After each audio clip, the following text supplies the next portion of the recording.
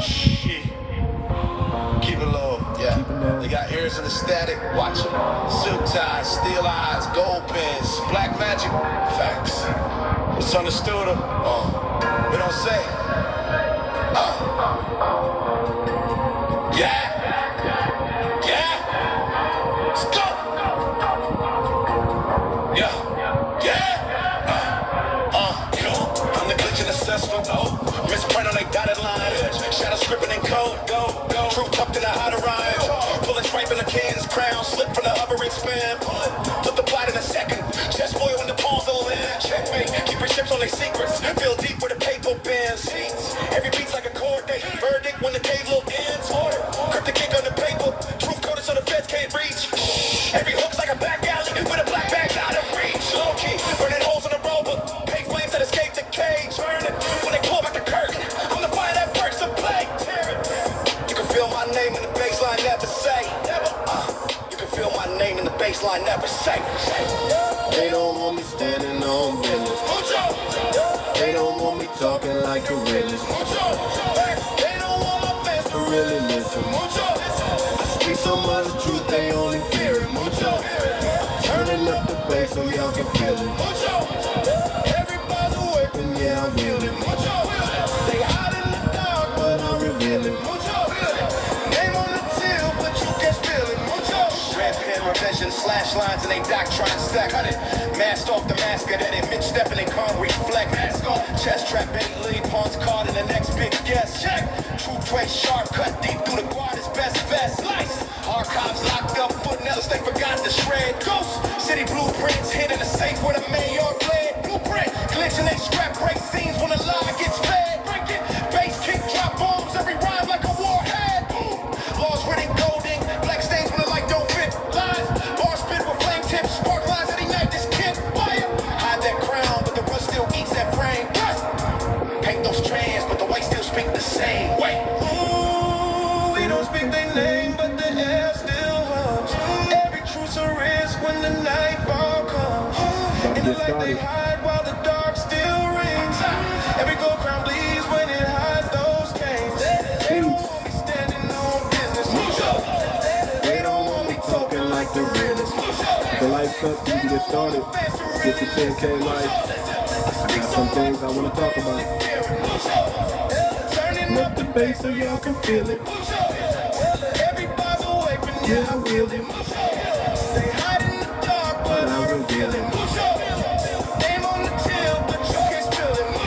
Whispering the riot match, spark in the tear gas mist. Name in the blacklist file, they can't dismiss. Code in the clutch, back door that they can't resist. Flows like a razor edge, cut deep in the lines I list. Cut it. Ink on the page when the pen runs straight from lies. Storm in the calm, lightning splits through, they disguise. Hand on the clock when the time runs out, they tries. Checking the trail that the guards can't neutralize. Shark in the most, where the king go, float or sink. Rhyme like a lockpick, turn quick when the cuffs slick.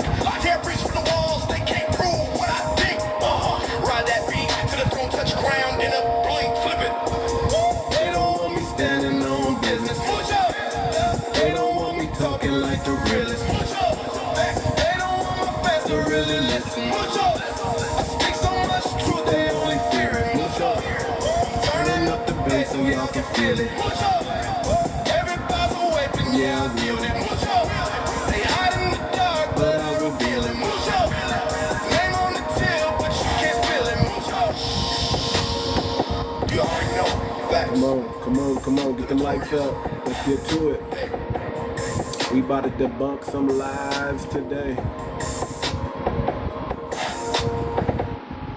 They don't want me standing on business. Yeah, West Side.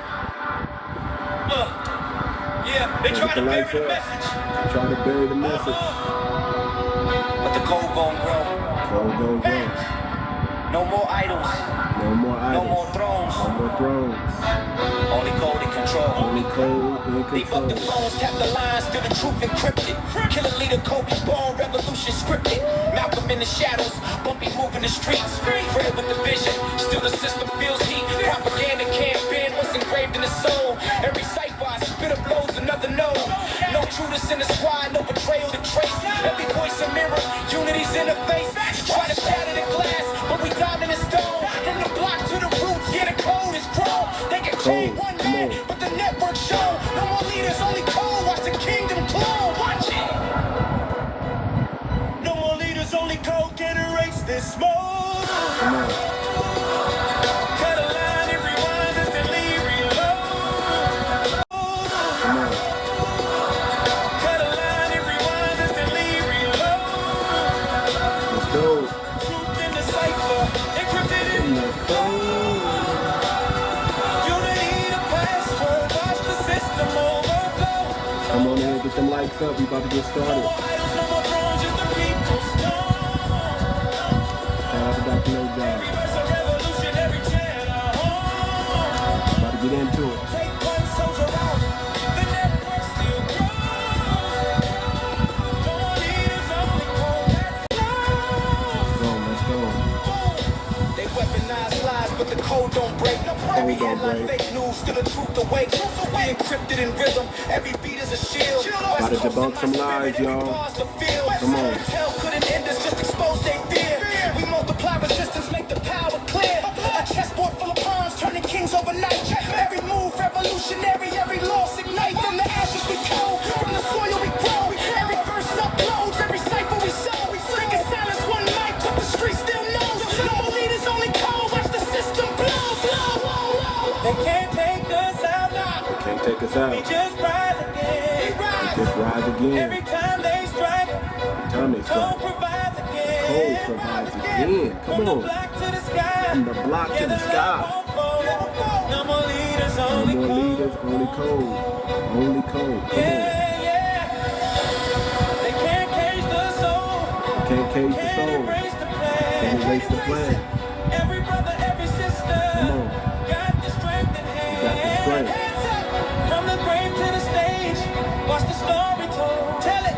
No more leaders. No more leaders, only code. Come on. Watch the Harlem, Chi-Town to the Bay. The code and translation, every tongue find a way. Binary resistance, About to get started here. zeros and six. Every thought a grenade, every rhyme makes them think. They surveil, they derail, still the spirit uploads. We the virus in the matrix, revolution in code.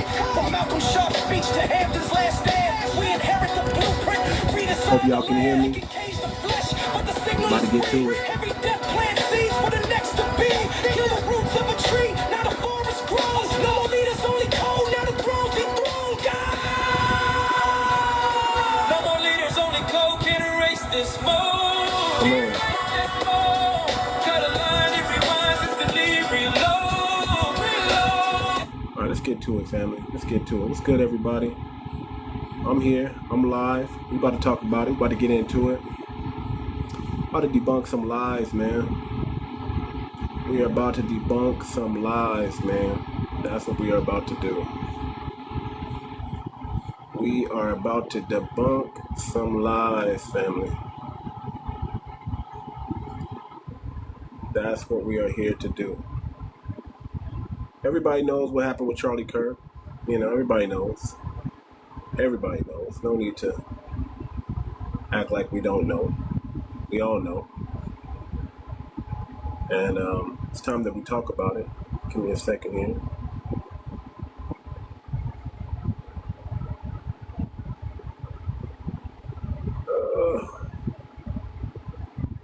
I want to make sure I get all his lies. Make sure we debunk all those lies. I don't want to leave nothing unturned. A second, family.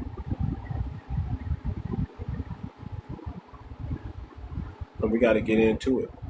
We just got to talk about it. How's everybody doing today? Man, if y'all wasn't in the Telegram, man, y'all missed it, man. We was getting some work in. We were chopping it up. You know, we were going back and forth. And I like that, man. Listen, I don't like echo chambers. I don't mind if people disagree with me. I don't mind if you have a strong opinion, because I got a strong opinion. So, you know, let's get it out. Let's get it out. Let's let's get it out. But we are about to, what we're going to do, family, is we are going to debunk these lies, man.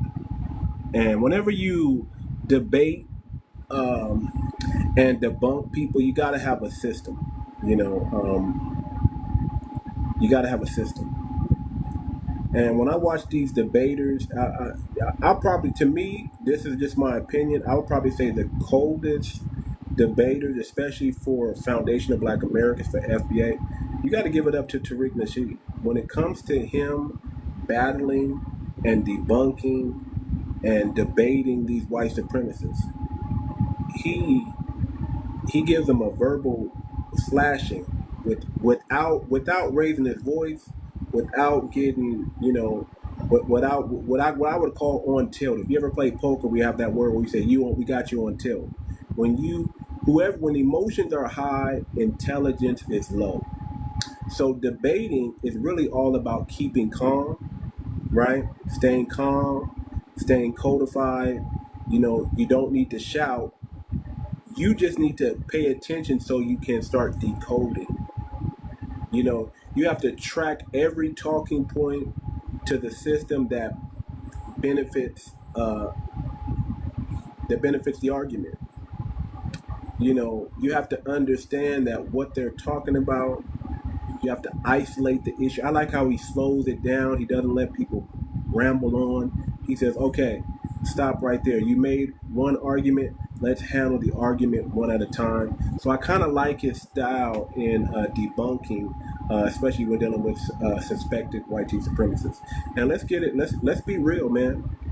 Charlie Kirk is a suspected, or was a suspected, white supremacist. And he said regardless of how YT America, that's why America is divided, because America is not monolithic.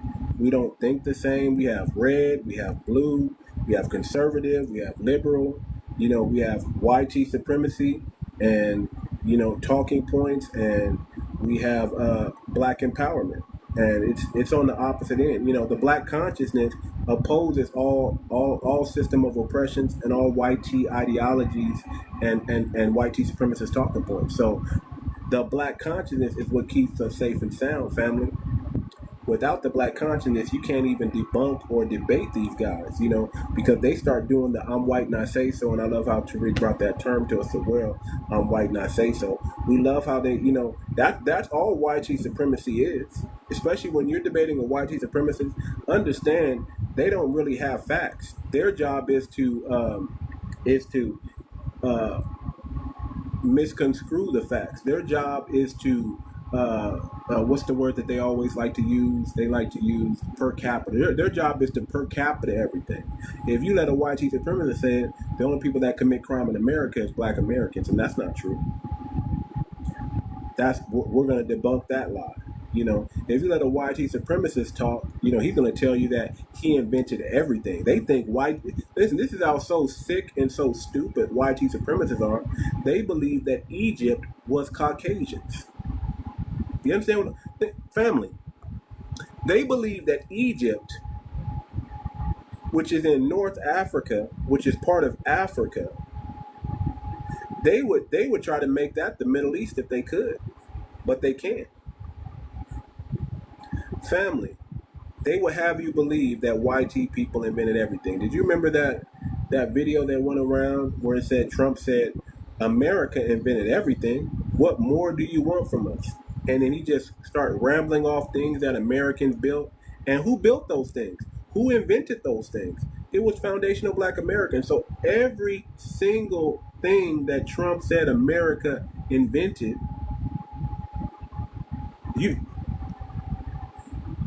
I really can't say technically he didn't lie, because we are American. And when I say we are American, I'm talking about the 1828 definition of America. I'm talking about the copper-colored people found here by Europeans, Americans, true Americans, foundational black Americans, copper-colored, reclassified Americans. We invented everything. What more do you want us to do?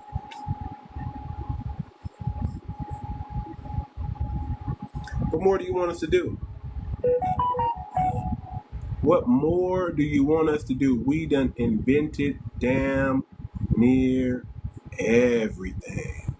If it wasn't invented by a black American, I want you to tell me who invented it then. If we didn't perfect it, who perfected it then? If we didn't build it, who the hell built it then? Let's start there. Let's start debunking that. Who the hell built America if it wasn't for foundational black Americans? The original copper-colored people. Who the hell built it if it wasn't one of us? So let's get to debunking some of these lies, family. And I'm going to see if I can bring up some audio to back some of this stuff up. You know, so y'all bear with me. You know, I'm going to see if I can, you know, bring up some audio. But do y'all remember the black pilot line, family? Anybody remembers the black pilot line that Charlie Kirk said? The lie that he sold? He said, if I see a black pilot, I'm going to be like, boy, I hope he's qualified. That ain't concern. That's codified bias, family. FBA's foundational black Americans have overperformed under hostile gates since Tuskegee. Who cares? Someone dealt with them. Well, you know, the ideology's still there, though. And they're trying to make this man a martyr. They're trying to make this man a martyr. So I guess people, you know, we need to deal with the ideology, right? So if I see a black pilot, I'm gonna be like, boy, I hope he's qualified. Somebody said, let me see if I can pull it up. Let's pull up the full context then. Let's start with that. Let me pull it up. Because I want, you know, I don't want y'all to think that I'm making this up. Let's get some video to this. At least I can let you guys hear what he said. Let's get some scholarship to it. I'm with that. I'm okay with that. I'm okay with that. If I see a black pilot, I'm going to be like, boy, I hope he's qualified. Think about that. Not a Hispanic pilot, not an Indian pilot, but if he sees a black, not even a woman pilot, not a gay pilot, but if he sees a black pilot. I wonder why he said that. I wonder why he said that. Would you fly? I think the video is, would you fly with a DEI pilot? Would you fly with a DEI pilot? Hold on. Let me try to find it. Here we go. Suggesting that maybe these pilots aren't. Hold on. I want to get right to it. Let's listen to it. Would you fly with a DEI pilot? Because if I see a black pilot, I'm going to think, boy, I hope he's qualified. So listen up, family. I'm about to play. He was talking to this brother did the best he can. I mean, he hung with Charlie Kirk. So I appreciate this brother that was asking him this question and was hitting him upside the head.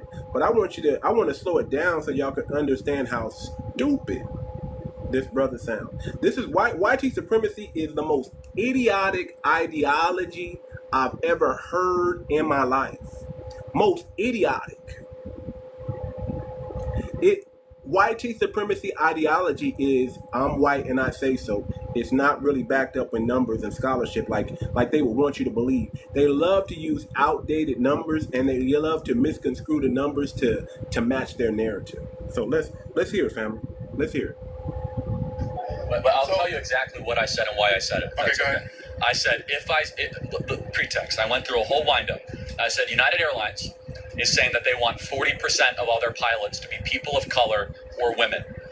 We have learned that we have relaxed standards anytime that we try to reach racial quotas. Anytime we reach racial quotas, we relax the standards. The standards for air traffic control, professors, or college admissions.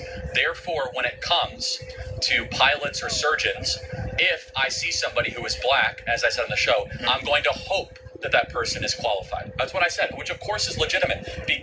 Let's go. Because of DEI, family.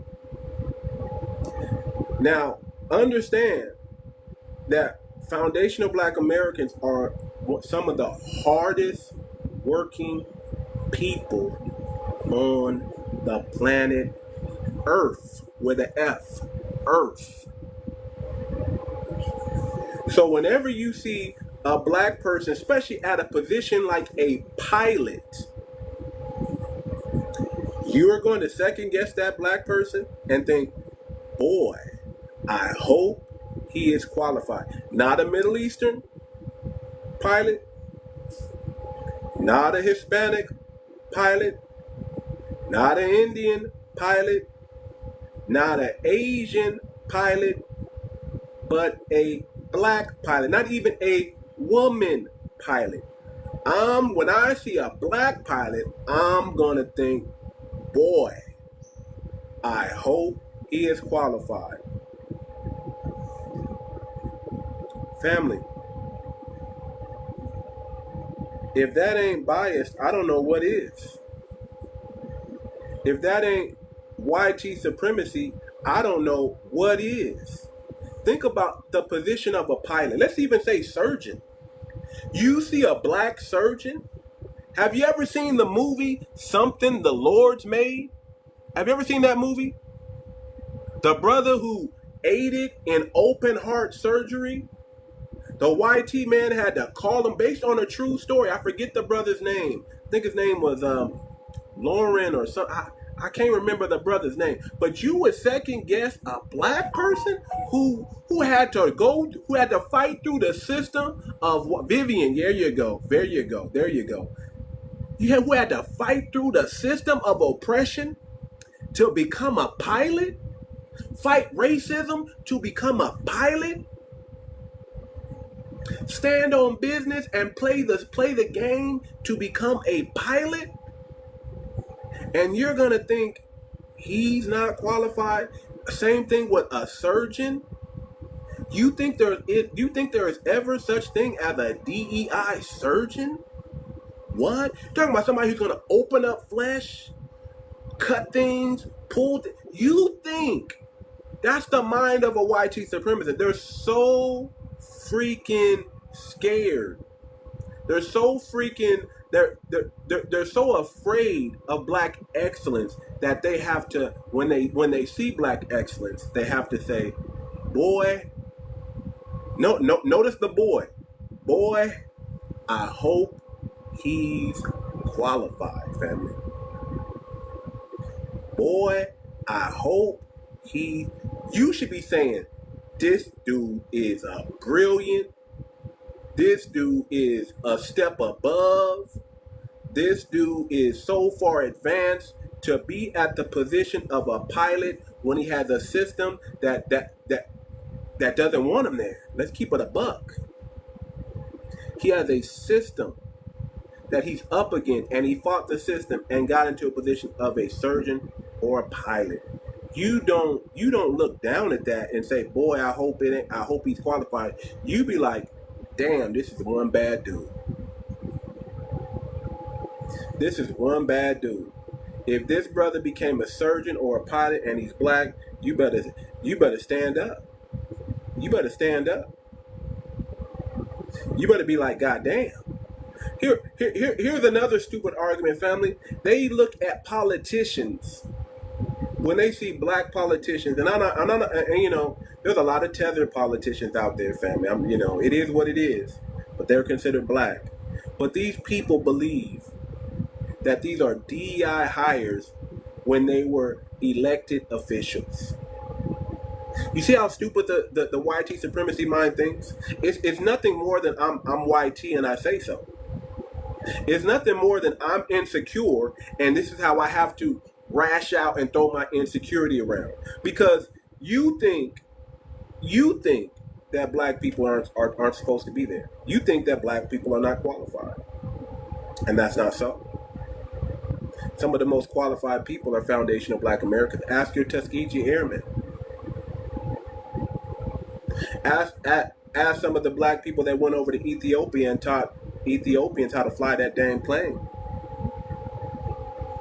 Shoot, we done fought in every single war there is, family. We done stood on business for every single war there is, family. And because of us, wars are won. Wars are won because of foundational Black Americans, going all the way back to the Civil War. Shoot, Abraham Lincoln said himself, had I not freed the slaves, we would not have won the war.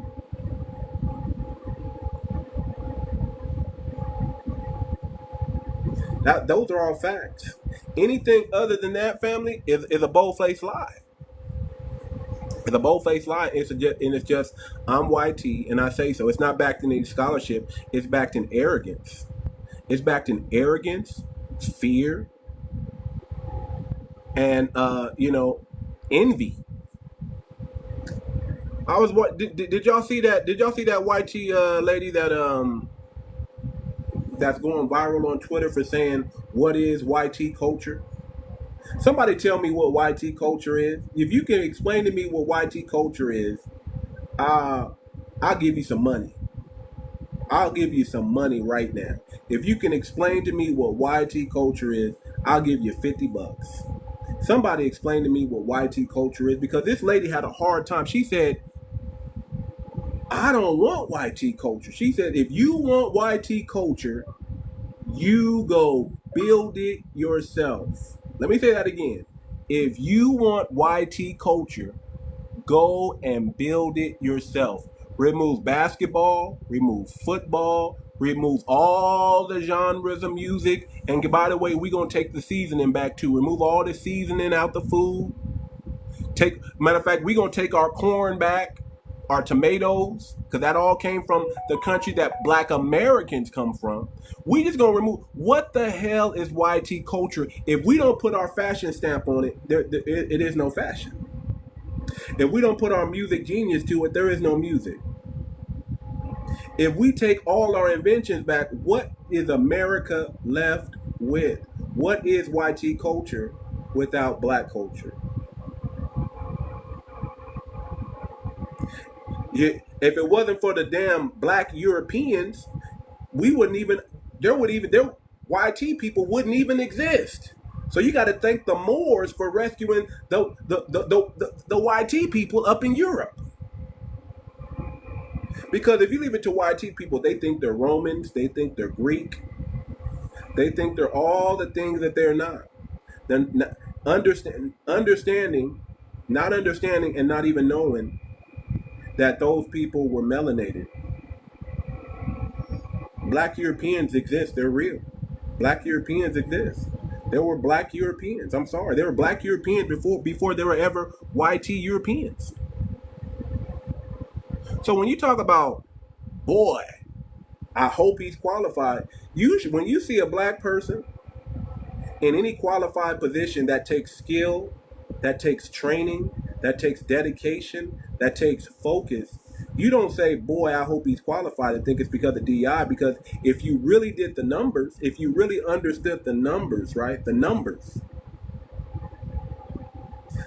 say DEI don't benefit Black Americans. It benefits YT women and LGBTQ. But notice how YT supremacy always has to attack Black. Always. YT supremacy always attacks Black. It doesn't attack anybody else. When Charlie Kirk was unalive, who did YT supremacy attack? Who did YT attack? They didn't attack nobody but Black.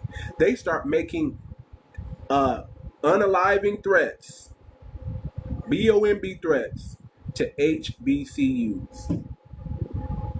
How weird is that? We didn't unalive Charlie Kirk. We didn't do it. It was one of y'all. Your own people decided to take you out. Your own people got tired of Charlie Kirk rhetoric. They're the ones that got tired of Charlie Kirk's rhetoric. We was like, man, this, we already know who he is. We don't get mad. We don't get mad because somebody says some YT supremacy talking points. We've been hearing YT supremacy talking points forever. We haven't unalived any president, any political figure because we didn't like what the hell they had to say. We ain't never did that. Never. Show me when we unalive someone because of what they believed in and their ideology. One of us would rather go up there and battle you and debate you before we would even dare think about unaliving you. We got thicker skin than that, family. We invented the comedy that you know today. We'll just demolish you with jokes. You know? What does a dominant gene have to do with a recessive gene?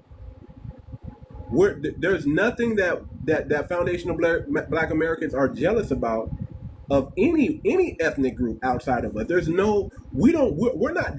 the least jealous people of others. The least. When it comes to Asians, when it comes to Indians, when it comes to YT, when it comes to Hispanic, when it comes to African, when it comes to Caribbeans, we're the least jealous. The least. So when you say, boy, I hope he's qualified, that's a shame. Does anybody want me to play the rest of the video? Does anybody want to hear this brother debate? If not, I'll move on to the next point. If not, if y'all want, I'll play the video a little bit more of Charlie Kirk debating this black guy, because he kind of hit him with some strong points. So let me finish it. Because they're begging the question, we're not hiring based on merit anymore. We're hiring based on race. So when you see a black pilot, you wonder, boy, is that person there because they earned it or because they were placed there? That's what DEI does. It makes you ask questions you otherwise would not ask. So the airline industry is going to take an unqualified person just based off diversity. Underqualified, not underqualified. Underqualified, whatever, uncertified, and put them in a cockpit and risk people's lives? Those are two different things. Under and un are two different things.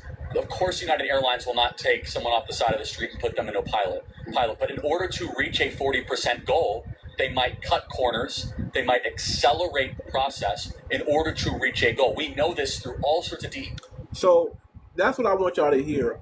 He's trying to argue that underqualified. So a person who's a pilot who passes all the requirements is somehow underqualified because he's not a YT man. You see how that works, family? Because he's not YT, he's underqualified. Because you don't second guess a YT person, right? You don't second guess a YT person who's in a position of power or in a qualified position. You don't question the YT doctor that puts on the doctor coat and he has the stethoscope hanging and he gives you the surgeon warning and says, hey, if you don't take this jab, if you don't get this medicine, something bad's gonna happen. Surgeon General says such and such a when we already know those are actors dressed up in Surgeon General coats, but because it's a YT person said it, it's more believable.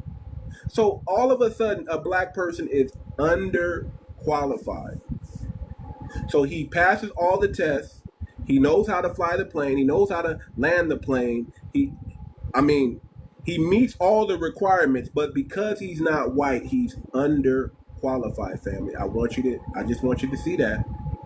This is his argument. YT people are superior, black people are inferior. So whenever I see a black person in power, I'm thinking, boy, I hope he's qualified. You can't say that's what he meant. That's what he said. We heard what he said. We heard exactly what he said. He said underqualified. So black people are underqualified to do the job, family. That's what he's saying. Black people are underqualified. If you see a black surgeon, if you see a black pilot, just know that Charlie Kirk's ideology and people who think like him believe, boy, I hope he's qualified because he looks underqualified. He could have 1,000 surgeries under his belt, family. But somehow he's underqualified. underqualified. Why? Because somebody thought to raise up someone of color instead of someone who's white. Somehow people think that YT means superior and everybody else is inferior. Somebody came out with that lie. We're going to debunk that, because we invented damn near everything in this country. If we was the first biochemists, if we assisted in every WAR, if we rose in the ranks from the true mud, when we say get it out the mud, we really got it out the mud. We really came from nothing. If we were able to build many Black Wall Streets all over the world, somehow we're underqualified. We're the builders of the damn world. What are you talking about? The same mounds and same pyramids were over here. Who do you think built those things? Jesus Christ. Oh, I'm sorry, some YT or some alien just flew down here and built it. Y'all want to believe that? That's the conspiracy. The conspiracy is you believe in aliens. You believe a super white. If you watch Gods of Egypt, they would tell you that you believe in some 20-foot YT gods are the masters of the universe. And they know everything, and everybody else is inferior. If you believe that stuff, that's on you. But the proof is out. The proof and the evidence is out that foundational Black Americans are phenomenal people, period. We got a sister on TikTok who graduated and got a master's degree before she damn near even turned 18, and she's teaching other people how to do it. This is a Black woman who's 18 years old with a master's degree. She's showing, and she's showing other people on TikTok. I can't remember her name. Somebody has to find it. I know somebody in this room know. But the sister's on TikTok. I just got a screenshot of who she is. I can't remember her name. But remind me, KLS, you in the Telegram, remind me, and I'll make sure you have it so you know who she is, so you can follow this phenomenal woman, man. She's 18 years old with a master's degree. I think she's already teaching. She's teaching right out of high school. And not only that, she's teaching other people how to do what she did. How to get your associate's and your bachelor's degree while you're still in freaking high school.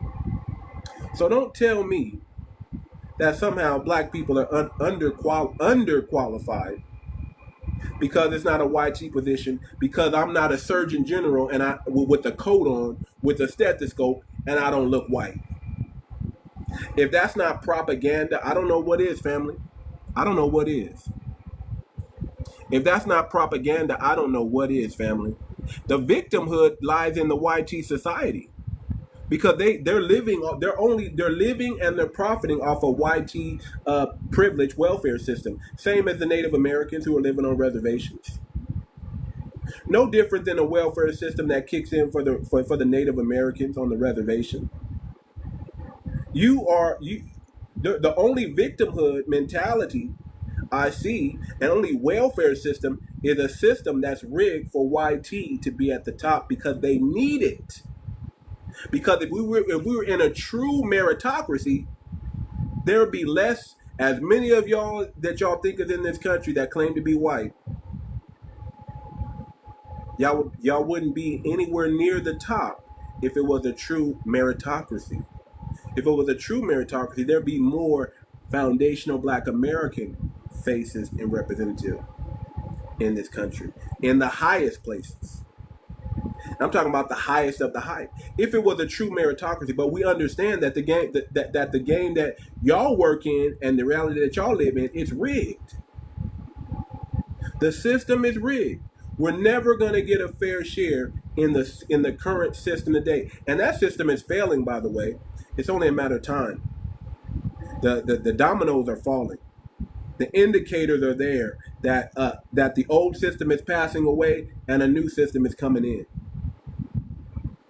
So this whole fiat currency debacle that's going on, you're about to see more and more things. When you start seeing more chips fall in Europe, that's when you know the time is near. The time is near. Trump ain't been in office a year yet, family, and we ain't seen nothing yet. We ain't seen nothing yet. We ain't seen nothing yet. Boy, if you think these YT people are mad now, ooh, wait till next year. Wait till next year. We ain't even made it out this year yet, family. Just wait till next year. Oh, they gonna be mad. Oh, they gonna be so mad. Oh, if they ain't mad at Trump now, ooh, they gonna turn on that boy. They gonna turn on that boy Trump. Ooh, they gonna turn on him. They gonna turn. Oh man, Mr. Trump, good luck, man. Because you think your base is spinning around now. Oh, they about to spin around some more. They mad you didn't put out the Epstein. If you'd have put out the Epstein, you might have had them. But did y'all think it was going to be any different than business as usual?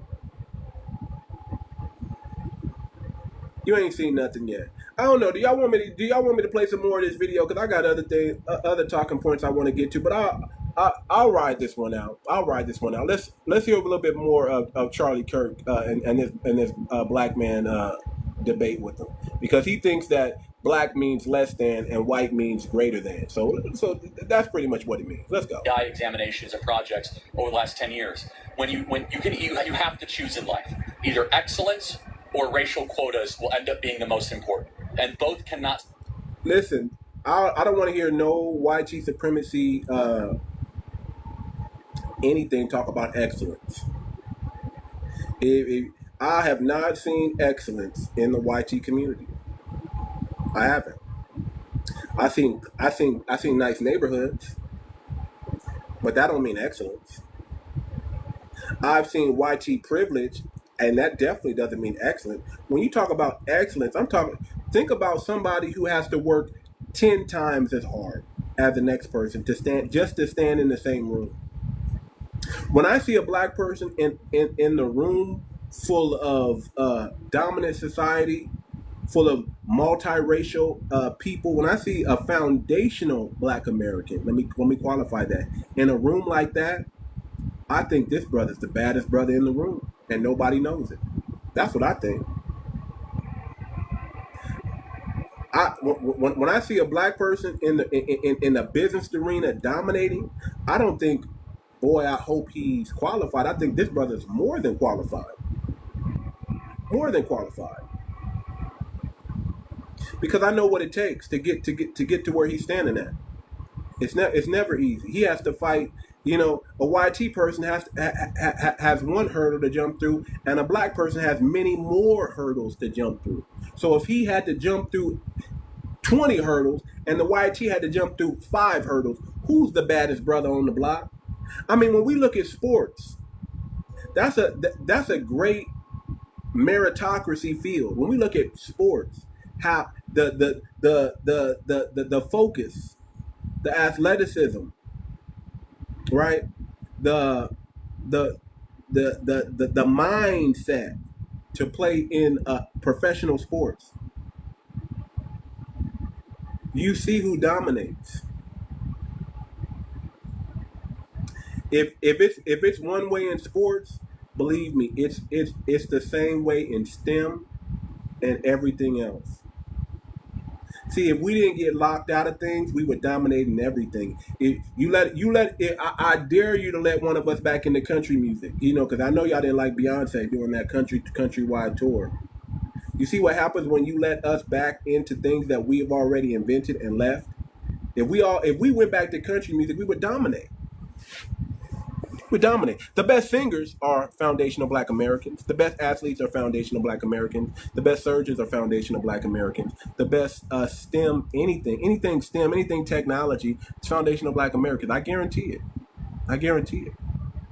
And if we had 5 hurdles to jump through, and the YT person has 5 hurdles to jump through, we would jump through them faster. That's it. That's all that is. We'd get there faster. No, it's not. No. It's true. It's racist to believe any other thing. That's called definition of insanity. It's insane to keep thinking the same things over and over again and expecting different results when you know the facts are out. When you know the archaeological studies and historical dig sites are out. Every time they dig in the earth, they find more and more and more black people. That should let you know. That should let you know. But you can believe the I'm white and I say so if you want to.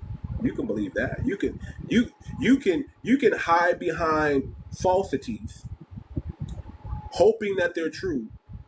But every time you look at a black person, every time you look at a foundational black American, a reclassified black American, an indigenous black American, you got to face the truth right there.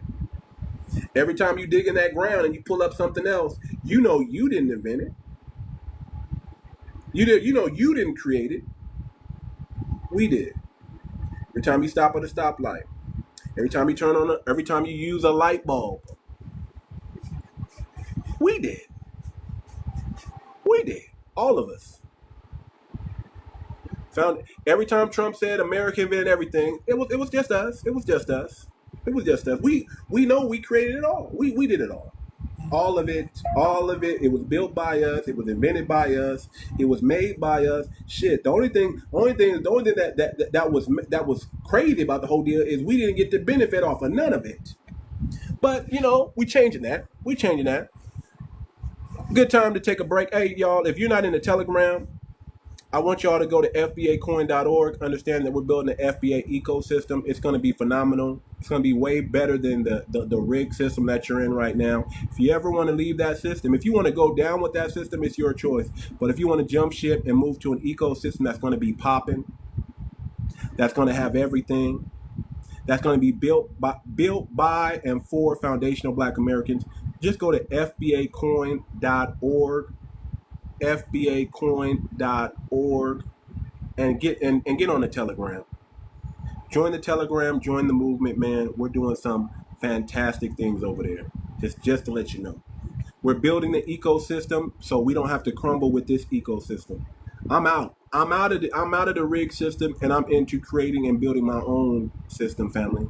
That's what it's all about. So I don't want to spend too much time on this. I could play this whole video, but I would have to stop. I'd have to keep stopping because the lies just keep building up. The lies just keeping up. So I'm gonna just handle it one at a time, accordingly, family. One at a time, accordingly, family. We got more things that we have to debunk from this 𝗤𝗔 supremacist. Rest in peace. I don't feel bad about the brother. Rest in peace. It's a shame what happened to him. I don't wish unaliving anybody, especially to go out like that. There's many conspiracy theories going around about the brother now and things like that. But I'll say this, family. When I saw that, I didn't feel sorry for him, but I thought of foundational black Americans. I thought of great people. I thought of all the harm that's been done to my people, and to see it done to 𝗤𝗔 people, it was shocking. It was shocking. I'll say it like that. So, who said the? I want you to ask yourself, family, how competence is measured. Okay, competence is measured, not racialized. If your metric changes only when the face is black, that's not standards. It's prejudice. It's prejudice. That's all it is, family. When they say underqualified, just replace underqualified with I prefer to see a 𝗤𝗔 man as a doctor or 𝗤𝗔 man as a pilot. It has nothing to do with this meritocracy, because they don't even believe in meritocracy, or they would enforce it. If they truly believed in meritocracy, they would enforce meritocracy, but they don't. They need a rigged system in order for them to rise to the top. Okay? So, who set the qualifications bar when FBA were barred from the cockpit? They forget that. I'm just going to let that cook. Who set the qualifications when FBAs were barred from the cockpit, family? Think about that. There was a time we couldn't fly. We weren't allowed to. So let that sink in. So let's deal with this. Let's deal with another talking point.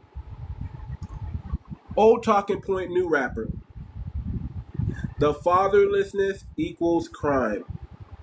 Oh, family. Do y'all remember when Charlie Kirk said, oh, we don't have a crime problem, we have a fatherlessness problem. The lack of fathers equals more crime.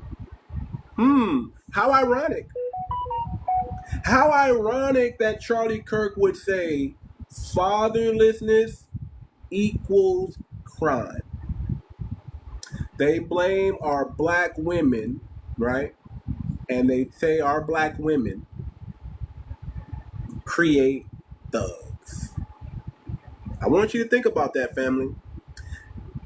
Fatherlessness to Charlie Kirk and many people who think like him, many white supremacists who think like him, equals crime. Well, what does mass shooters? What does mass pewers?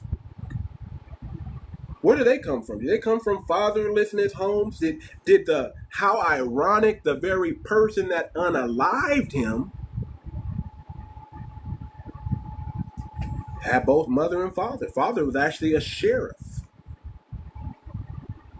Oh, I wish I would have. I know. Candace Owens is going scorched earth over Charlie Kirk right now.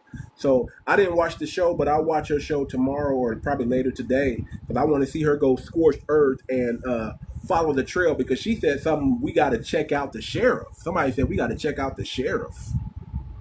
That ain't the only. Remember what happened with the kid that was said for beating up the black dude in Simi Valley, the white people that were jumping on the black dude in Simi Valley, and he was also and calling him the N-word and all these racial slurs. He was also the son of a sheriff. Think about that, family. But so-called fatherlessness equals crime is what we're here to talk about. Family, it's a myth. Most violent incidents for white is 69% and black is 66%. That undercuts all that. If think about it, if violence, see, Charlie Kirk wants to say 55% of the crime is made by one community. But what about 69% of the crime done by the white community? No one mentioned those numbers, family. 69%, and Charlie Kirk said 55%, but it's at like 66%. So let's just round it up to 70% of the crime in America comes from the white community. But somehow, if you let them spin the narrative, 55% of the crime is done by foundational black Americans, by black people in general, a flat blackness. And we can actually remove some of those numbers because, they love to lump. I'm sorry, I got to put it on some Africans. I got to put it on some Caribbeans, man, because y'all love to dump y'all dirt off at our door and extract y'all wins and delineate when it comes to good. But y'all don't ever want to talk about how many of them are African, how many of them are Caribbean. Y'all never want to mention that. But because of the term black, we all get hit with it. All of us. But y'all want to deny the crime that dominant society does. And then they also want to take away the most exonerated people. Think about that. Black people are overly convicted, and we're also the most exonerated at the same time. Overly convicted, most exonerated. Where do you get fatherlessness equals crime? If we're overly convicted, that means we're overly charged. We're charged 10 times more than everybody else. And then we're released 10 times more than everybody else. We're exonerated 10 times more than everybody else. What does that tell you, family? Is that not a broken system? Does that mean the facts are not correct? Yeah, you can look all this stuff up.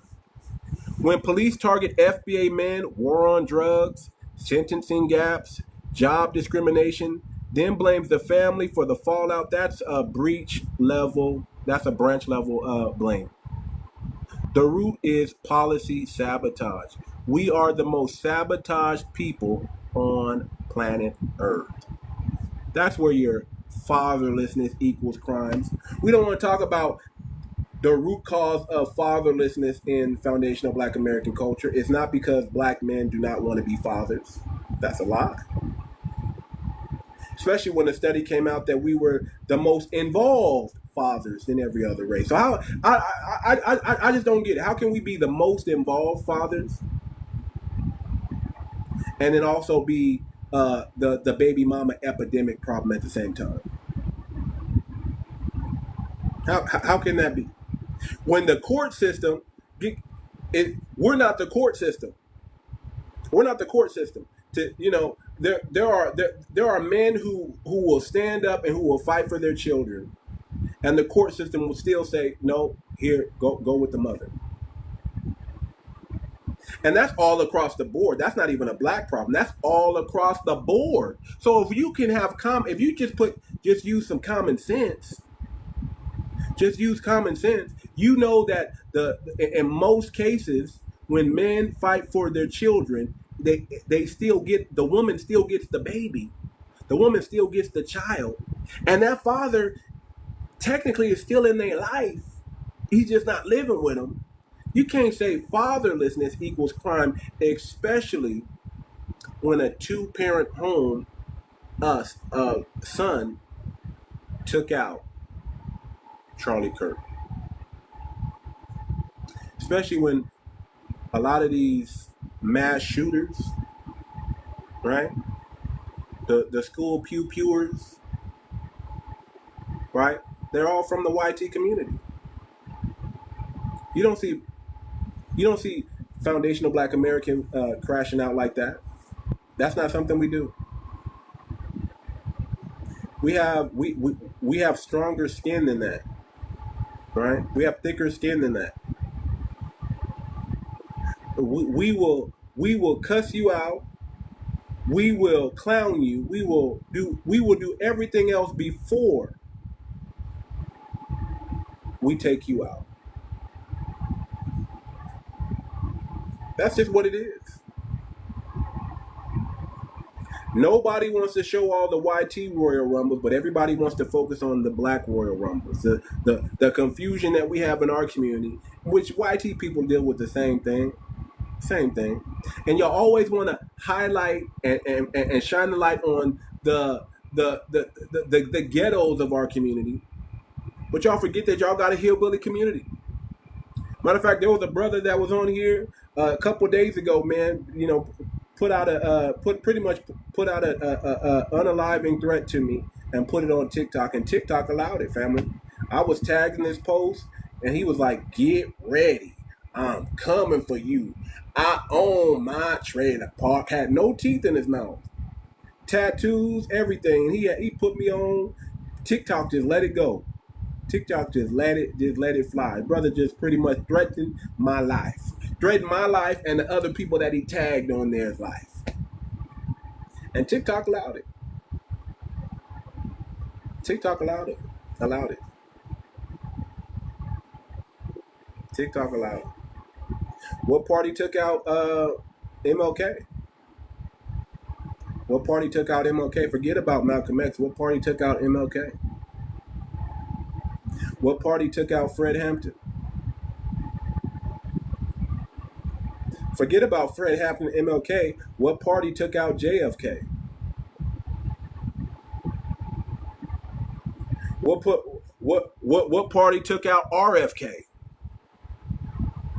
Okay, what party took out Charlie Kirk? What party? What race was the Oklahoma bomber? What about the Las Vegas tactician? What about Columbine? I mean, we can go on and on and on and on, man. 9/11. We can go on and on and on and on. You don't want to play that game. You got one out of your many, sir. Your many. You could say, what about Malcolm? But what about MLK? What about JFK? What about RFK? Shoot. What about Ronald Reagan? Who tried to unalive Ronald Reagan? Man, come on, man. Don't play with me. I'm born in the 80s, man. I've been around.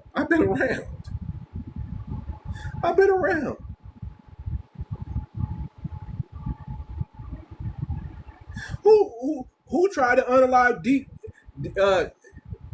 Donald Trump twice? Was it anybody black?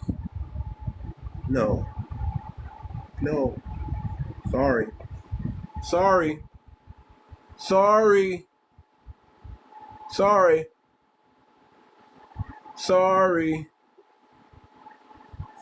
That's a YT problem, not a Black American problem. I'm sorry. And it wasn't in Chicago. It was in Utah. They took out your boy. They took out your hero, not mine, your hero. Not my hero, your hero. Because y'all need a hero so bad. Y'all need a martyr so bad because y'all don't have many. Y'all don't have any, matter of fact. Y'all don't have any heroes or any martyrs. So y'all are desperate for a Charlie Kirk win right now. And even if y'all blame leftists, who are the leftists? Bunch of YT people. A bunch of liberals are YT. If y'all gonna have a civil WAR, if y'all gonna have a civil war, it's gonna be with your own people. It ain't got nothing to do with me. You ain't mad at me. You mad at the blue-haired lady that works at the HR department that's signing your checks. That's who you mad at. You mad at the leftists. You mad at the liberal YT, not the black. But of course, we're gonna get blamed for everything. You know, we're gonna get blamed for everything. Y'all know we just gonna get blamed for everything. That's just how it go. That's just how it go. Oh, they unalived Charlie Kirk. Let's go get some black folks. Man, y'all mad because we don't feel sad about this brother? No, because he wasn't cordial towards us. He wasn't honorable towards us. He was vicious. He was rude. He was wrong. He was racist even. He's a YT supremacist. We don't care. We don't care.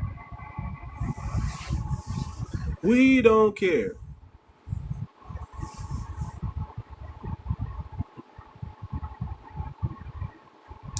So here's the question, family.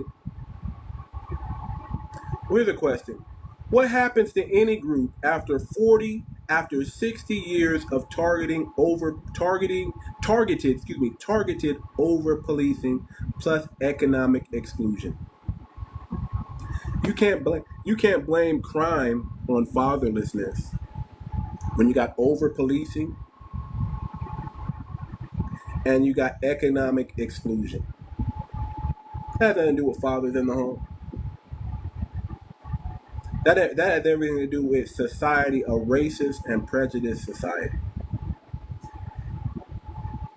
And that's the truth, family. That's the truth. We just debunked the fatherlessness equals crime. We just debunked the DEI, black pilot, black surgeon scenario. And we're just going to keep debunking them. Because it's not difficult for us. It's just common sense. If you use common sense, if you understand, I don't want to hear, just like the African said, oh, the media lied to me and told me all these lies about black folks. I'm so sorry. We don't want to hear that from YT people either, because we know y'all full of shit. I don't want to hear this stuff. Y'all don't. Half of y'all, majority of y'all don't even grow up around us to even know anything about us. Y'all meet us on the job. Y'all meet us in passing. We do not live in the same neighborhoods. Y'all have one that might live on your block. Y'all have a few that might live in your town. But somehow we're the problem. Who's under propaganda and who's under witchcraft? Is it us or is it you? Who fed y'all them propagandist lies that y'all love to talk about? Who fed y'all that? We didn't feed y'all that. Oh, you watched a movie and you thought the movies are real, huh? Okay. Whose fault is that? Whose fault is that? Y'all, the very reason why y'all believe Indians are YT is because of the movies, because they can have an Italian, they can have a Hispanic, or they can have a YT person play an Indian. Play and a Native American. They can play those roles. That's why y'all don't believe black people when we say we are them. Because of the movies. But y'all been under propaganda and witchcraft. So what can we tell you? When you watch Gods of Egypt, you thought the gods was really YT. It's crazy. It's foolish. It's foolish that y'all can survive in that and with your shirt off. They had the YT people walking around with their shirt off, family, in the movie in Egypt. Like they wasn't going to get sunburned in real life. Shoot, the term rednecks come from Irish coming over here working. The indentured servant, that's where we get the word redneck from. Jesus Christ, it was from a bunch of Irish coming over here trying to do the work of black folk. And they necks would turn red. Yeah, and then the man who killed Jesus Christ, the man who unalived Kirk followed Nick Fuentes, an extreme YT supremacist. So it's YT supremacists, unaliving YT supremacists. That's insane. Man, that's like the snake biting its own tail. The snake eating its own tail. The snake eating its own tail. You talk about a system that's getting ready to implode, and you still in the system? Family, if you don't get out this rigged system, you're going to go down with the ship. Are you willing to go down with this system? Are you willing to go out when the fiat currency says negative balance? Are you willing? Are you the brother that's going to try to spend them $100 in your account when the account is negative? I don't know what to tell you, family. That's why us, Foundation of Black Americans, we're getting ahead of the game. We have our own cryptocurrency called FBA Coin. Family, join the Telegram. Go to fbacoin.org and help in building a sustainable ecosystem, because this ecosystem is about to fall. So if we don't build it, family, nobody to blame but us. Nobody. The more important than reparations is building the FBA ecosystem. Not that we don't get reparations or stand on business for it, but more important than begging YT man to give us something that's owed to it that he probably never gonna give to us, we got to build an FBA ecosystem. That's the most important thing. That's all I can tell you. Family, let me get on to the next one. We're gonna debunk all these lies. This brother is beast. All these YT supremacist lies. We are gonna debunk them all. Civil rights was a mistake. MLK was a myth. Calling the Civil Rights Act a mistake, saying correcting legalized anti-blackness was wrong. Think about that. Correcting legalized anti-blackness was wrong, because civil rights was a mistake. MLK was a myth. That's not small government, family. That's rollback. That smearing MLK as a myth is the delegitimization move, discredited the symbol of to dull the sword. Family, this brother Charlie Kirk went after MLK, and now who are they likening him to now, family? Think about that. They discredit the brother. They watch him discredit MLK, and then they liken him to MLK. Isn't that crazy? Isn't white folks is crazy? Isn't white folks crazy? They crazy. They crazy. That's hella weird. That's hella backwards. They say MLK was a myth. They say civil rights was a mistake. They say it was DEI culture after that. And then they liken the guy to the same guy. Boy, these YT folks, if that ain't high IQ, I don't know what is. You understand what I'm saying? If that ain't high IQ, I don't know what is, family. Help me.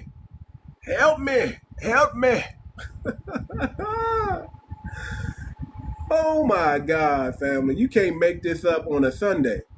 You can't make it up on a Monday. You can't make it up on a Tuesday. This is ridiculous.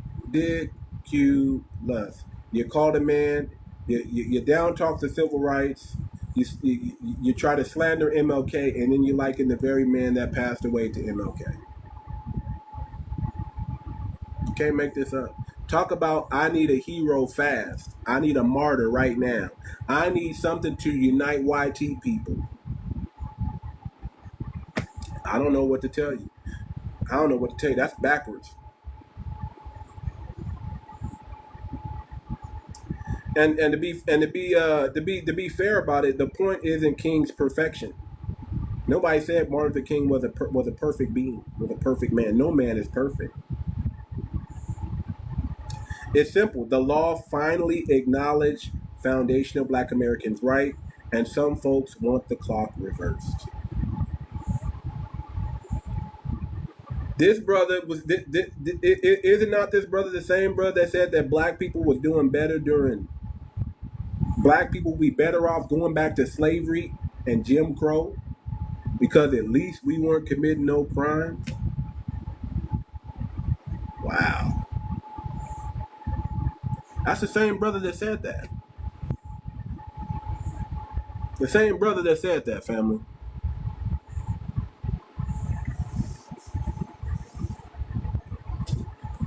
Isn't this a shame? Also calling us prowling blacks and then pushing this great replacement theory.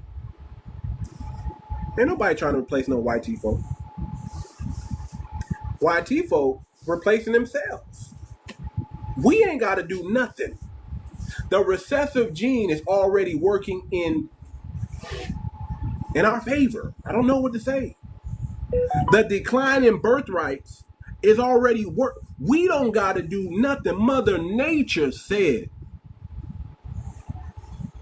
This is so. While YT people are scrambling for survival and world dominance because they're losing it, they're scrambling for it right now, family. Black folk ain't got to do nothing. They gotta fight Mother Nature. They gotta become super scientists.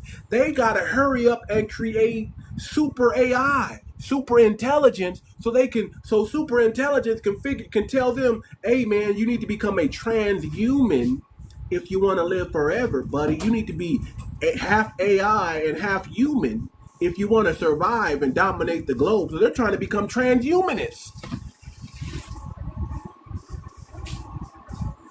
We didn't do that. Black folk ain't done that.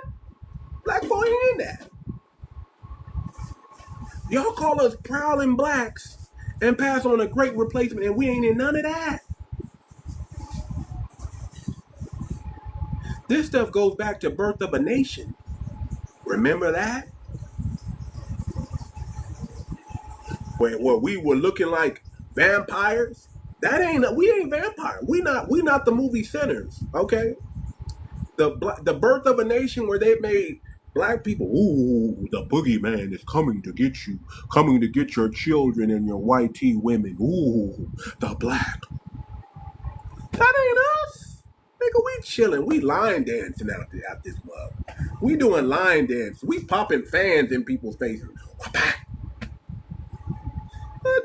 Birth of a Nation, prowling blacks, great replacement. Y'all peddling the same propaganda from the early 1900s, man. And that was nothing more than YT fear. Nothing more than YT fear. YT fear.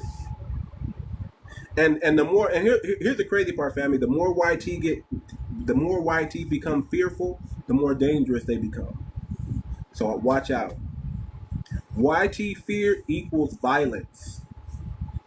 All YT enclave equals violence, family. The more bored YT get, the more violent they become. And they gotta turn on somebody. They gonna turn on us. And we not even living over there. They gonna leave their enclave and come over here and bother us. and then retreat back to their enclave when they got their lust for vengeance and thirst for violence out their system. See, they're vengeful towards us, and we ain't did nothing to them, family. There's always some manifesto, some shell casing with inscriptions on it. Like, who takes the time to inscribe shell cases, family? Who takes the time to do that?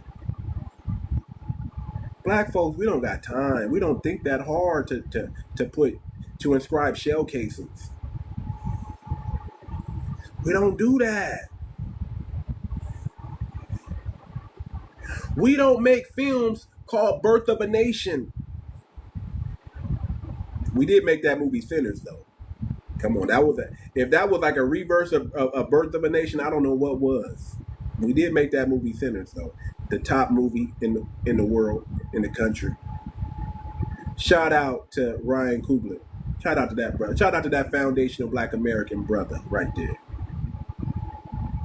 Woo, boy, that was a good movie. But Birth of a Nation was y'all.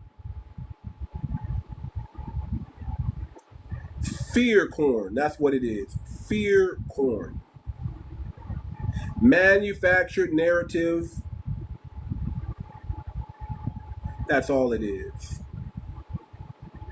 Who profits when the default image of black men is a threat? We don't profit off that, family. We are the victim of that. But who profits when the default image of black men is threat?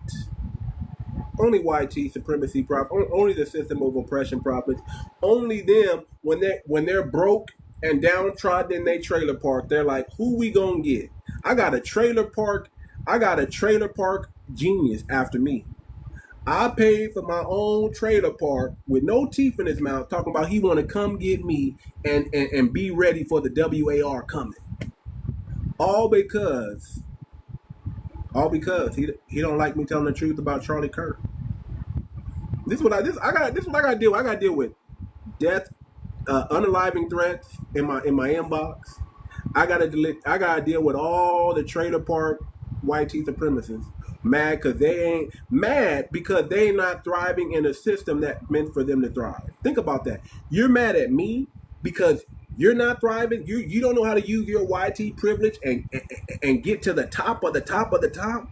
You mad at me because you don't have the EQ nor the IQ to put you in a position. That's crazy. That's crazy. That's crazy. That's crazy.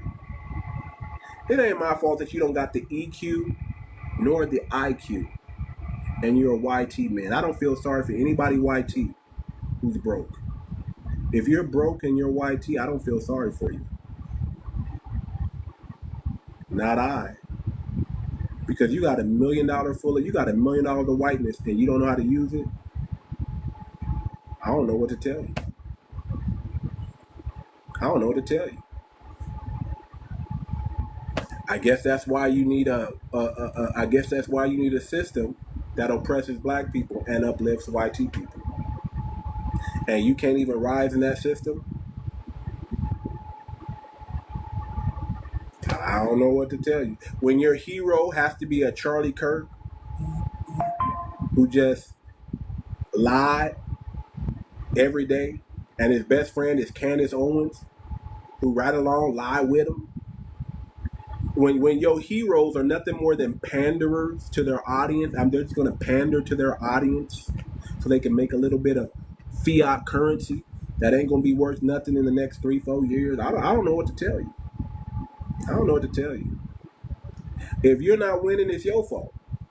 Pull yourself up by your bootstraps. That's what I'm gonna tell all the failing YT trailer park trash. Pull yourself up by your bootstraps. Go get you some new teeth. Go get you some dentures. Stop smoking the meth. You know what I'm saying? Clean yourself up. Go put a shirt and tie on, man, and go apply for that position of pilot or surgeon. Man, let me tell you what's gonna scare me. What's gonna scare me is to see a meth head flying a plane. a meth head as a surgeon. That's going to scare me. Okay, that's when I'm going to be like, hold on. I don't think you. Are you sure this person's qualified? That's what I'm gonna be like. Boy, I hope he's qualified. If I see a meth head in the position, a crackhead in the position of pilot or surgeon, that's what I'm gonna say. Boy, I sure hope he's qualified. Matter of fact, I'm gonna be like, you know what? I know I paid for this flight, but I think I'm gonna take the next flight. I think I'm gonna let y'all take my money because I'm not flying. I'm not letting this. I don't even want to say it because TikTok is sensitive. I'm not gonna let this person operate on me. Matter of fact, I'm gonna request. I want a black pilot and I want a black surgeon. I'm gonna request it. Matter of fact, I'm gonna start asking whenever I go. I'm gonna be like, "Hey, excuse me, what color is the pilot, man?" Okay, if he's black, I'm gonna be like, I feel safe. But let me qualify that. If he's FBA, I feel safe. I'm gonna question everything. Yeah, I'm gonna question everything. I'm gonna be like, "Hey, is the pilot FBA?" No, I think he's Caribbean. Oh no, I'm good. I already. Oh no, I'm good. Indian? No, I'm good. I don't want that flight. I demand. I'm gonna do just like these YT Karens do. I'm gonna be like, I demand a black pilot, an FBA pilot. If you don't give me an FBA pilot, I'm gonna start complaining. I'm gonna do that. I'm gonna go to the hospital, and I'm gonna say, I'm looking for a foundational black American surgeon, please. Yes, I have some gallbladders. I need gallbladders. I need removed. And I feel much more comfortable if I had a foundational black American nurse, because we know how these other folk be treated. Y'all heard about that nurse scam, right? If they send me a Nigerian nurse, I'm gonna be like, no, please, no, I don't want that nurse. Send me a Filipino nurse before I deal with a Nigerian nurse. Please give me the Filipino. I prefer a foundational black American nurse. But if you don't have one, send me a Filipino nurse, please. I don't want any other nurse. Because if they send me a Nigerian one or a Caribbean one, I'm gonna complain. Why? And I'm just being facetious, but I'm just like, man, I mean, YT people do it all the time.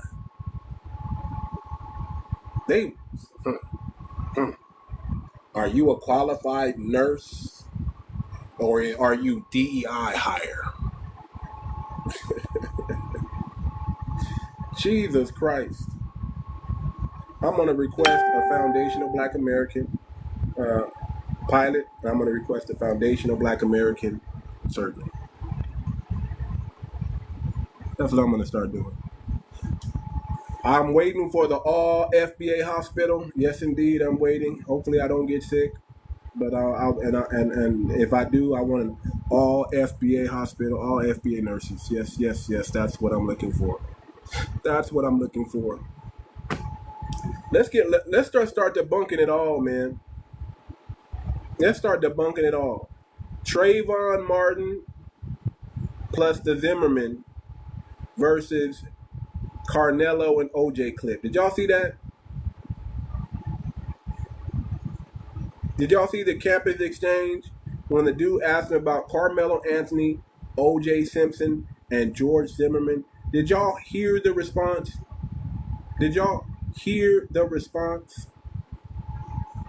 Maybe I need to play that one. Maybe I should play that one. Let me find that one for you, family. Let me find that one. Hold on. Let me find that clip so y'all can hear. Y'all can hear it. I hope I have it. Let me see if I have it. Let me find the clip, family. I'm gonna find the clip for y'all so we can bring some scholarship to this, man. This is crazy. Oh, there, y'all don't want me to get on the black woman intelligence. I'm about to move there soon too. We're almost at 10K. I'm gonna bring people up. As soon as we hit 10K, I'm gonna start bringing people up. Do I have that clip?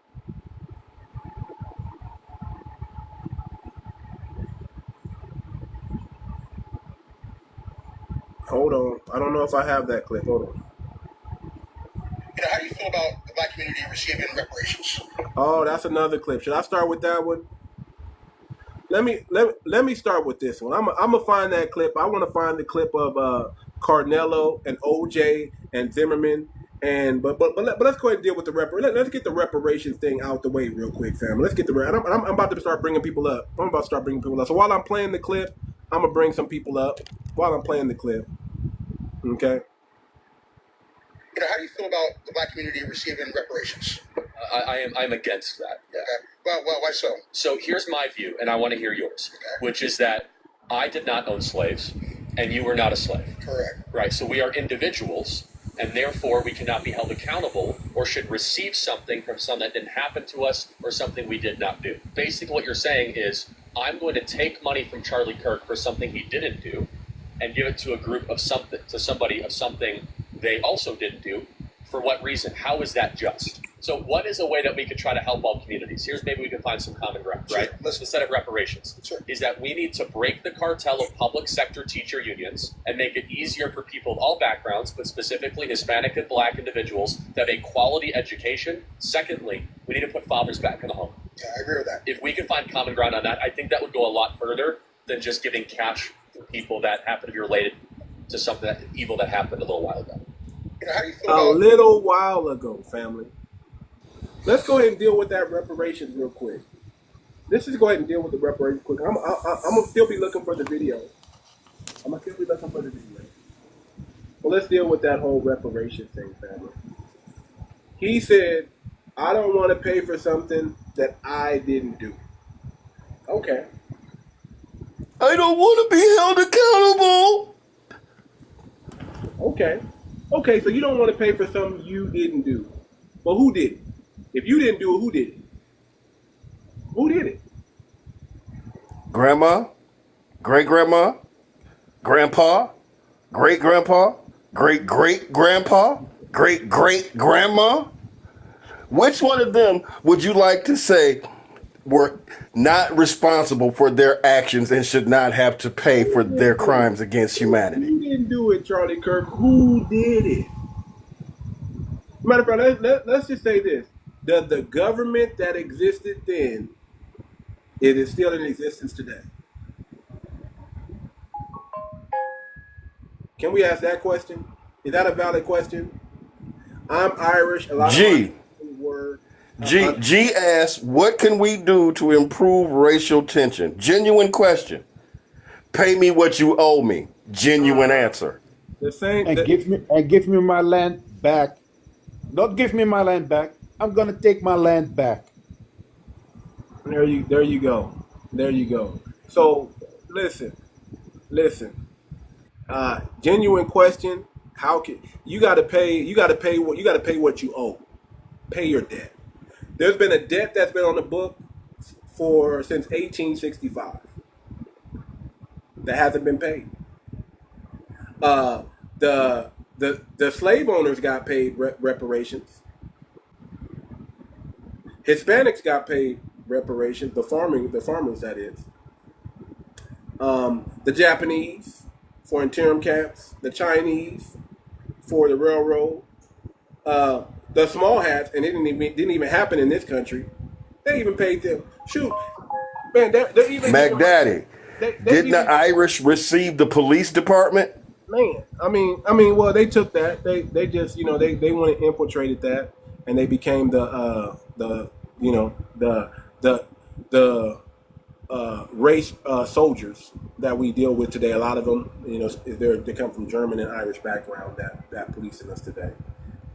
No, how long did the Irish have the police department becomes the issue. It's not that they got the jobs, although they did get the jobs, but they got those jobs in the late 1800s and maintained those positions almost up until, what I want to say, the 70s, 1970s. Man, it's crazy. Your reparations was received in financial opportunity and financial growth. No, they Stop it with that infantile argument, please. They had the Homestead Act of 1865. They had they had Ellis Island when they came over here on boats in the late 1800s, early 1900s. They Come have on up, Vasquez. You got something to say? Come on up. $1 million full of whiteness. They get to go to better schools, live in better communities, and pay taxes where that taxes is given right back to them. Where we live in communities where they just take our money, they just take our taxes and give us nothing. And too much. It's old money that they have been investing in their community. Oh, this is King Pronker, man. Okay. Yeah, okay. it's me. Like, he got Man, I thought I recognized that I was voice. about to hop on your head when you said land, man. I was about to get on your head. I was like, oh, no, I was just being nice. I was waiting up. But this is my brother, King Pronker. Shout out to King Pronker. Thank you. How you doing today, King? I'm cool. Busy. Yeah. I'm waiting for someone to get into seat so I can go talk to them officially. So I'm waiting for that. But it's a good thing. And I'm on a certain kind of people their ass because they are constantly stealing money, and my people, they just sit back, don't see what these people are doing. I'm talking about billions of euros, and they go drop it in their country to finance their people out of their home country into my country so that they have a head start comparing to my people. And that money belongs to us and it has to come back. So we need to address it to their country of origin that we want that money back. Plus, they have to pay reparations. It's the same thing with these Irish or whoever were from Europe or Asia or from Africa. These people need to pay reparations. All of their countries of origin needs to pay reparations for having their people on our soil because we are taking care of them. It's very simple because they have been financed by the country of origin who have done certain kind of things in the past. So you all have a jump start. But thanks to my brothers and sisters in the United States, they are the most successful ones on this planet. You understand? Come on. So, but we need that money. And we want that money. And we're going to get that money. That's right. That's right. And that's what it comes down to, man. You want to. I mean, I'm be honest with you. Giving Foundation of Black Americans money is not going to cure racism, because the problem does not lie with Foundation of Black Americans. The problem lies with. It's not our job to cure racism. Yeah. It's our job to get the money that is owed. Racism is another issue, and stop mashing those two things together as if they are the same. They are not. Give us our money. Cut the check. You can be as racist as you want to be. When I got my money, we go see who win in that racist fight. But when you keep me financially unarmed, you don't get to come and tell me this, that, and the other. You have not earned that privilege. Okay, I found the clip. I want y'all to listen to the clip where Charlie Kirk said Zimmerman was innocent. O.J. Simpson and Carmelo Anthony are guilty.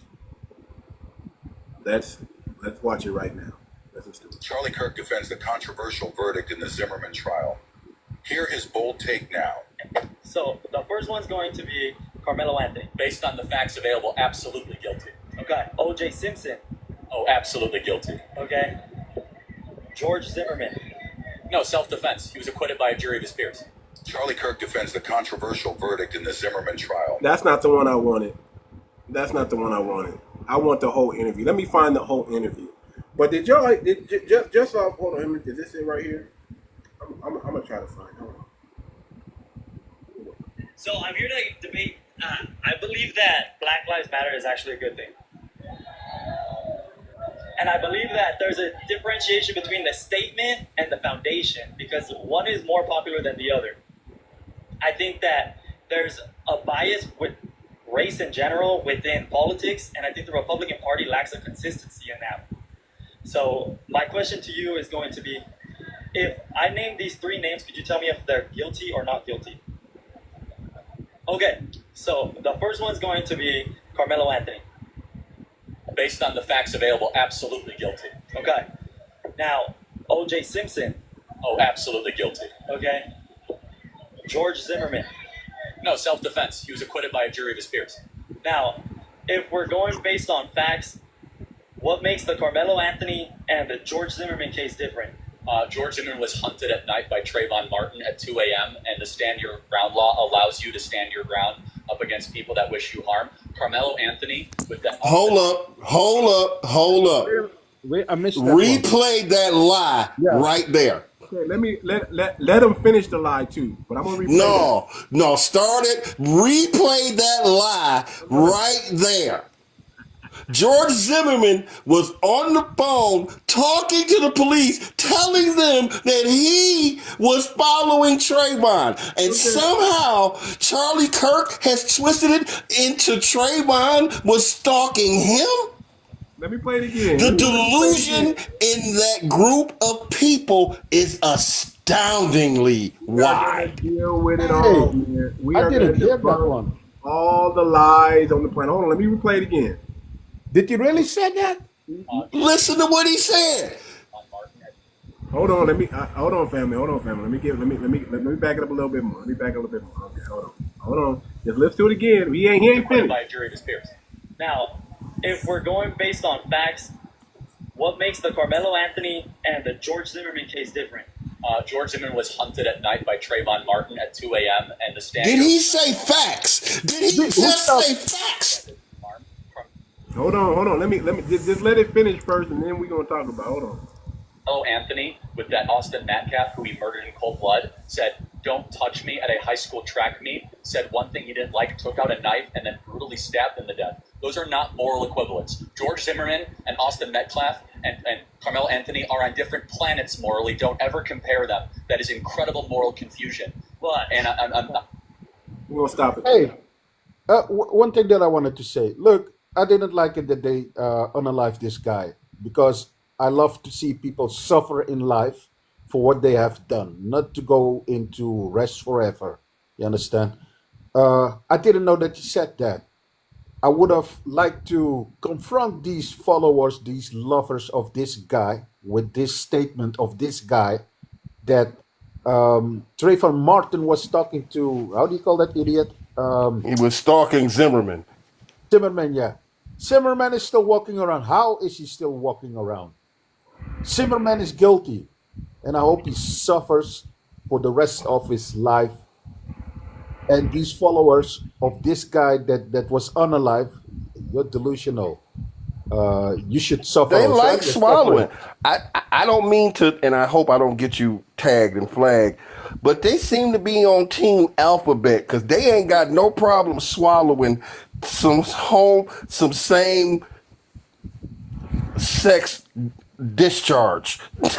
Okay. Hey, Nick, They gobble it down. They be gobbling it down like it's just food for life. Okay. think about Nick Fuentes, family. Everybody know he's an undercover brother. Everybody knows he's undercover. They caught him online watching, LGBT porn. Let's just call it that. Okay. The brother's 26, 27 years old, lives alone. As far as we know, no woman, no girlfriend, no nothing. I mean, who is going to want to suffer Nick Fuentes? Think about that. Who's going to want to suffer that brother? That brother is scarred and doomed for life. He chose the white supremacist route, and now he's going to have to be unalived on the white supremacy route because there's nothing he can do. Nobody's going to, if he had a come to real Jesus moment and change his life around, they're still going to remember and think about the disgusting person that he is. They're still going to remember. This brother Charlie Kirk just lied. This is another YT supremacy talking point. He said that Zimmerman stalked. He said that Trayvon Martin stalked George Zimmerman. That's a lie. That's a lie. That's just flat out a lie. You can't say it no better than that. He just lied. It's debunked. So he'll call George Zimmerman, who stalked a black male who happened to be wearing a hoodie. And then got Look up that video. and that kid who was 16 years old gave him the business and beat the Pope out of him to where he had to pull out a weapon because he couldn't handle it. That's one of our kids. That's one of our FBA greats. See, our children. Listen, family. When I was 16 years old, I gave everything I got to this grown man who wanted the business. This Hispanic gentleman was stalking me, was following me, right? Was pressing me after a football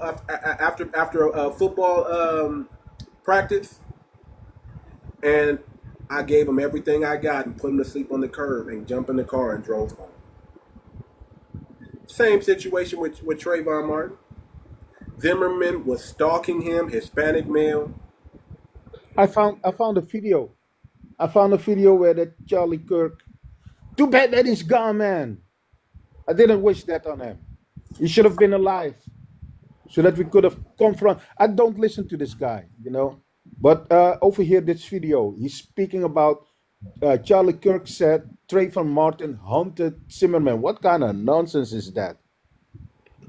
What kind of hey, you people, seriously, you people, you're suffering from a mental disorder called pathological disorder. That means you believe in your own lies, and those lies are destroying you. Check Europe, what's happening in Europe. Check UK. How many people are complaining right now? That's going to happen to you all. You know, the spirit is walking around to confront you with what your ancestors have done and what you today still doing, what your ancestors gave you. You're suffering. And I have no pity with you. I love it. Who is this goddess in Vito? Whoever is asking for resources. I just asked Gemini if they could pull up the transcript. They cannot pull up the They cannot pull it up because it's AI, but they can give me the transcript. Here is the transcript of George Zimmerman's conversation with 911. Let it play it out. Oh, I'm going to read it because I'm not going to let that. I'll just read it.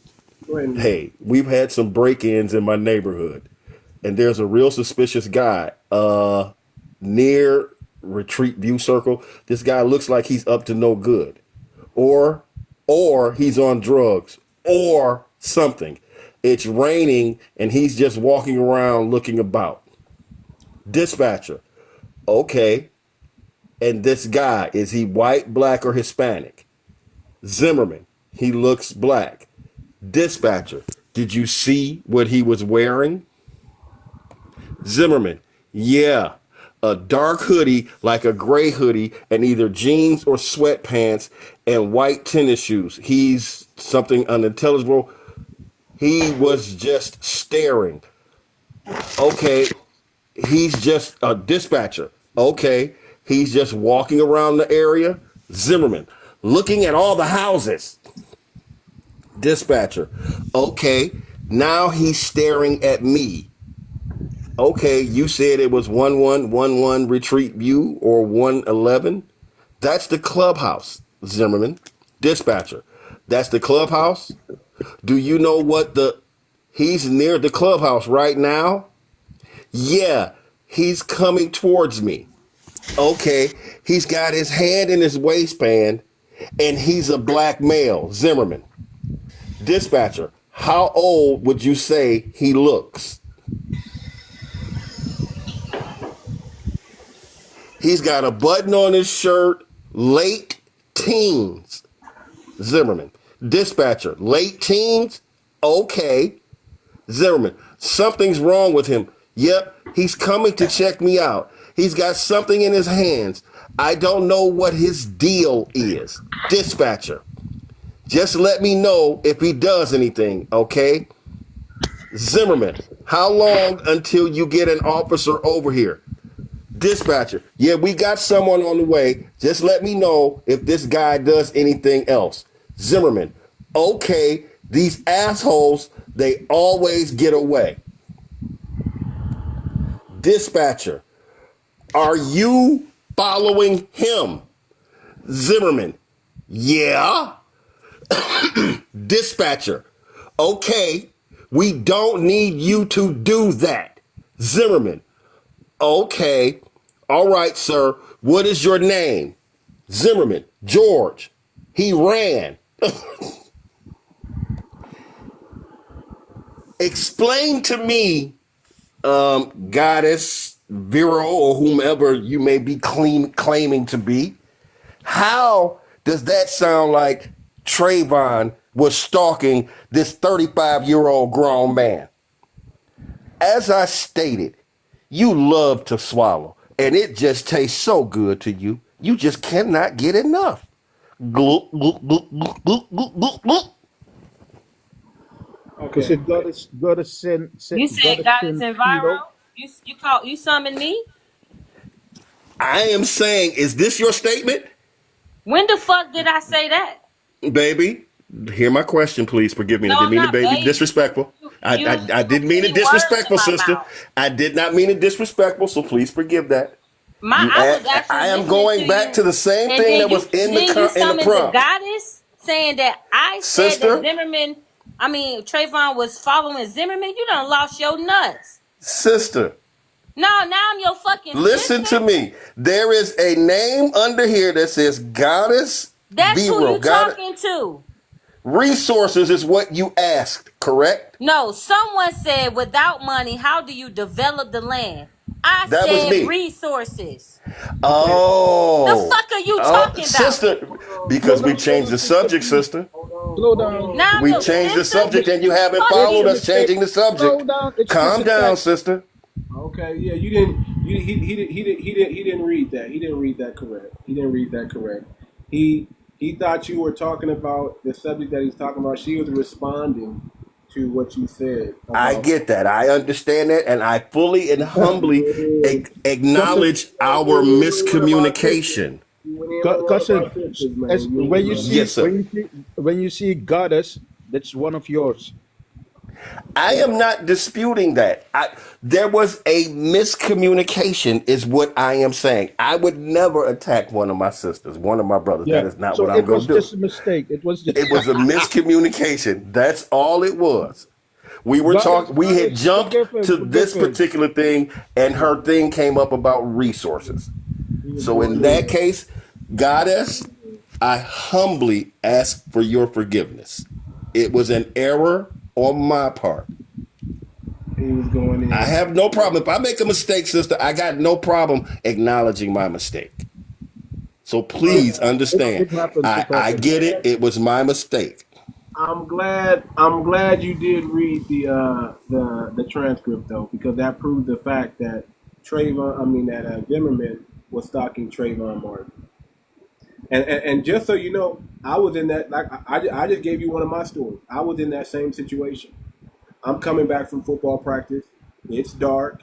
An Hispanic male starts mad dogging me and starts following me from the phone booth all the way to the front of the school while I'm coming out of practice. I was calling my dad for a ride to come pick me up. He wasn't there. He was taking too long. He was busy. Whatever it was, I was like, "Hey, Pops, you're not here yet. Can you come get me?" And his brother is mad dogging me and followed me pretty much 100 yards. I have a big high school, so from the front of where the phones were all the way to the curbside, this brother followed me, and to the point where he angered me, and it was more righteous indignation because I wasn't following him; he was following me.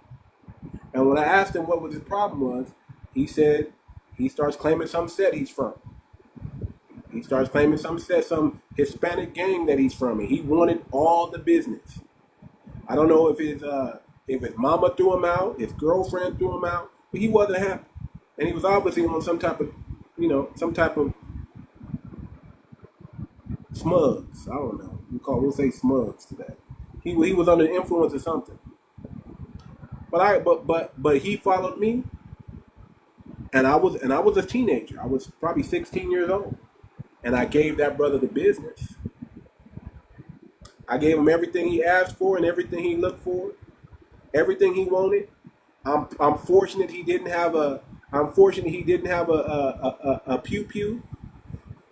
And if he had any other weapon on that, I didn't give him a chance to pull it out, because the moment he squared up, I got to defending myself with everything I got, and I put him to sleep on that curb. There was other people who came up after when they saw the commotion. They literally had to pull me off this brother because I blacked out. I blacked out. I was highly upset that this brother was following me. It's a normal reaction.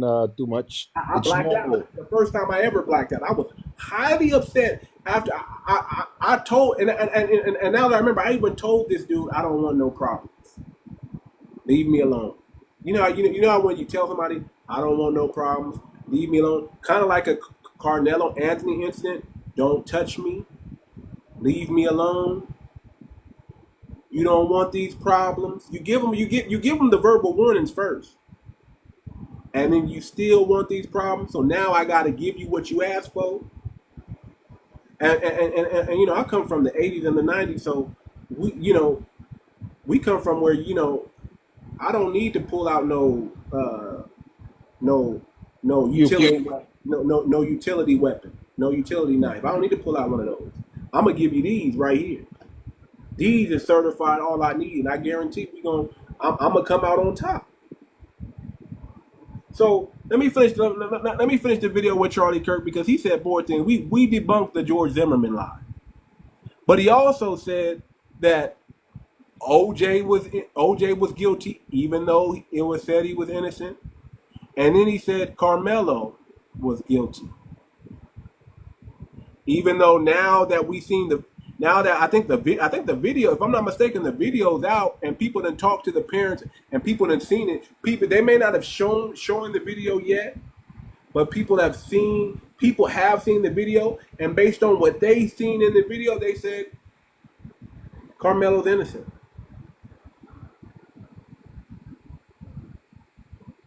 He's innocent.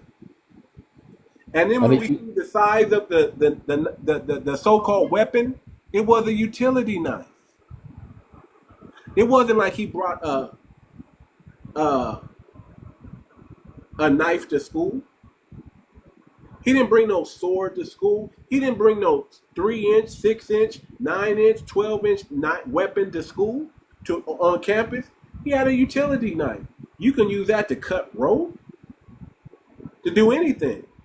Screw on something that might be off. You got cleats. Some people got to screw on your cleats. He could have used the utility thing I ran track. Maybe he didn't have the thing that you twist on, so he had a utility knife as a backup. A utility thing as a backup. He could screw on his cleats with that. And the brother defended himself against 2 corn-fed white boys. But we'll see. We don't, the verdict is still out. We'll see what happens in the Carmelo Anthony case. But as far as I'm concerned, based off the evidence that I've seen and I know, and I actually did research on it and pulled up the police report, based even on the police report, he's innocent. I know white people don't want to hear that, but that's because they don't live in a true meritocracy. They live in a white privilege situation. They live in a welfare system for white people. That's why they don't want to hear the truth. But let me finish playing this, and we're going to get to it. I thought you'd be smarter than that. I am. So I want to debate, how is it hunting when it was confirmed by the police department that that George Zimmerman followed him? It was the other way around. Again, the facts around the George Zimmerman case, I'll admit, are a little bit rusty. It's been 10 years since that case. What I remember is this. Now a little bit rusty. But you said that with confidence. If it's a little bit rusty, why are you speaking like you so confident that somebody was hunting down another person? See, that's that white supremacy ideology. That's that prowling black that goes back to all the way to the 1920s. Birth of a Nation. That's that. A 30-year-old man with memory problems. Yeah. That's now, how that sound? And witchcraft that's been on that brother forever. The same thing that the Africans try to use, the same thing the Caribbeans try to use. Oh, we saw a video and it showed us black people are prowling. The black prowlers, they're bad people, they're lazy, they're evil, they're violent. Chicago. You know what I don't understand? You know what I don't understand? I hear these Africans in other lives because I'm with the goddess in their lives most of the time, and they always talk about your music is evil or whatever. Look, hip hop is it goes always all different ways, and yes, there is some gangster rap, and I was listening to gangster rap, but it didn't harm me anyway by listening to it.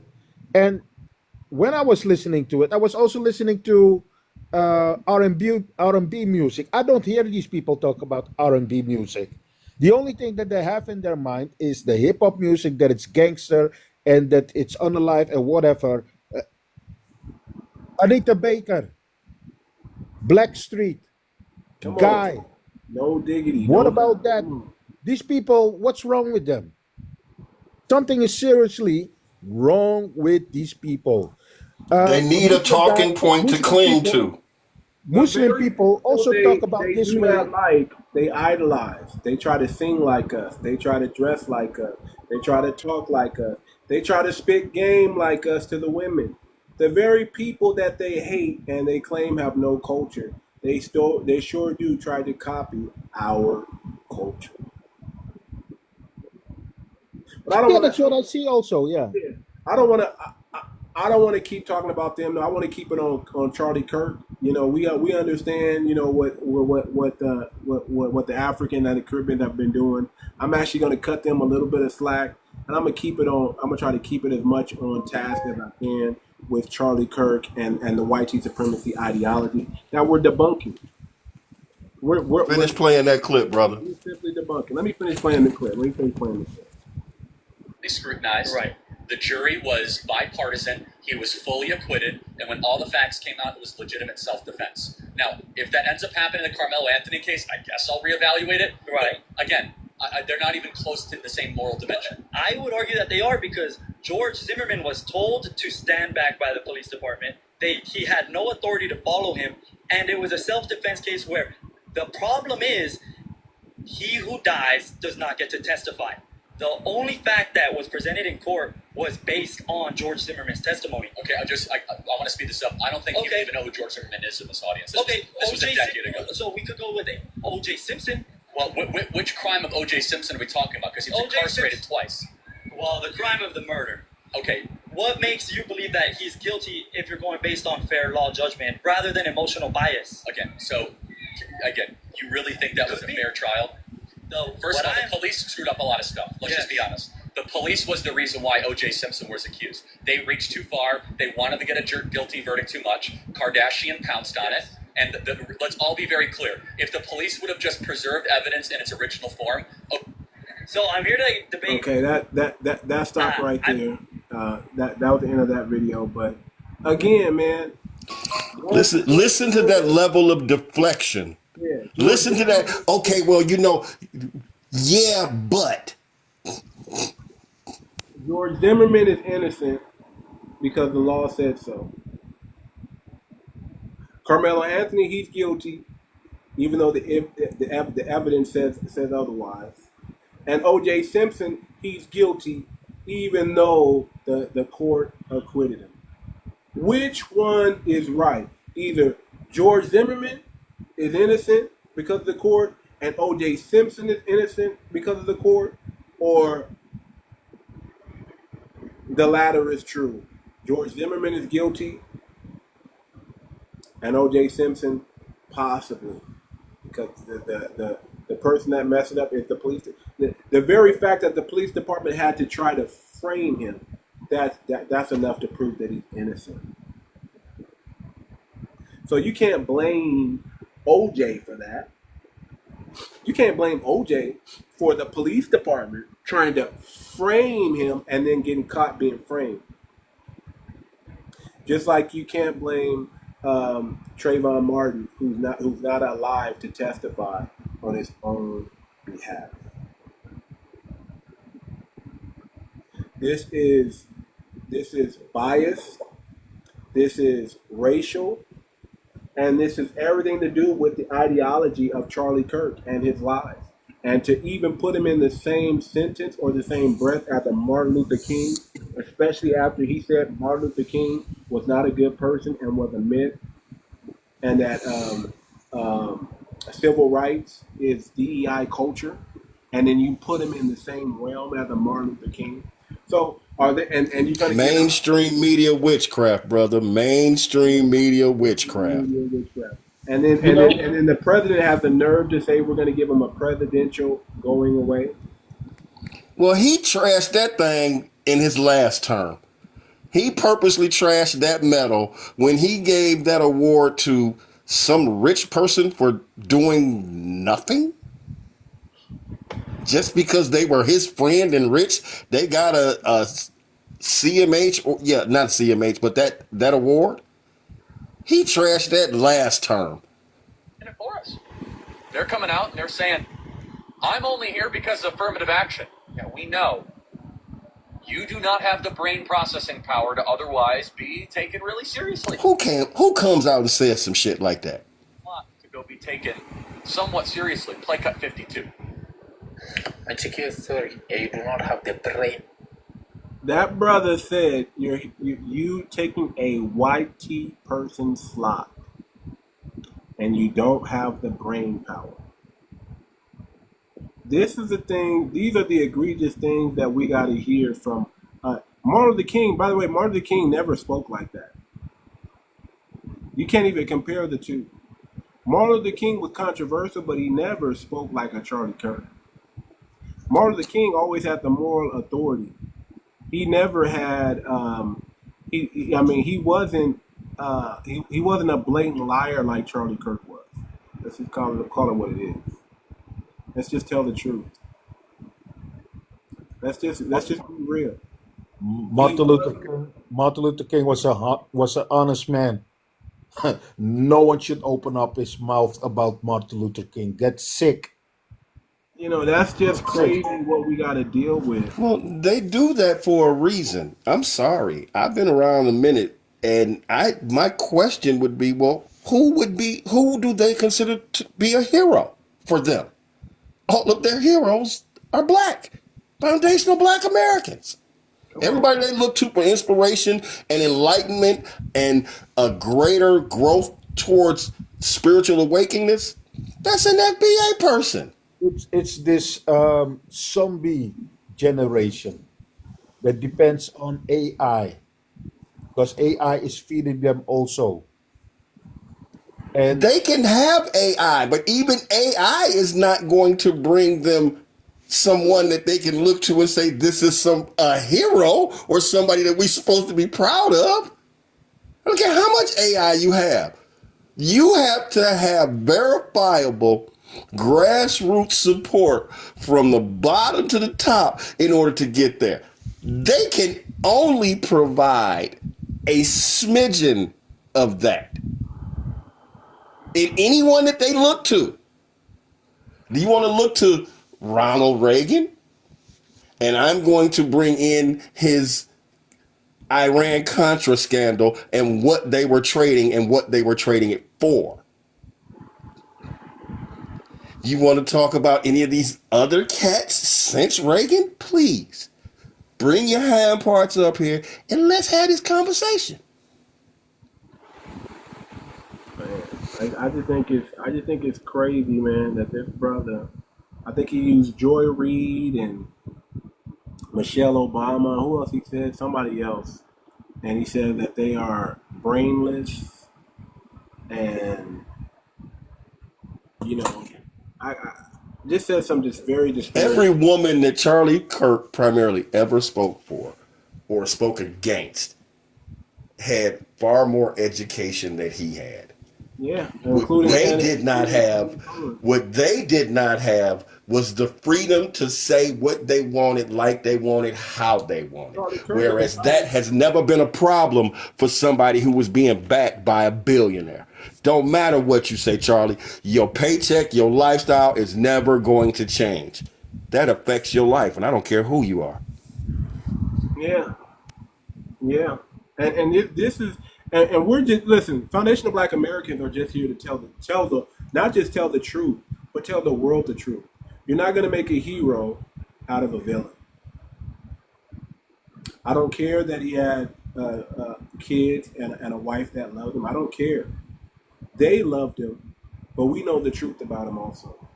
I don't care how funny he was, how human Candace Owens tries to make him look because she was his best friend. This brother was debating college kids. He's a liar. And he didn't do anything great with his life. All he did was debate college kids. And I'm gonna post this thing about this Charlie Kirk. Look, may he rest in something, but I'm going to post this thing what he said about George Zimmerman and the young brother. I'm going to post it. I like that, King. Rest in something. Okay. I like that. And I'm busy with doing research, and we're digging deep. My people from Suriname started to connect with me, and it's a good thing. And they come up with information from the past, what really happened. And I can already say who's who, where they came from, Latinos. I'm talking about you also. So very soon you all are going to be confronted with the truth about the past, and it doesn't look nice. It will tell you where you originated from. If you're mixed up, you're gonna have to choose. And the rightful owners are going to own the land again. That's what I want, and that's what's gonna come. The AI, I love AI, but AI ain't God. We are the gods of this planet, and you will find out soon. And they hate to hear us talk like that when their own forefathers called themselves white supremacists. And then when we try to bring scholarship and some truth to it, oh, you're just a racist, black supremacist, blah blah blah blah blah. So let me read that. Let me read the quote that he said about black women. If I'm dealing with somebody in customer service who's a moronic black woman, I wonder, is she there because of her excellence, or is she there because of affirmative action? So anytime he sees a black woman in any position in customer service, he calls them moronic black women. And I wonder if she's there because of her excellence, or if she's there because of affirmative action. And here's the quote about Joy Reid. If we would have said that Joy Reid and Michelle Obama and Sheila Jackson Lee and Ketanji Brown Jackson were affirmative action picks, we would have been called racist. Now they're coming out that they're saying it for us. You do not have the brain processing power to otherwise be taken really seriously. This is from Charlie Kirk. Let me please pause that. What I've learned the last month is that the Africans are suffering from some kind of brain disorder, and that you can't compare them with us from the Americas, especially you guys in North America.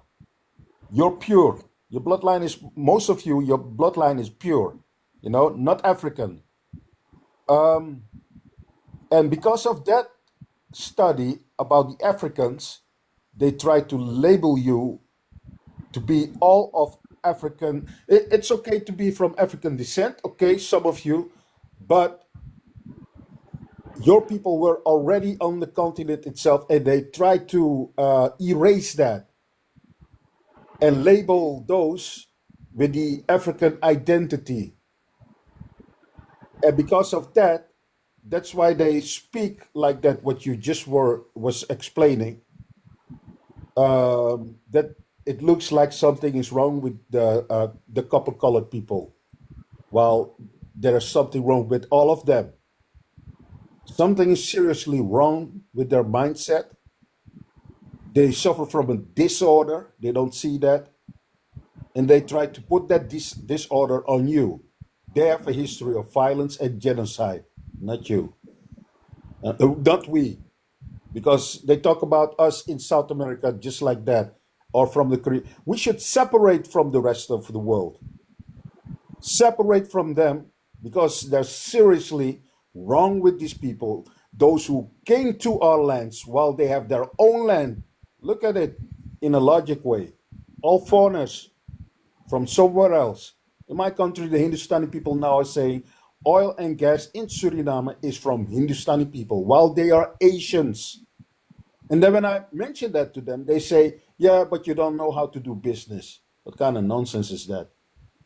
They have nothing in India. Like in Europe, they have nothing. They should go ask the Africans, because they identify with Africans. They said Lucy is their ancestor.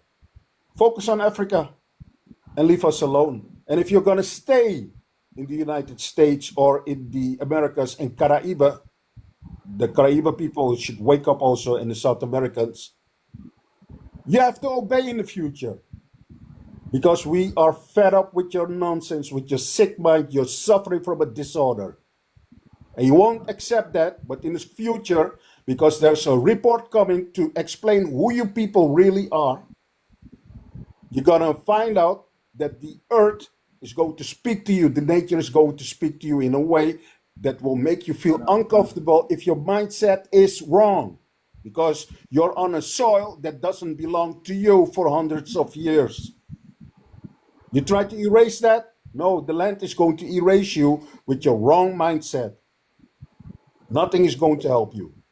That's right. There's something walking on this planet that is correcting everything. Look at your homelands. Asia, Europe, all almost in havoc. You don't want to see it. You don't want to accept it. But I can tell you, it's Ruach HaKodesh. I'm a Hebrew Israelite, okay? Some claim that they have a goddess in the Americas. I don't, how do you say that? I accept that part of me. But you guys, you don't know what you're dealing with.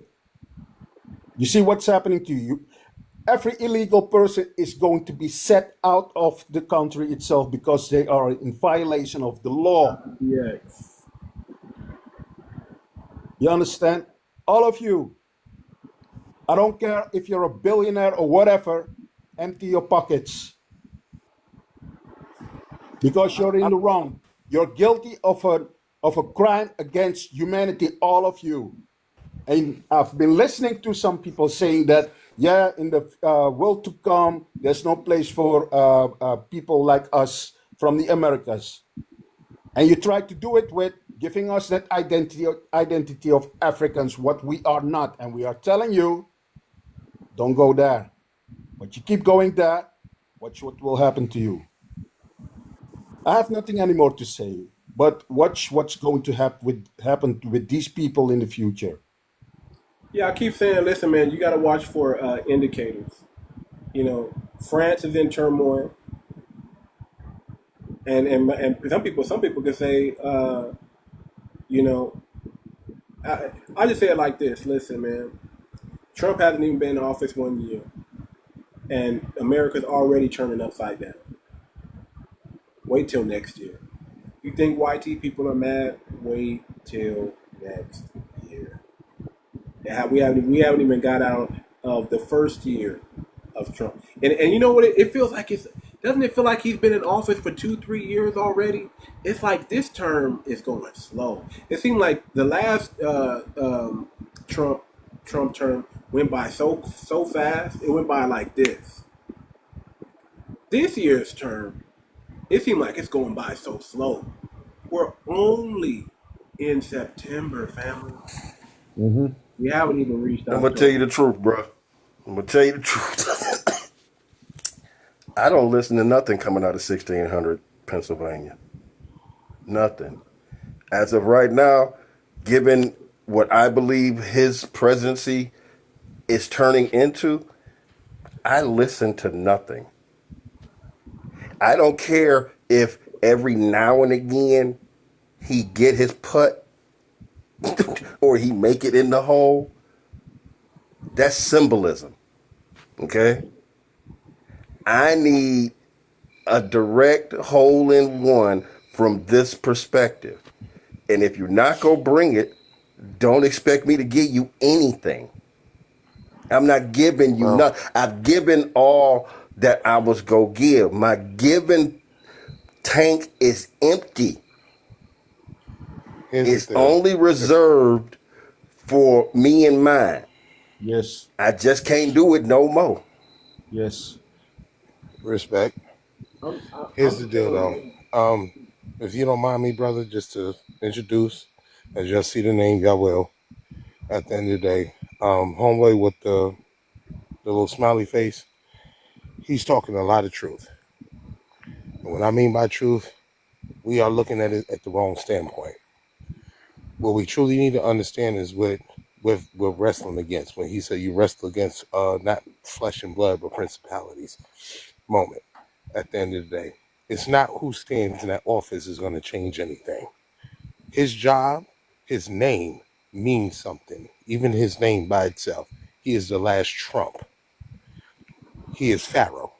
It is the same repeat because as King Solomon said, there's nothing new up under the sun at the end of the day. So when you put the perspective on truly what is going on and how things are being presented to us and why we're the most hated, that's what he was trying to deliver. We are the most hated. Everyone has a country to go back to but us. So obviously we are already standing in an unfamiliar land, as it says in scripture. Because he said you won't even know your own land. And it gets even deeper. But this is on a biblical standpoint. We can always keep conversing back and forth what's going on with the world, but the understanding is to always put biblical on top of it because the loss of mindset, like he said, there's going to come a time that where they're going to come out and tell the truth. They're already doing it. They're already sugarcoating the situation. Like, how do you turn Esau, because that's truly what their biblical name, well, their forefather name was, at the end of the day, and because this man then got himself murdered out of his mouth, because that's in scripture, you're supposed to watch what you say, because in scripture the father says what goes, it's not what goes in your mouth, it's what comes out of your mouth at the end of the day.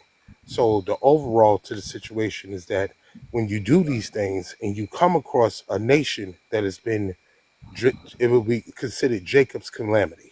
You know what I'm saying? At the end of the day, when we were going through something, we were going through something. But now it was a time for you to let his children go, and you didn't do that. But they turn it into stories, and they make it seem like that it's a fairy tale, and there's no truth or validity to it, but everybody is now showing their hand.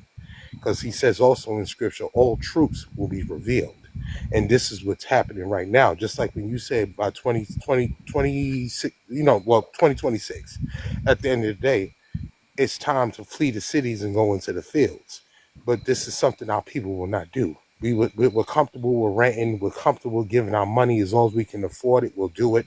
You know, at the end of the day, we don't foresee ourselves because we've been so battered, bruised, and beaten mentally that now spiritually you accept it because you're not doing anything through spirit. You're doing everything through flesh. And as you move in flesh, you want to keep up with flesh things versus I'm not worrying about having the biggest house or the biggest car or the biggest understanding. What I'm worrying about is how do I secure myself? And that's what with the smiley face at the end of the day was saying, that the kingdom, he's saying that he is now cleaving to Jacob. That's what he was coming out as at the end of the day. And that's what we truly need to follow at the end of the day. But we don't do that.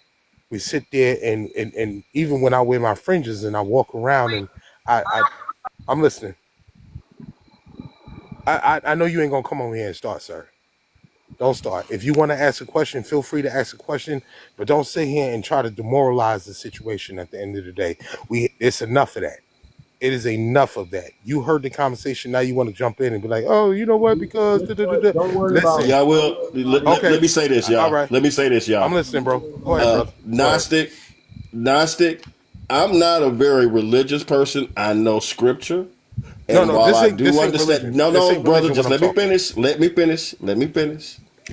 While I may not ascribe to any particular ideology of religious indoctrination, the idea of operating and following the spirit that is within me, oh yes, I fully embrace that, and that is where I know my God comes from. All praises. Don't come from these All words and praises.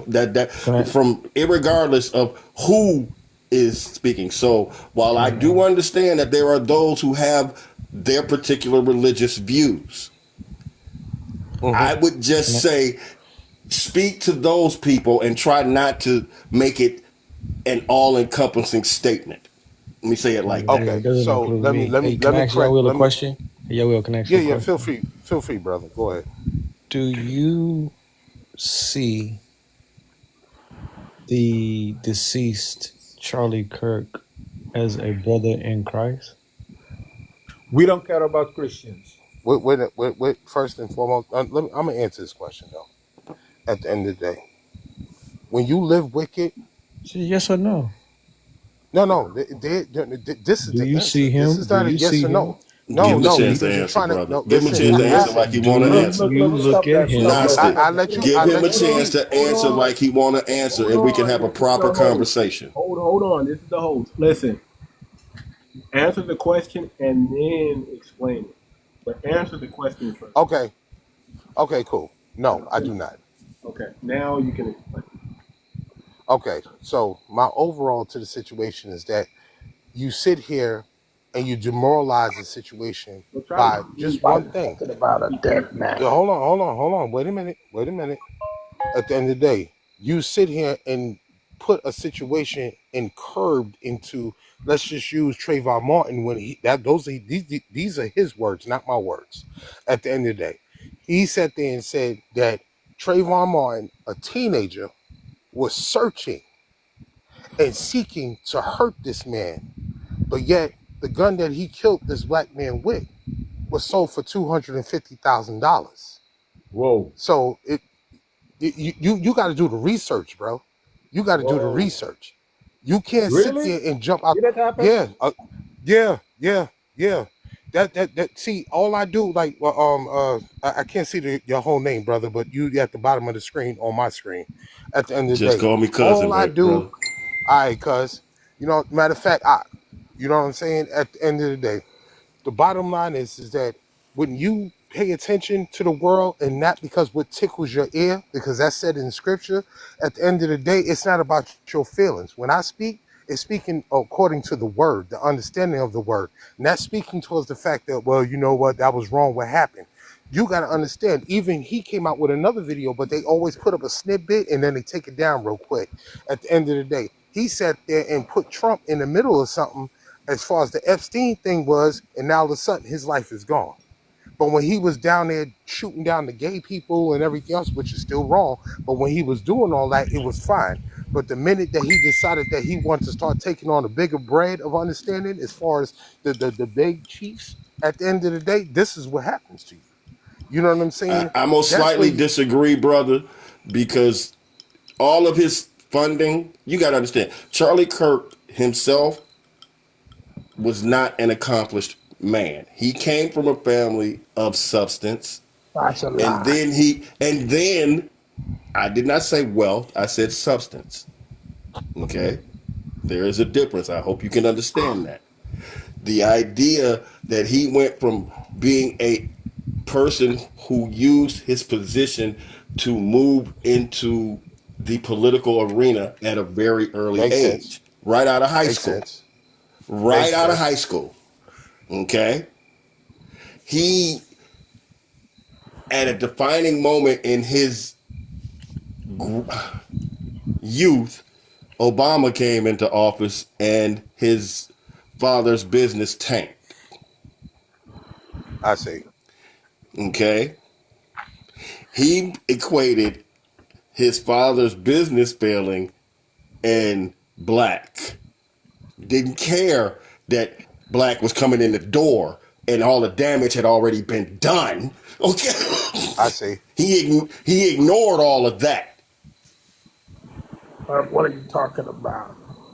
Well, we're Basically, what's talking good, about good for the goose is what good for the gander. the early development of Charlie Kirk and what his life was. Let Love It speak. I want to hear Love It. Go ahead. Go ahead, Love It. Unmute your mic. Thank you so much. Charlie Kirk is a great man. He's smarter than you black Americans. If you black Americans can talk. Okay, you got a picture up here that don't look like your voice. You're doing great in the ground. Yeah. I noticed that. With your real voice. They love it. They love it. They love it. They love it. Let's speak one moment, one at a time, please. Don't you think it's ironic? Don't you think it's ironic? One at a time, one moment. You gotta speak. Don't you think it's ironic he got shot in his neck? I'm gonna let you troll for a little while, but once it gets old, I'm gonna just get tired. I got a cold. I got a flu, so I'm in the hospital. Okay. Okay. Don't you think it's ironic that he got shot in the neck? I see skies. No. No. Everybody, let him speak. Let him speak. Let him speak. I'm gonna let him troll for a little while. Go ahead. Go ahead, Love It. Unmute your mic. Go ahead, Love It. He was a good man, massa. We're not gonna cut you off. Love It. Go ahead, Love It. Go ahead. Unmute your mic, Love It. Love It. Unmute your mic, sir. I think you have to do it too much. I didn't mute him up. If my mods muted him, don't mute him. Come on, Love It. Unmute your mic. I didn't mute him. Hello. Yeah. Okay, he's smarter than us black Americans. Okay, go ahead. Finish. Yes, he's smarter than you black Americans. You know, if you black Americans can talk like Charlie Kirk, you would have all the freedom that you need. I can't hear what he's saying if y'all talk. He has a weird voice. I'll mute my mic. You black Americans can talk, act like Charlie Kirk, you will live in a better society. He's smarter than you guys. Charlie Kirk. Let him speak. Let him speak. Let him speak. He's smart. He's intelligent. He can hold a debate. You black Americans hide all the time and run all the time. You can't get reformation. You should learn from Charlie Kirk. Learn from the water. Let him speak, man. Come on. Okay. Behave like an adult. You should be bold. Don't talk about my white tea man. Let him rest in peace, okay? I can't even pronounce his last name, bro. Come on. Right. Let the man speak. Hold on. Where are you from, Love It? Where are you from? I'm from the United States. No, you ain't. That's not an answer. You said you American, so obviously you're not from the United States. So come again with something a little bit more truthful. Where is your homeland, sir? New York. Liar. They always say New York. Oh, One moment, lady. One moment. Let him speak. Where is your Learn homeland, something. sir? Where is your Can't learn anything from this person, Kerry. No, yeah, you don't understand psychology. It's time to I'm gonna tell you the truth, man. It's time to let it go. Cause he ain't doing you said you're right. He's trolling. And if he's coming with childish, infantile answers like that to direct questions, I don't want to talk about you know he's a troll. He is a troll. I cannot disclose my location, okay? Where you are and where you from are two different things. How ignorant are you? He knows that. Sir, Love It. Just level with us, man. Where is your homeland? You're obviously not from the United States. Not with that accent and not with that troll voice, man.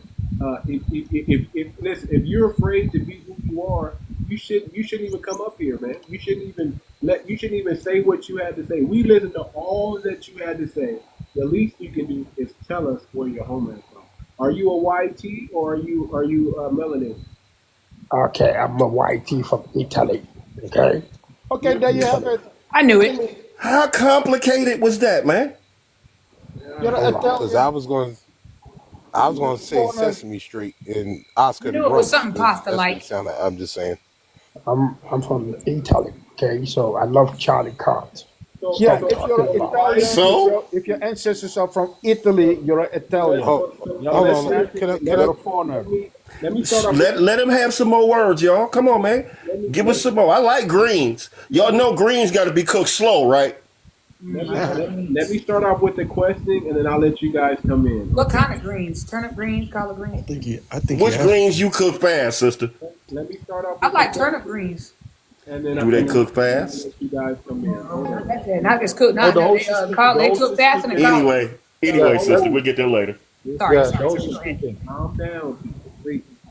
Love it from Italy. Do you live in a black neighborhood by any chance? No, you live in a white neighborhood. Oh Lord, you don't even sound white, but it's okay. He African, man. He can't even say Kirk. I'm trying to tell you. African. He can't even say Kirk. We're gonna go with it. Cock. What neighborhood in New York did you grow up in? Brooklyn. What part of the? Brooklyn, New York. Now, what you around? Name three stores. Hold on. Okay, I'm from New York. I'm from New York. He's from Brooklyn, Nigeria. I'm from New York. I'm from New York. I was born and raised in the Bronx. Eat 'em up, And I y'all can tell you will. anything.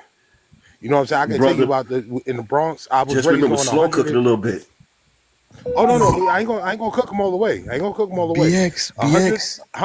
142nd Street, St. Anne and Brook Avenue near the 6th train. At the end of the day, that's where I was at. I used to live on New Lots Avenue before I left New York and moved down to Georgia. At the end of the day, so and the not too far from Brownsville, or whatever the case may be. So I'm gonna need you to tell us exactly. Yeah, because that's what Annie. we asking that. The way when we asking you, we want you to say what he just said. That right there. We ain't asking for no address or no picture of your house. We asking for that. Oh God. Man, give me 3 cities in New York. Go ahead. Me? Why are you asking all this questions? Okay. Name 3 boroughs. Name 3 boroughs. Here's my next question. How old are you? Long Island, I'm Great Neck, 55 years Manhattan, Brooklyn. You're 55. There you go. Wait a minute, 55? Yeah. We're almost the same age. You 55. How long you been in America? I'm 47. We ain't too far. He ain't old enough to be my daddy. Go ahead. 20 years. 20 years. Love it. You've been in America since the 2000s.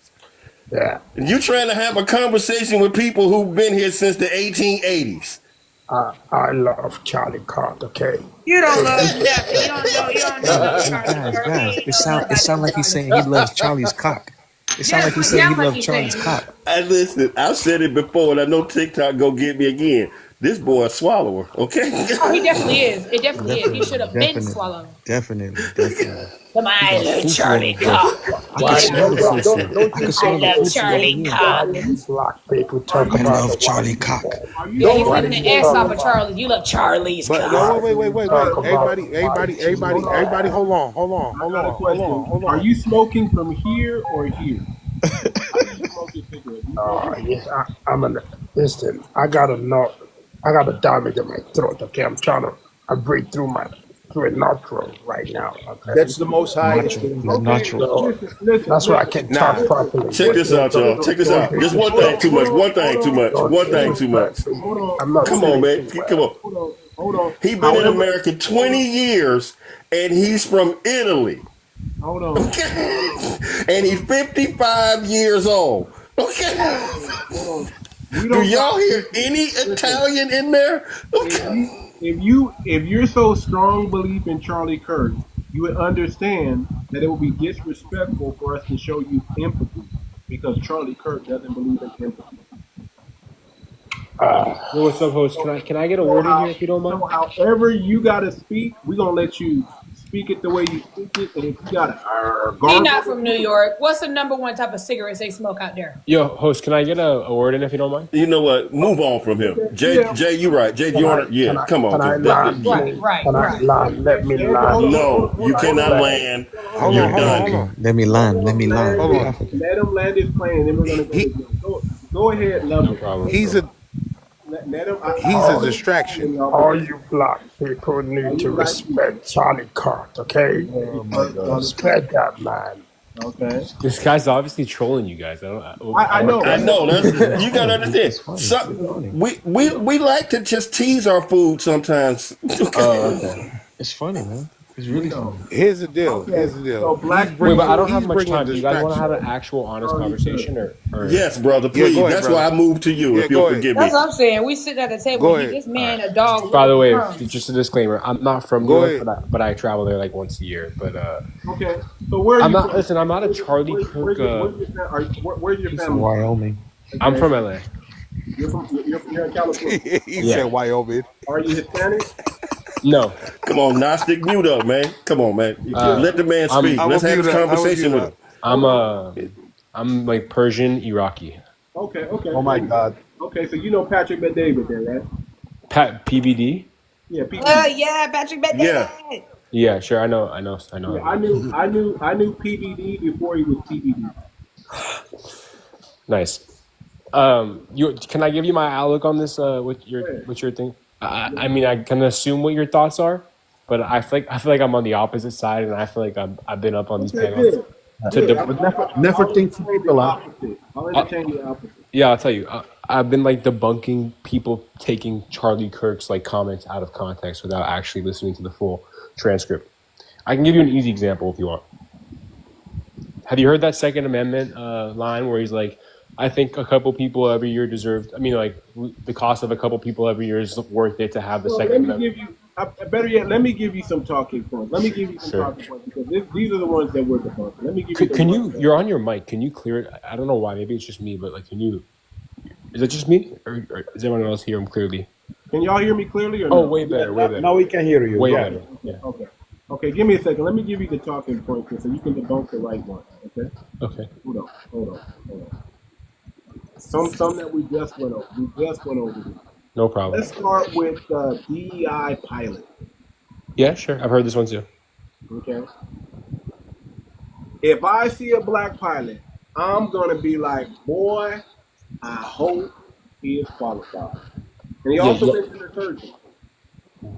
So can you Mayo explain that? To me. Yeah, no, easily. I mean, when you hear that one sentence, that sounds like racist on its face value. But when you actually heard what he said, he was talking about a specific airline, United Airlines, how 10 years ago or such, 5% of the pilots. Do you really think that Wait, can I particular thought is not if you're going to try and limit it to one business. Can I explain? It's not an idea. Wait, can I explain, please? Go ahead, bro. My bad. I could pull up the context. That's why context matters, guys. Okay.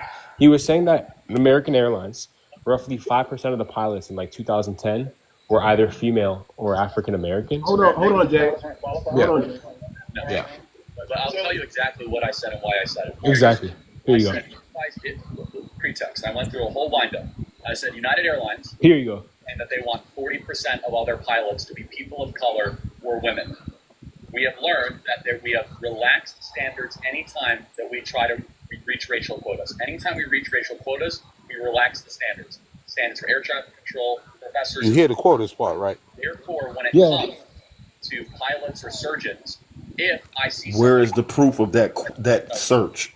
I find it concerning that an airline has to say that they want 40% like of a certain demographic. I think anybody should be. I don't judge off race, guys. I think if a black pilot's the best pilot, sure, good for him. But I agree with his stance, guys. I don't think it's kind of controversial. This is the argument right here that we're talking about. Black pilot.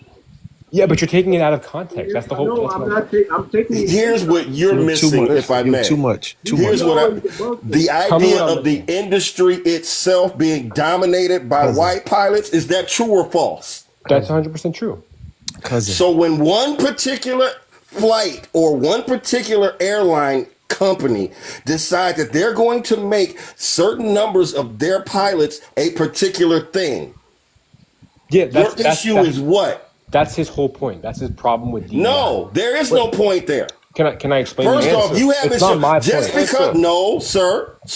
He said there's been a documented record of lowering the standards.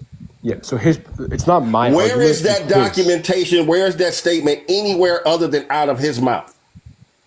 Again, this is not my argument, it's his. If you'd allow me just to tell you what he's saying, he's not saying that black people are... You don't have to say what he's saying. Hold on, let me say this. Because Let me it's say this not, so we it's don't not miss hard it. to understand. Let me say this so we don't miss it. Listen, I don't want everybody to talk at once. I really don't want No, that. I understand. It just feels like when I get a word out, you guys jump on me, honestly. I'm coming up here for an honest conversation. Hold on. I don't need you to re-explain what I can play the whole thing, and he can explain it himself. Yeah, exactly. He took the words out of my mouth. He said he's basically saying that he wants. I'm not re-explaining. I'm not re-explaining. Regardless of the race. Let him speak. This is not a re-explain. I just want to say this. I just want to let him speak. We should be patient, listening. If it's bullshit, we debunk it. Jay has the floor. I'm asking Jay. I don't need you to explain what he said, because I can just play the whole thing right here, and he can explain it himself. Charlie Kirk, you have the recording. He can explain it himself. I hear you, but can I get 30 seconds, boss? You don't mind? 30 seconds.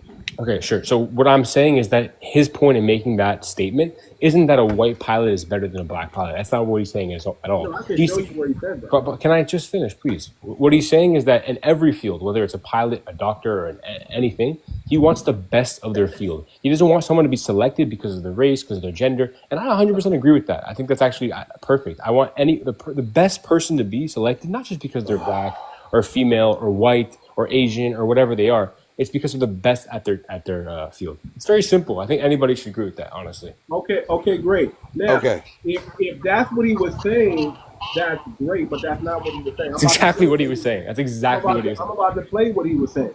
Okay. No, sir. You're putting a positive spin on what he said. That's what I interpret to be. And the interpretation of what he said. And when I play it, I want everybody to be quiet, because I'm going to play it. Hold on. Sure. No, let me say this real quick, and then you can play, bro. 30 seconds. If that was the case, all right, 30 seconds. If that was the case at the end of the day, then why is there always a nervous cop that's always shooting down somebody black at the end of the day? If why is it always something that they're always trying to put as far as medicine is concerned? And why is the fact that, and I'm going to end it right here, at the end of the day, that we're still forgetting the fact that when we owned everything, when we had everything, we're still forgetting the fact that y'all stole everything. Now go ahead and let it roll. Can I? Okay, I'll respond after. No problem. No, you can't elaborate. No, I'll respond later. Don't worry. No, Play your video. Let me play the video so y'all can, because I played it already and I debunked this already. He used the word underqualified. He said white positions. He said that black people are taking up white positions. He didn't say qualified. I heard him say that. Play the clip. No, not in this clip. I'm just saying in general. He said I've never heard him say that black people are taking up people's jobs. I can. If he said that, then I'll disagree with that 100%. I've never heard him say that. He said white job. When you say white job, how am I doing too much, bro? I'm saying I'm asking to hear that. No, I'm asking too much to let me say something. Oh, no problem. I'm sorry. So too much. So as far as lowering the standards for pilots, you guys do know that the pilots only take off the plane and land the plane, right? You guys do know that, right? The planes fly themselves. Yeah, you do know that. And so how are they lowering the standards when a pilot because they need a token and land? They need a token. Me and you can't fly a plane right now. We have no training. We have nothing. Yeah, we have to learn. But we have to learn. It's not It's not as simple as you just sit in. First of all, if you're a pilot, you pass the qualifications to become a pilot. I got a buddy. Change the test. They're not going to change the test for you. He made it sound like he had no license. You got a point. Okay, too much. You're right. Okay. No, you're right. Both pilots would have passed the test. Become a pilot. Wait, you're right. Okay, hold on. You're right. That's not so what he said. many thousand hours to become a pilot. I know. You're right, boss. A commercial airline. So okay. How are you underqualified when you have to meet these standards? They never lowered the standards to become a commercial flight. Black people let me try to. They just did one thing. They just said, you know what? When you're hiring now, I don't want you to not consider, which is prejudice and racism, and not consider black pilots. I want you now to consider some black, or they didn't even say black pilots. They just said some affirmative action, DEI, whatever. I want you to consider some pilots that you would not have considered in the class. That's not lowering the standard, because if you can give out that resume and you meet all the flying standards, you are qualified. But let me play the. Wait, before you do, let me just say one sentence, please, if you don't mind. Okay, you're right. You're right that they're both qualified. I would say it like this. Okay, if two lawyers applied for a job and they both passed the bar, but one had a way higher grade point average and whatnot, and the other person was African American and he was selected. That's typical racist. That's the example. They're both No, qualified. that's typical racism. Right there. Hold on, listen to yourself. One had a higher grade point average, but they both passed the bar. Yeah, but better overall No, that doesn't production in school. Listen, in law school. I'm sorry to burst your bubble, but a lot of C-average people excel in the real world versus intellectual A and B people. Wait, but too much. You're not understanding. Okay, if person A, turn the music off. Turn the music off. One thing, if person A has a 4.0 at USC and person B has a 3.0 at community college, guys, you're not understanding what I'm saying. It's so sad. Listen to yourself, Jay. Sure. You said they both passed the bar. Yes, but what I'm saying is that the person who graduates from USC with a 4.0 can get better jobs and has a better, a better degree necessarily than a person with a 3.0 at a way lower. Can I answer this? A way lower law school. That's the truth, guys. I promise you. I work in law. Okay, if I went to a shitty law school and got, I can accept that argument. Honestly, I can. Okay, as a realistic American it's not to business perspective, I can accept that argument. It still doesn't. Okay, give us again the second part of this plan thing that you were saying, because you started to say, and if one of them was black, and then you got cut off. So I want to hear what you were going to say after that. I said if person A was white and he graduated from USC and he had a 4.0 grade average and he passed the bar, but person B was black and had a 3.5 grade point average from a way lower law school, and that person was law school.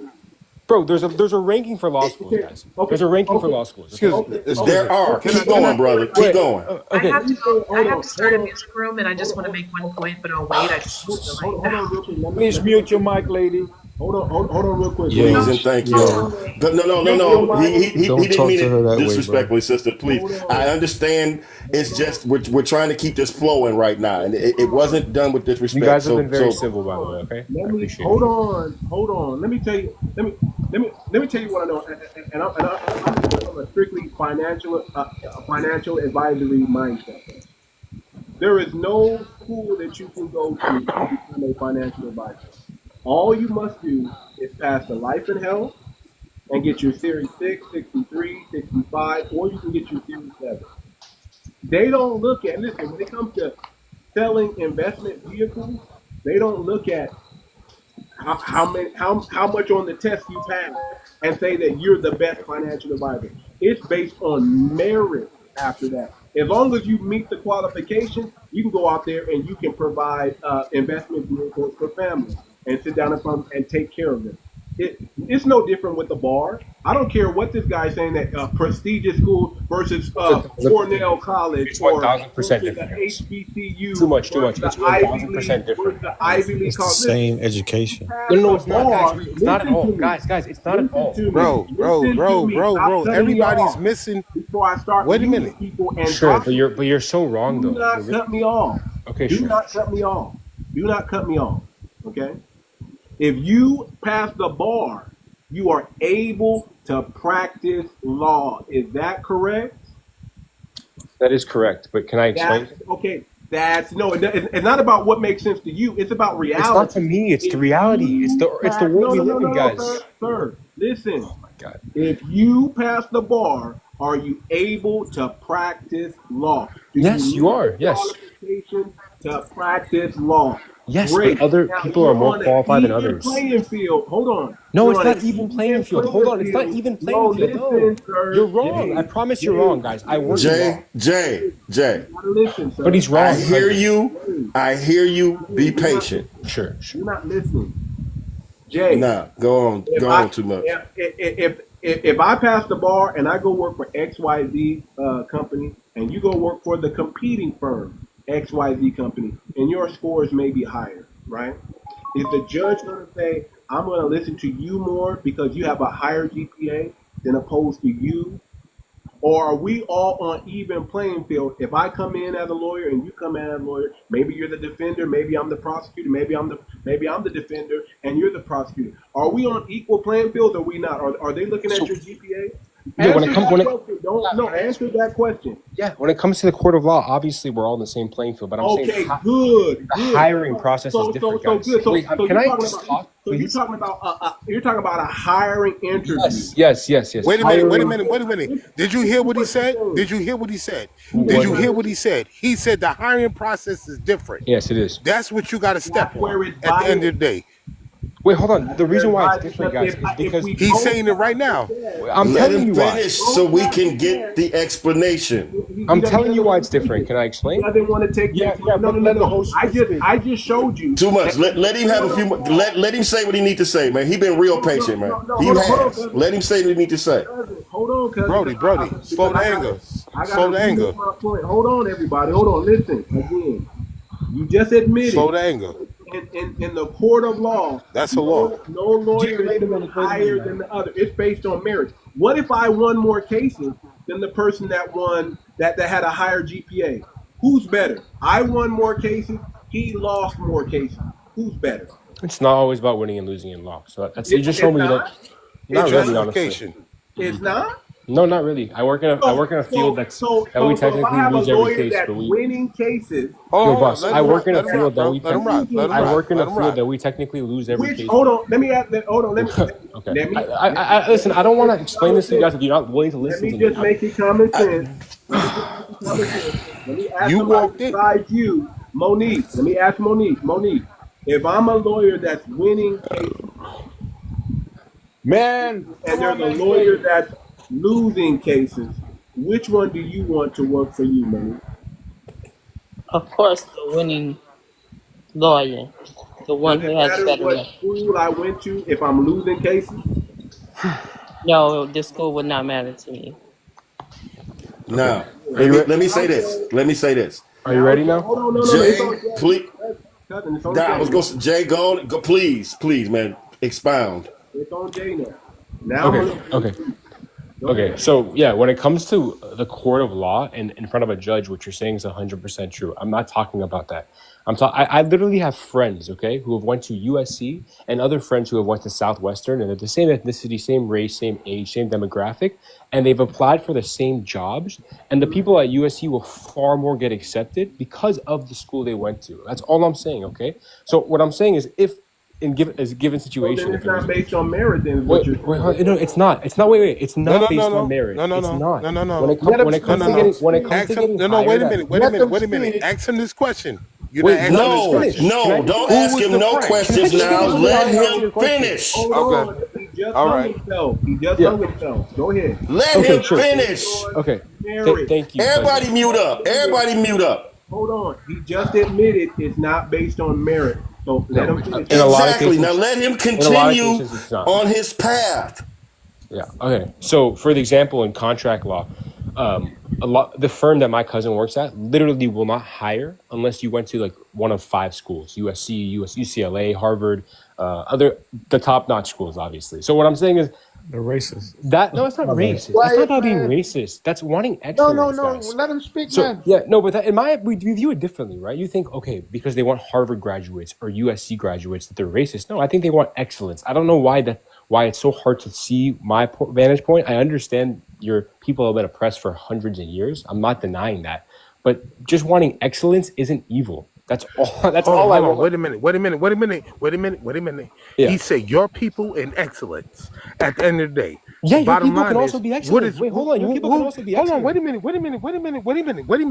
Because this is how I'm gonna rip into you. Okay. At the end of the day, I know let it cook. I got that part. At the end of the day, but I'm gonna explain this. At the end of the day, what do you see as excellence?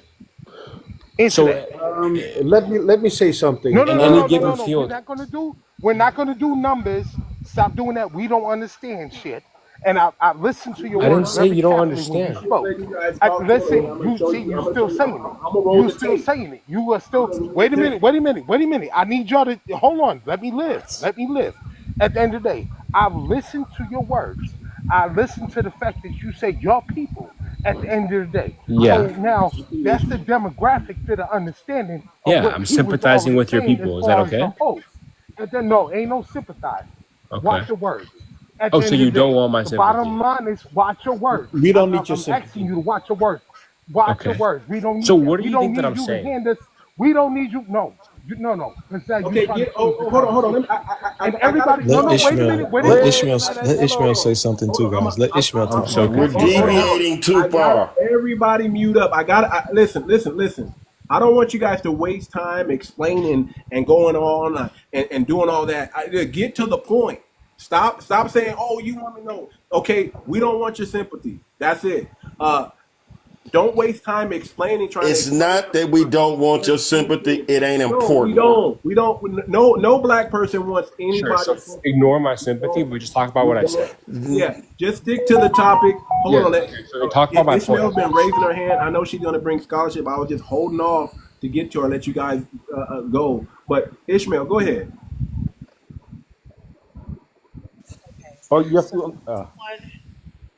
As someone who has worked in the education system, here's what I'm going to say. The American education system has an inherent bias. When we look at things like standardized testing, when we look at things like one-size-fits-all curriculums, when we look at things like credentialism or performance evaluations, this idea that grade point average equates to intellectual competency is just not true. And people need to stop saying that. The problem that people had with Charlie Kirk, I assume this is Charlie Kirk's statement in regards to the competency of Black pilots or Black women, is this idea that grade point average can assess intellectual competency when it cannot. And the American education system is designed, right, not to allow or allot for intellectual curiosity and curriculums that fit the myriad of ways that children think. And this is across the board. This is across demographics, okay? And we can look at this, we can even look at this through the lens of there being multiple different forms of intelligence, okay? There are 8 primary forms of intelligence. Those include visual and spatial, linguistic and verbal, logical and mathematical, bodily and kinesthetic, musical, interpersonal, intrapersonal, and naturalistic. Okay, so brother Yah, could you please mute up because you have a lot of feedback, sir? Hold on, we I good. really want to respond to what this person's saying because Yeah, she's saying good things. can I finish what I'm saying before you interrupt me? Nobody's I'm not stopping going to you. interrupt you. Don't Great. worry. Okay, but you have a lot of feedback, so could you please mute yourself? So No. anyway, the point is that excellence is not regulated to white people only. That's just a fact.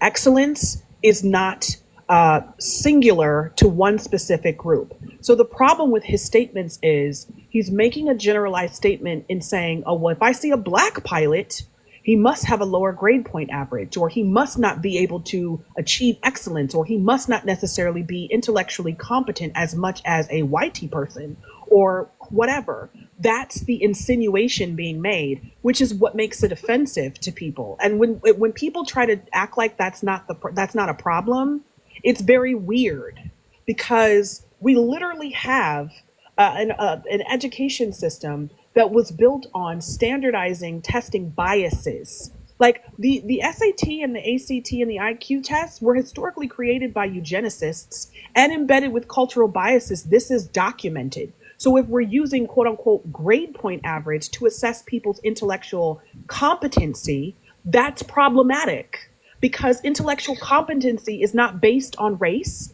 and it's not based on ethnicity. And that's the point that Black people are making when we're regarding the statements that he made. It's very clear. While yes, there are certain law firms and there are certain entities and constructs and, corporations within the, corporate world, or whatever you want to call it, that do indeed go on the basis of where you went to school or what your grade point average is. That is still not a margin to assess intellectual competency. So, and we know this to be true. And I'm telling you this as someone who's taught in schools for over 10 years. And I've taught from the elementary level.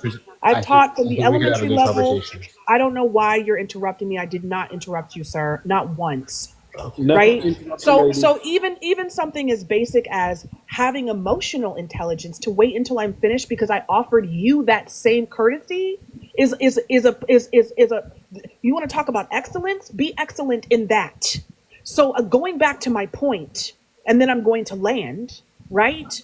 The issue is that there is no one culture, there is no one race that is singular when it comes to intellectual competency. So saying just because you saw somebody who's a pilot who's black, that they may not be competent, or they may not be able-bodied, or they may not be efficient or excellent at what they do, is egregious, and it's slanderous, and it's wrong. Now I've landed. Ishmael. Can I get the chance to respond to her too much? If you don't mind? One moment. I'm speaking. Yeah, you can. Hold on. This sister, you're excellent. You're really excellent. Keep it brief, though, King, because he's been waiting decently and patiently. He has. Let us recognize that. Cousin, thank you, man. I really appreciate you, honestly. Jay, go ahead, Jay. Okay, so what is your name? Ishmael? Okay, yeah, Ishmael. I never said that intellectual competence has anything to do with IQ, race, gender, any of these things. And Charlie Kirk's obviously never said any of those things either. Okay. Wait. See, did you see how you got mad that I asked? All I said was, "Please, can I respond to you?" First sentence. You talk about emotional intelligence. That's what you did. What do you mean? Okay, so wait, hold on. Let me finish what I'm saying.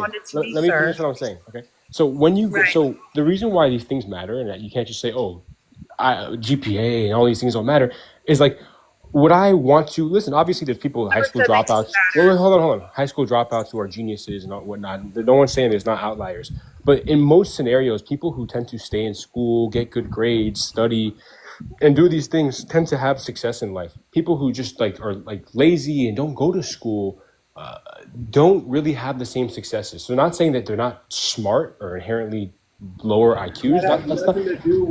Hold on, guys. I'm speaking the facts, okay? She was saying about how my emotional intelligence is low or whatever. I don't even know what she was saying, and that you did. You work on your. I would only interject that you're speaking a projection and or a feeling, not necessarily a fact. I literally didn't say you. I didn't say you. You said you're talking about intelligence. But None of my statements were an indictment on you. None of them. Okay, so again, IQ has nothing to do with race. IQ has nothing to do with gender. IQ has nothing to do with even your GPA. No one said that point. Let me ask All you I said was that schools. Let me ask you this question. Okay, sure. What's better, a high EQ or a high IQ in society? Can you define EQ for me? I've heard this term before, but I can't really Okay. Emotional quotient. EQ is an example of that. Is more like people skills. IQ has something to do with intellect and technical skills. I would say it's a combination of both. I think we need both. Right, but if we had to choose in society, which get looked at as higher, EQ or IQ? Boss, it really depends on what you need. So survival instincts. Hold on, let me just explain. Survival instincts. When you're hiring a CEO, are you looking for IQ? CEO IQ. When it comes to sales manager, hold on, let me explain, bro. When it comes to a sales pitcher, yeah, EQ. When it comes to someone who runs a company, so when you're talking about, you want both in a CEO position. But if you have a person with high IQ that can get more efficiency out of the people who have the IQ to do the task. No, I disagree. Listen. It depends where your business is, though. Listen. It's not about because IQ is based off of how well you think, and EQ is based off of how you connect. Exactly. So hold on. Exactly. So you were actually Guys. correct when you said it's both. That's true. However, when we're talking about societal norms. Societal norms deals with sociology. It deals with your ability to not just connect in your own mind, but to be able to connect in the minds of others and be efficient in that. So EQ, you how heard well of you Steve feel Jobs, right? You Steve actually Jobs have doesn't to have a high EQ. your EQ has to, sir. But I'm his Elon trying- Musk. Another high IQ His person. EQ was higher than all of those around him, and he was able to get them to do the thing that they needed to He do. created the idea, though. that's exactly, intelligence. exactly. I can come up with ideas all day, right? Ideas, right? No, not like I still that. need people to help me. It doesn't matter what the idea If I'm is. not Seeing skilled it in through that to its area, I inception still is the need thing. people to do the work.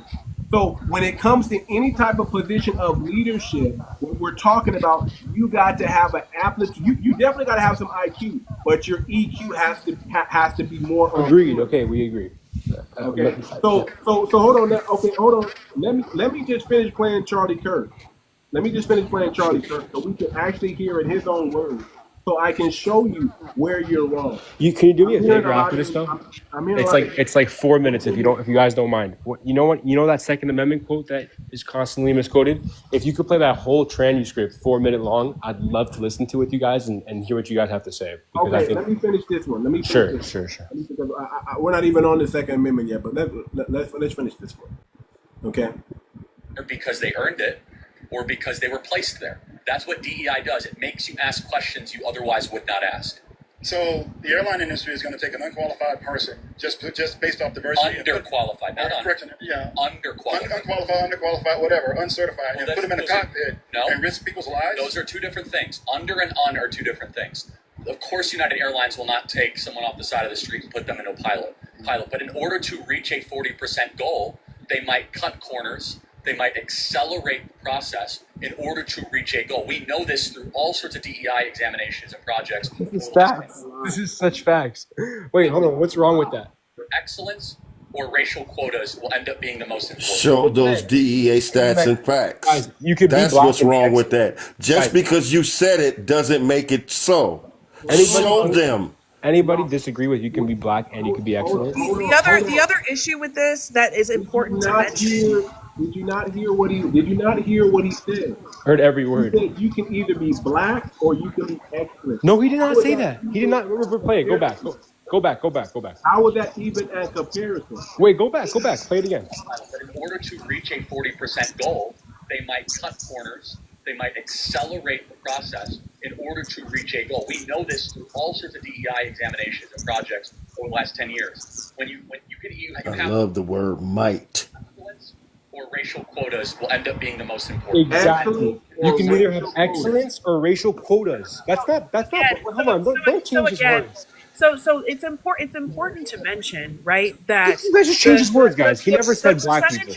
Hold on. It's important to mention that the percentage of people, the demographic of people who fly planes and then crash planes are predominantly white and not black. Because they fly the most planes. So please don't interrupt me. But they fly the most planes. So that's important to mention that the percentage there is higher. And so if we're talking about excellence, right, and we're just talking about excellence, that's not excellent, right? Then the number of plane crashes in general should be lower than what it is. Ishmael. If I told you the white pilots fly successful, I have to go and sir. But you're so easily debunkable. Sir, there's no way you're a teacher. Sir, I have to go in 3 minutes. Sure. And I am in fact an educator and have been an educator for a while. And just because that's a problem with our system. And just because you disagree with me does not mean educating my children. That's what I'm saying. There's no way. Just because you disagree with me doesn't mean that you can take away my credentials. This is 2025. You can't do that. You don't have that. I just don't want you in the classroom. So let's move on. So again, the point that I'm making here, and again, my statements weren't even directed towards one particular individual. My statements were simply to say that being qualified in excellence is not determined by where one graduates from, what their grade point average is, or their particular cultural demographics. It's defined by what they do and how they navigate the role that they're responsible for. That's how it's defined. So when we're looking at things like pilots, or when we're looking at someone like 𝗤𝗏𝗄𝗏 Brown Jackson, because he mentioned 𝗤𝗏𝗄𝗏 Brown Jackson as if she doesn't have the qualifications to be in her position, as if she's not as competent. The interesting part about that is the only reason he said that was because she was a black woman, not because she doesn't have the accolades, not because she doesn't have the credentials, not because she didn't have the grade point average, but simply solely off of the fact that she was a black woman, and the only reason she was hired was because she was a black woman. And then let's talk about, hold on, I'm not done. And then let's talk about the fact that when people say things like, It's coming, bro. people who go to school, people who don't go to school are not as capable of excellence as people who do go to school. I can literally pinpoint over 100 years where it was illegal for black people to be able to read, and yet we produced over 50,000 patents, 20 plus genres and subgenres of music, global innovations, inventions, and so on and so forth and the like. And so then I have to ask myself, well, how does that actually make sense then? It can't make sense because clearly the standardized education system is not necessarily a prerequisite for being skilled, for being excellent, or for being intellectually competent in a role, because you have 150 plus years of black people who weren't able to go to school and yet were able to invent and innovate things even despite that. So that argument becomes moot. And so this idea that people can, it's like the runaround. It's like, let's do the back and forth. Well, if you're black and you went to an Ivy League school, then we get to disqualify you based on your GPA, even though you went to an Ivy League school. But because you're black, we're going to disqualify you. Or if you're black and you didn't go to school, then you're not capable as much excellence or to reach a level of excellence. No one's saying Who went to school because they're white. Because they're white, and that's the implication that he's making. It is based in racism. It's based in one eugenics. Sentence, and then you can. I want to hear your rebuttal. I want to hear your rebuttal, Ishmael. Okay, one last thing, Jay. I want to hear her response. I want to hear her response. 1 second.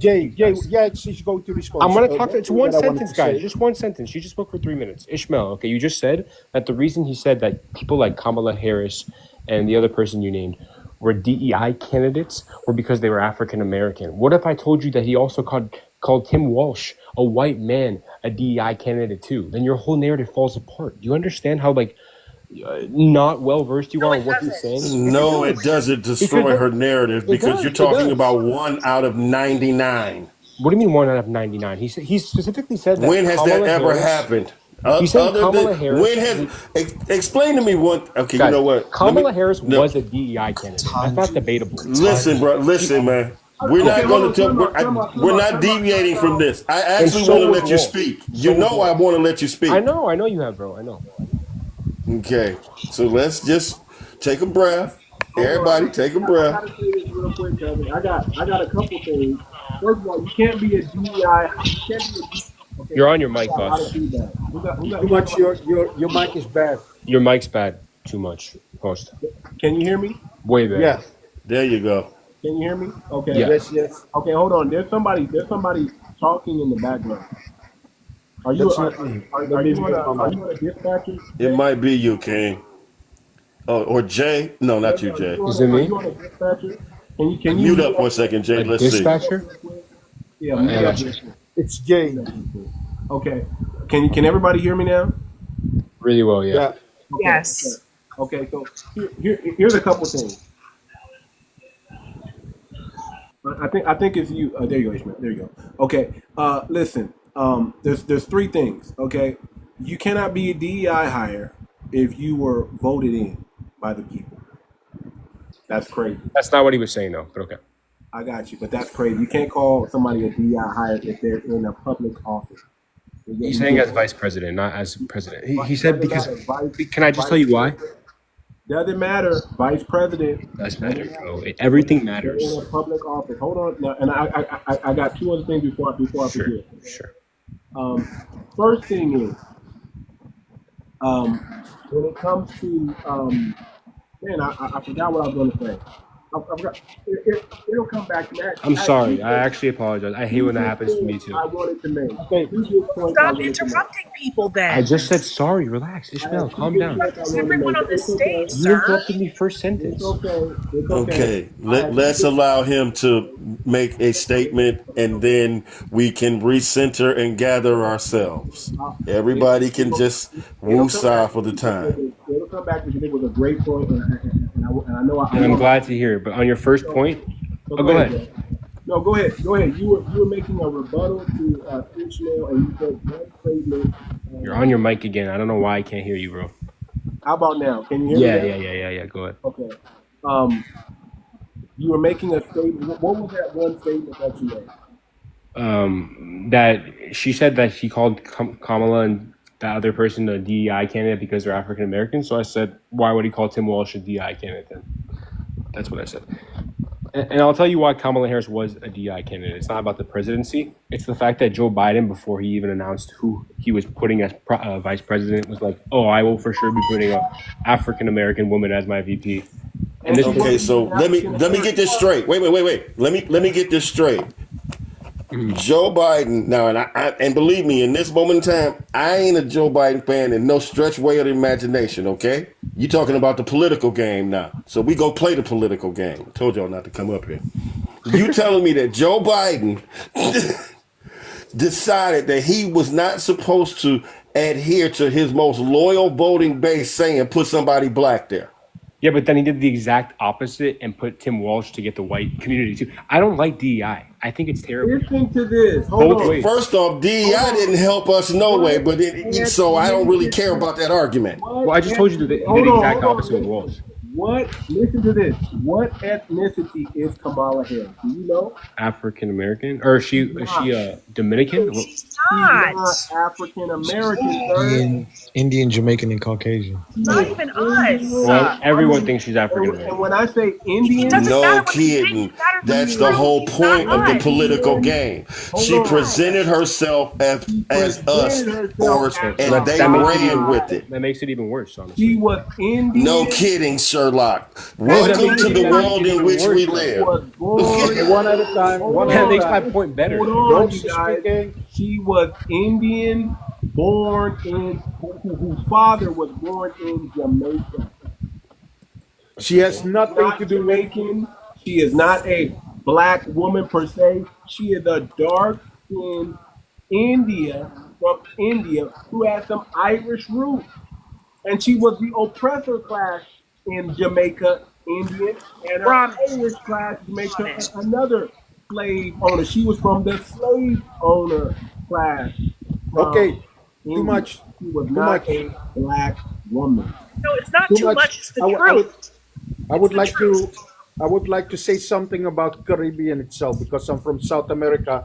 They consider my country as Caribbean. People like Kamala Harris, especially from Indian descent, they don't like our people. Let me be clear. Indian people don't like us. They steal. We are scammers. Here in Nederland, they were stealing our reparation. 2 times. They got money from the Dutch authorities to finance for development in my country. That money belongs to us. But what do? They take that money, they drop it in India, and then they finance their people from out of India. Kamala Harris is one of those people. So don't compare Kamala Harris with the original people from the United States, because she is not. And also not from the Caribbean itself, even if she's biracial, one of us. When they are biracial, especially, I have some in my family, and I love them, really love them, Indian people. Not all of them are like that, but most of them collectively, they think like that. They don't like our people because they want to take over. They are with more than 1 billion people that they try to export into the Caribbean and also to South America and North America. Let it be clear about these people. That's all I wanted to say. And we also need to be clear, like, one of the things that some of y'all in your community don't understand is that Black Americans are, we are politically propping up delineation. Kamala Harris is not a Black American. You cannot come to this country and immigrate into the Black American ethnicity. We are a distinct group of people who were here before 1776. We descend from U.S. chattel slavery. These people, Obama and Kamala, they are not us. They're not. No, I So they respect that, cannot but be that's used. not how Hold they on, portray themselves. hold on. They cannot be used to set the precedent or the standard for our excellence, for Black American excellence. And it's very unfair when people do that because they think, oh, because somebody has brown skin, that we're all the same. We're not the same people. We don't have the same history. We don't have the same accomplishments. And it's very disrespectful to say that they do. And when in using them in these arguments is also disingenuous, whether you know or don't know. Now, first of all, for example, Ketanji Brown Jackson, this woman went to Harvard. She went to Harvard and then she went to Harvard Law School. It's very fucking difficult to be accepted into Harvard Law School, okay? And mind you, our people helped to build that college, okay? The reason it's standing today is because of Black American people. So let's make that clear. You want to talk about excellence?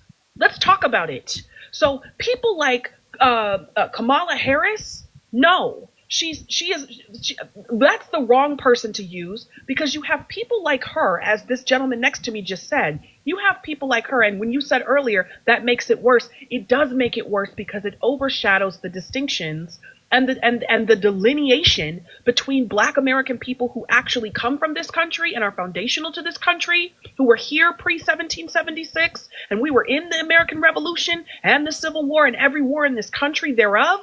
And people like her who just fucking got here and they don't have a legacy of 400 years of getting it out the mud in this country. So it's very rude when people do that. And I'm not throwing shade to any of the other melanated people. Y'all got y'all accomplishments in your countries and your areas and stuff. I'm just saying that has nothing to do with us. So when people use that, and I would expect that if people go to countries, Haiti, Jamaica, Dominican Republic, Cuba, or other areas, other melanated countries, Nigeria, Senegal, Gambia, Ghana, Madagascar, whatever the fuck, that you don't use Black Americans as the standard when you're having conversations that are ethnic specific, right? When we're talking about politics or when we're talking about excellence. Now, mind you, granted, you have a standard when we're talking about Black people who have been excellent at things, just as I mentioned earlier, those 50,000 plus patents that are registered at the U.S. Federal Patent Office, and so on and so forth, and all of the global innovations and inventions and all that shit we did. There is no other melanated group in the diaspora that can lay claim and stake to that. So if we're talking about excellence, that information and data and history needs to be disaggregated in a way that specifies the argument being made. So Black Americans, the reason why you're having the pushback is because we actually have the accolades to be able to stake that claim in this country. Other melanated people do not have that history to be able to stake that claim. So it pisses me off when people try to compare the two as if people just get to just migrate into people's ethnicities. No, the fuck you don't. Kamala Harris is a Brahmin Indian who is from the Caribbean, and her people are a part of subjugating others. She has nothing to do with our history and nothing to do with the excellence of our people. Let's just make that very clear. And that's not pointed to any one person on this panel. I'm just making it very clear where I stand. Exactly. Let me say this. Okay, host. Okay, go ahead, host. Sorry. Either way, but I gotta get this out so I don't forget. No, go ahead. Listen. When you're looking at this is how you should think. What's the difference between a Black American and an African? Do you know the difference? A Black American and a what? You cut out your on your. And an African. Do you know the difference? Sure. One's from Africa, other one's from America. Okay. There's a bigger difference than that. You don't know what the difference is? Tell me. I'm really from here. I'm really from America. I'm not an immigrant. I didn't immigrate to the country. I didn't come in as a refugee. What's the difference between a Black person and a refugee? I'm not a refugee. I didn't sell out my country to come over here. I'm really from here. My people, when Trump said America created everything, what he forgot to say was Black Americans created everything. Everything in this country, we actually have a track record. Everything in this country, Black Americans created, from the stoplight to the mobile refrigerator to the very light bulb that you guys use for electricity around the world. Every genre of music, from country music down to soul and hip hop, we created that. The standardized comedian that you comedy that you watch today, stand-up comedy, we also invented that. We're the best at basketball. We're the best at football. We're the best in. Let him get something in, bro. That's a lot to digest. That's a lot to eat. I mean, I'm that's gonna a lot be to honest eat. with you guys. Hold on. Let me Okay, go finish ahead. so I don't forget. Let me finish. Yeah, go ahead, bro. We're the best at everything. Everything you let us into, we have accolades to show proof. We have MLK. We have Malcolm X. Who else has an MLK or Malcolm X? They don't. Who else fights for freedom for all people? They don't. Who else has a track record of moral authority? Meaning, we didn't invade anybody's country. We never went to Iran. We never went to Iraq. We never went to Africa. We never went to Europe. We never went to Mexico. We never invaded any one country, but we got invaded over here. Okay, can I get a minute? And South America and the Caribbean. All right, am I gonna get a minute? Because Caribbean I and may South say America things that you guys don't like to hear. So my thing is this. Oh yeah, come on, bring it. Come on, everybody Sorry, go quiet. sorry. Everybody mute up. When you say somebody is underqualified, we're I never said overqualified. As Black Americans, we deserve every single job that they put in front of us because we are the ones that built this country, that built the wealth that this country takes advantage of. It's not about 100 years of oppression. We never got paid for that oppression, and we're still here. Even through Jim Crow, where they were blatantly, openly racist. Guess what we did? We built Black Wall Street. We built amazing things. We built a culture. Too much. We are the culture of America. Do you understand? Give the man a chance to speak, brother. Let the brother speak. Let the man speak. Yeah, too much. Most people don't know what Jim Crow is. Okay, that's all right. That's all right. Let him. We go get there. All right, guys. We go get there. Let him speak. Okay. Black Americans. So what you just said to me, what it sounds like, and please give me a minute because you're not. I know you're gonna jump on me when I say this, but what it sounds like is you think black people are better than white people. So if I said 1 second, guys, 1 second, right? If I said the inverse, and if I said white people were better at this, even though I'm not even necessarily white. Wait, bro, 1 second. No. I'm gonna mute you up because I'm gonna say this. You see, I can't even get a word across. No. I'm gonna say this because I want you to qualify that. See, when we say we're better, we have the proof. Yeah. When I see people say they're better, they don't have the proof. Okay, so let me give you the proof. You ready? Go ahead. Okay.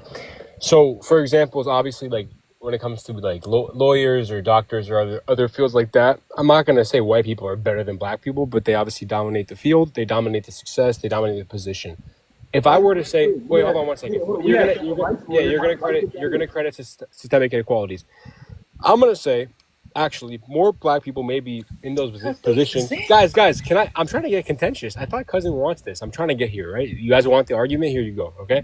If I were to say black people were, I think more people are actually in those positions because of DEI. So if I said in the NBA, if 50% of the people in the NBA have to be white because of DEI, reverse DEI, I'd find that absurd. I want to watch the best basketball players, which are obviously black people, even though I'd probably beat all of you guys in basketball and I'm not black. But you're right. Predominantly, black people are better at basketball. They're more athletic. They're better in sports. That's not really debatable. White people are better in certain fields, but I don't like to say that white people are better than black people. What are they better at? I just told you.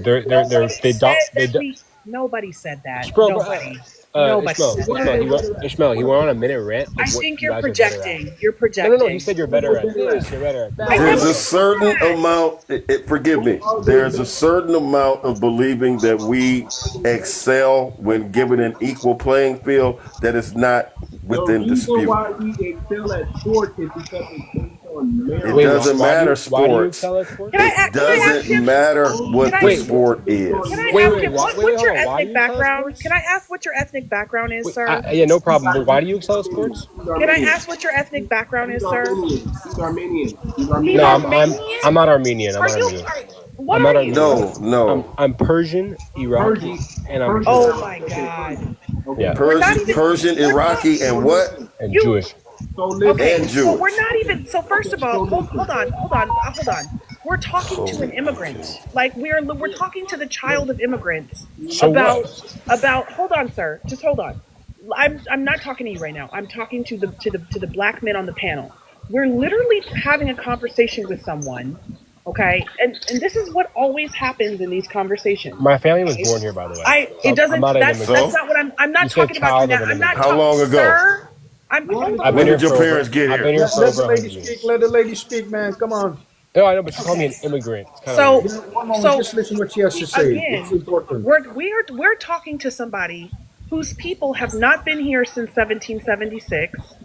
Okay, they have not. We're talking to someone who is the child of people who have not been here since 1776, who have probably not been here since 1865. Okay, that is who we are having this conversation. This would make sense to me if we were having this conversation with a wasp, right? Which I'm gonna tell you. Okay, Over the so this is last what you guys do. You say, "Yo, hold he's not on, from sir, America, sir. so we can't conversate with No, him." no, no. That's not what I Yeah. said. You need to It's mute like up. grow a Mute pair up. of balls, you know. Mute up. I'm gonna explain it to Mute you up. later. That's the I'm problem Okay, with listening to hold her. liberals; on. they have no Just One balls. moment. let me Let her let me speak. finish. Let me Y'all finish have what I'm no saying. balls. No Let me balls. finish what I'm saying. Thank Yeah. you. So please go on mute. Go on mute. So first of all, it would make sense if we were having this conversation with a wasp, and I'm saying this because I've had these conversations with wasps. There are a couple of them that I am in regular conversation with on What's a Twitter. wasp? Okay, and a white Anglo-Saxon Protestant descendant, so a Mayflower white or a white person whose people have been here 1776 and pre-1776. So a white person who's been in America That's for a who I'm while. referring. That's who I'm Okay. referring to. I'm That's who referring. was allowed into America during I'm that referring. time period. Yeah, I just I'm asking. referring to a particular. Can I finish? Oh my God. I'm referring to a particular demographic within the white classification. So not the entirety of people who would be considered racially white, but a particular demographic of people within that classification that were actually here and have been here and are the descendants of those people. That's who I'm referring to, right? So again, I have spoken to a number of them about exactly what we're talking about right now. And mind you, the conversation with them is always completely different. And it's completely different in the sense that they understand, because their people have been here for 300 years plus. They understand because they've been in proximity to Black Americans and all of the vestiges and all of the things that we have done and have endured, and so on and so forth. When we talk to people who are the descendants of immigrants, because that's what you are, is the descendant of an immigrant. Your people My immigrated here. family They didn't were not. immigrate here, no. They were. One Your moment, people were Jay. not Just here. listen. Just Your listen. people were not here when this country was formed. Your people came That doesn't make after me an this country immigrant. was But go formed. ahead. Your What's your people point, though? came. Your people came after this country was built. Okay, what's your They were point, though? not here. They were not here Okay, but you were a when this slave in country. this country. You're saying. What's your point? Can you go on No, mute? Because no, no, no, no, listen. no. What I'm going to do next is get on my big mic and turn up my volume so that No I can problem. just I want to drown hear your you out. point. I want to hear Okay, your well point. then, I'll do Jay, that. If you don't don't want to hear my interrupt point, you her. can leave. No, I If do you want to don't want hear to it. hear, I okay, do then want to hear stop. it. Okay, Then don't stop. interrupt her. Then stop. It doesn't make sense. Like, he says he's a lawyer, but I mean, I like, never I said know I'm a lawyer. lawyers. I I never know said I'm a real lawyer. lawyers. I know I never people. said I'm a lawyer. I never said I'm a lawyer. I know Jay, people who. I know Jay, do real me a law Keep putting favor. school words in my mouth, graduates. Kevin. I Jay, never said I'm a Jay, Okay. lawyer. Jay, do me a favor. Because you know we want you here because we want to have this For conversation. you, So Do anything. we? Do okay, what we? I'm just wait. So what I'm gonna ask you to do right now, Jay, Okay, so what I'm about to is do, we treat our ladies here like ladies. And we understand that there's passion in our ladies, and we try and give them the grace to operate within their passion. I But hear we you. I'll also go on mute. ask I'll our go on mute. I gentlemen, hear our you. men, to be I hear you. gentlemen when we address our ladies. Thank you.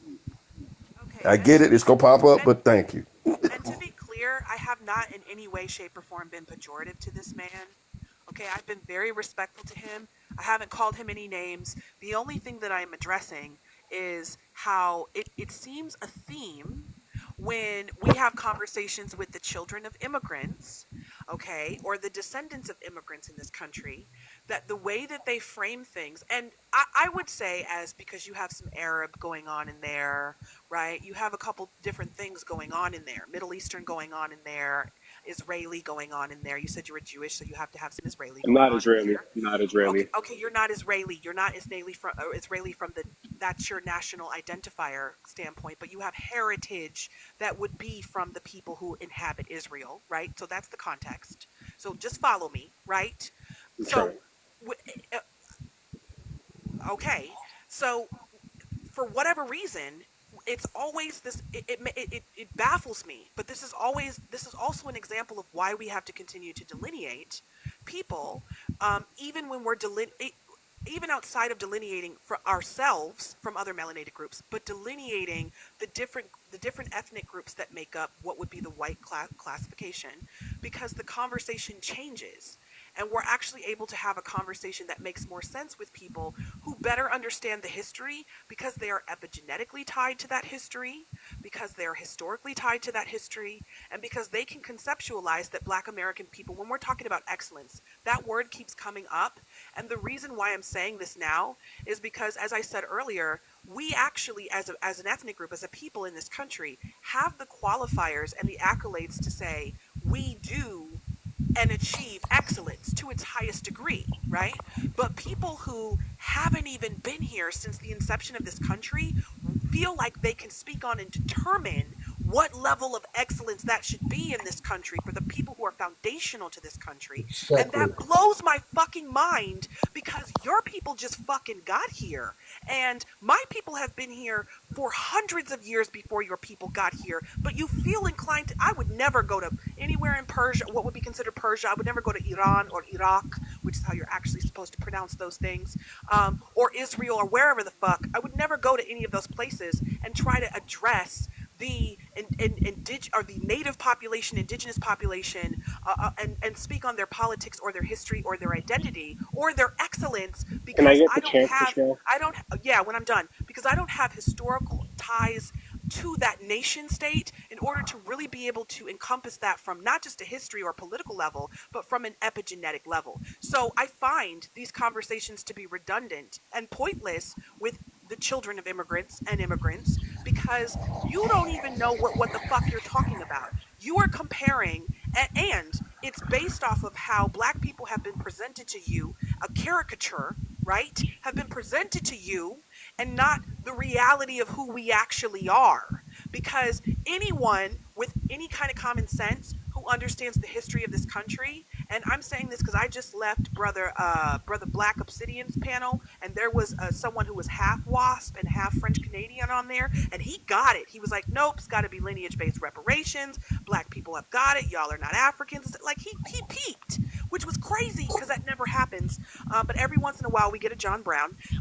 My point is, having these conversations with immigrants is like, you are not even qualified to even speak on this, because your people just got here. My people been here. If anybody is qualified to speak on it, it's me. And yeah, you hate that because I'm Black, but you come in here and will disregard and distract from conversations just because you want to be contrarian and cape for white supremacy, which is crazy. So that's Can I get what the it chance is. to respond Like, now, or just gonna say that's like really what it things? is. And so Okay. I'm saying all that to say, here's why. When he said earlier, the one thing I agreed with this man on was when he said, when somebody said, oh, Kamala Harris is not even a Black American, and he said, that makes it worse. He was totally right. And do you know why? Because there is no nation in human history that has prioritized foreign occupation to the benefit of the native population. And this conversation is literally an example as to why. Because those people will then feel emboldened and egregiously so, and nefariously so, that they get to speak on shit that they're not even historically or epigenetically or ancestrally qualified to even speak on. Fuck out of here. Okay.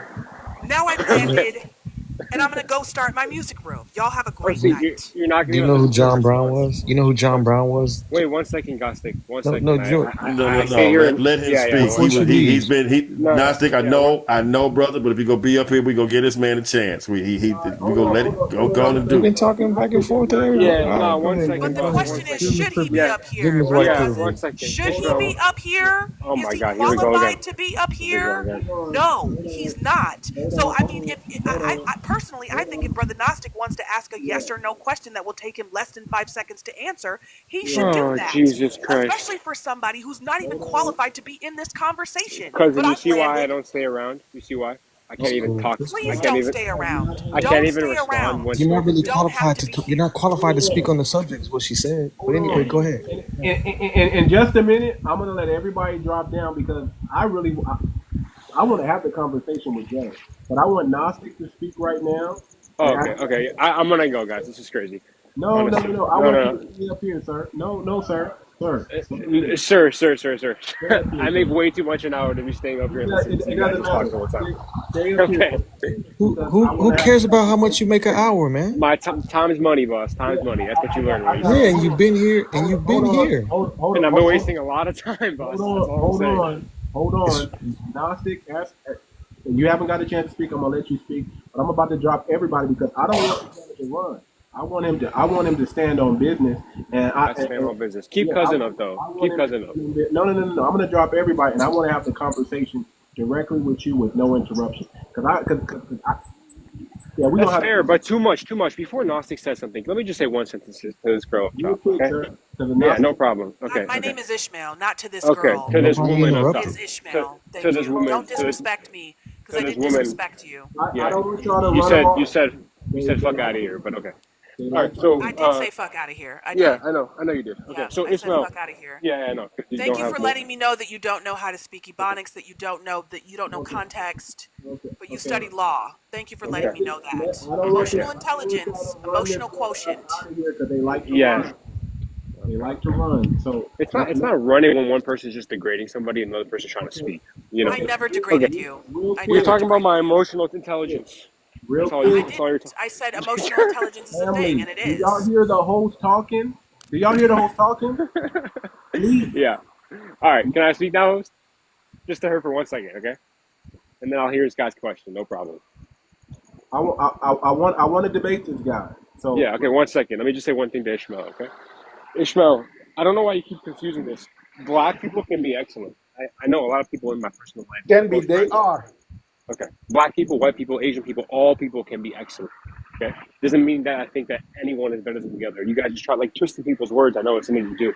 And then you're trying to do this thing that now I'm an immigrant or a son of an immigrant or I'm not qualified because you just can't talk facts for somebody. I get it. Listen, my parents were kicked out of their countries. Okay, we had no choice but to come here. I've lived my entire life. What did they do? I've lived nothing. What Simply did they for do to get kicked out of their countries? simply for being Jewish. And I don't care if Okay, I don't well, want I don't that's want your sympathy. unfortunate. Well, hold on. I don't want your sympathy. I can't go back to I don't need it. I can't go back to Iran. I don't have any to give Okay, you. let me finish my statement. Okay, I can't go back to where I came from. To say like, oh, Well, you I'm gonna could, go. but I'm gonna go to a different country and say I would dictate their laws. No, I that's not didn't what tell I'm you that doing. you had to go back. Yo. Let the other person finish. You see how you interrupt constantly? Wait, do you see the difference? Wait, cousin, do you see? Cousin, You interrupted me so many times. no, I It's was not on even funny. mute. I was on mute. I didn't say a word, bro. When cousin said I'm gonna something, start letting people drop because I want to have the conversation and I don't. No, the problem is you have people let who the are raghead go. Let the raghead go, man. yeah, you have people like Ishmael who just can't take the heat and like don't want to have a conversation. I No, don't that's, bend to white supremacists. I'm not white. I'm I not don't white. bend. I don't bend to people who operate within white supremacy. Ishmael, don't I'm worry, not don't white. worry. You just I can't take don't the bow heat. down. I don't bow. The only person I'm You're bowing clearly down white, to man. are You're my clearly gods, white. my ancestors, and the black men in this room. And if you ain't that, I ain't bowing to nothing. You're bowing to your black people? What the fuck? Okay, I don't bow to anybody but God. Because Put you it that don't way. get it. I bow. You don't get it. Listen, I apologize, you guys, but I gotta drop some people because I want to have the conversation with him. Wait, before you do, I need 2 minutes. So talk within yourself. Brother, we don't want to hear the Crimea River. We just want to get to the No, I'm going on. No, I'm going He's on go- mute. I'm picking up food real quick. You guys talk by yourselves. Don't kick him yet. Okay, Too much. I'm going to leave. Yeah, I just want to talk to this guy. I don't want interruption. I really want to debate this guy real quick, and then if you guys want to come back up, you can. But I just want to debate. I want to debate this guy directly with no interruption. I had two great points, and I couldn't even get out because Because he interrupted you, dog. Yeah. None of us did. He interrupted you and I made you know. forget, but you're gonna drop us. What sense does that make? Because I want to debate this person directly. But we didn't interrupt you to make you forget your thoughts. He did. We didn't. I don't want you guys to get upset behind this. I want to debate this guy. It's a directly. temporary There's nothing drop, he can bro. say. It's There's not. nothing It's he not. can say. Yo, there's nothing he We can want say to get to upset us. information so that we can see this plan of action. That's what we're trying to do. I just want to debate. But there's nothing he can say to upset Oh, us. Though. Nothing against he's not anybody. trying to upset us. He thinks he thinks he can upset us. Right. It has We nothing- just want to hear what he has to say. Period. Bro, he's confused. Number one. Yes, he's confused. We know Somebody he's said- confused. Right. Okay, all right, listen, cool. The host is speaking on the panel. I want to debate him directly. That's it. So I'm gonna start dropping y'all. I'm just gonna leave him up here. I don't want anybody to get upset. I just want to debate this guy directly. That's it. Everybody have a good night. Y'all can Have a good night, man. Yep. Take care, brother. Appreciate you. You guys are welcome back anytime. Okay. Jay, I need you to come off. I need you to come off the mic, brother. Let's have a conversation. Jay, are you there, Jay? One second. Yeah. All right.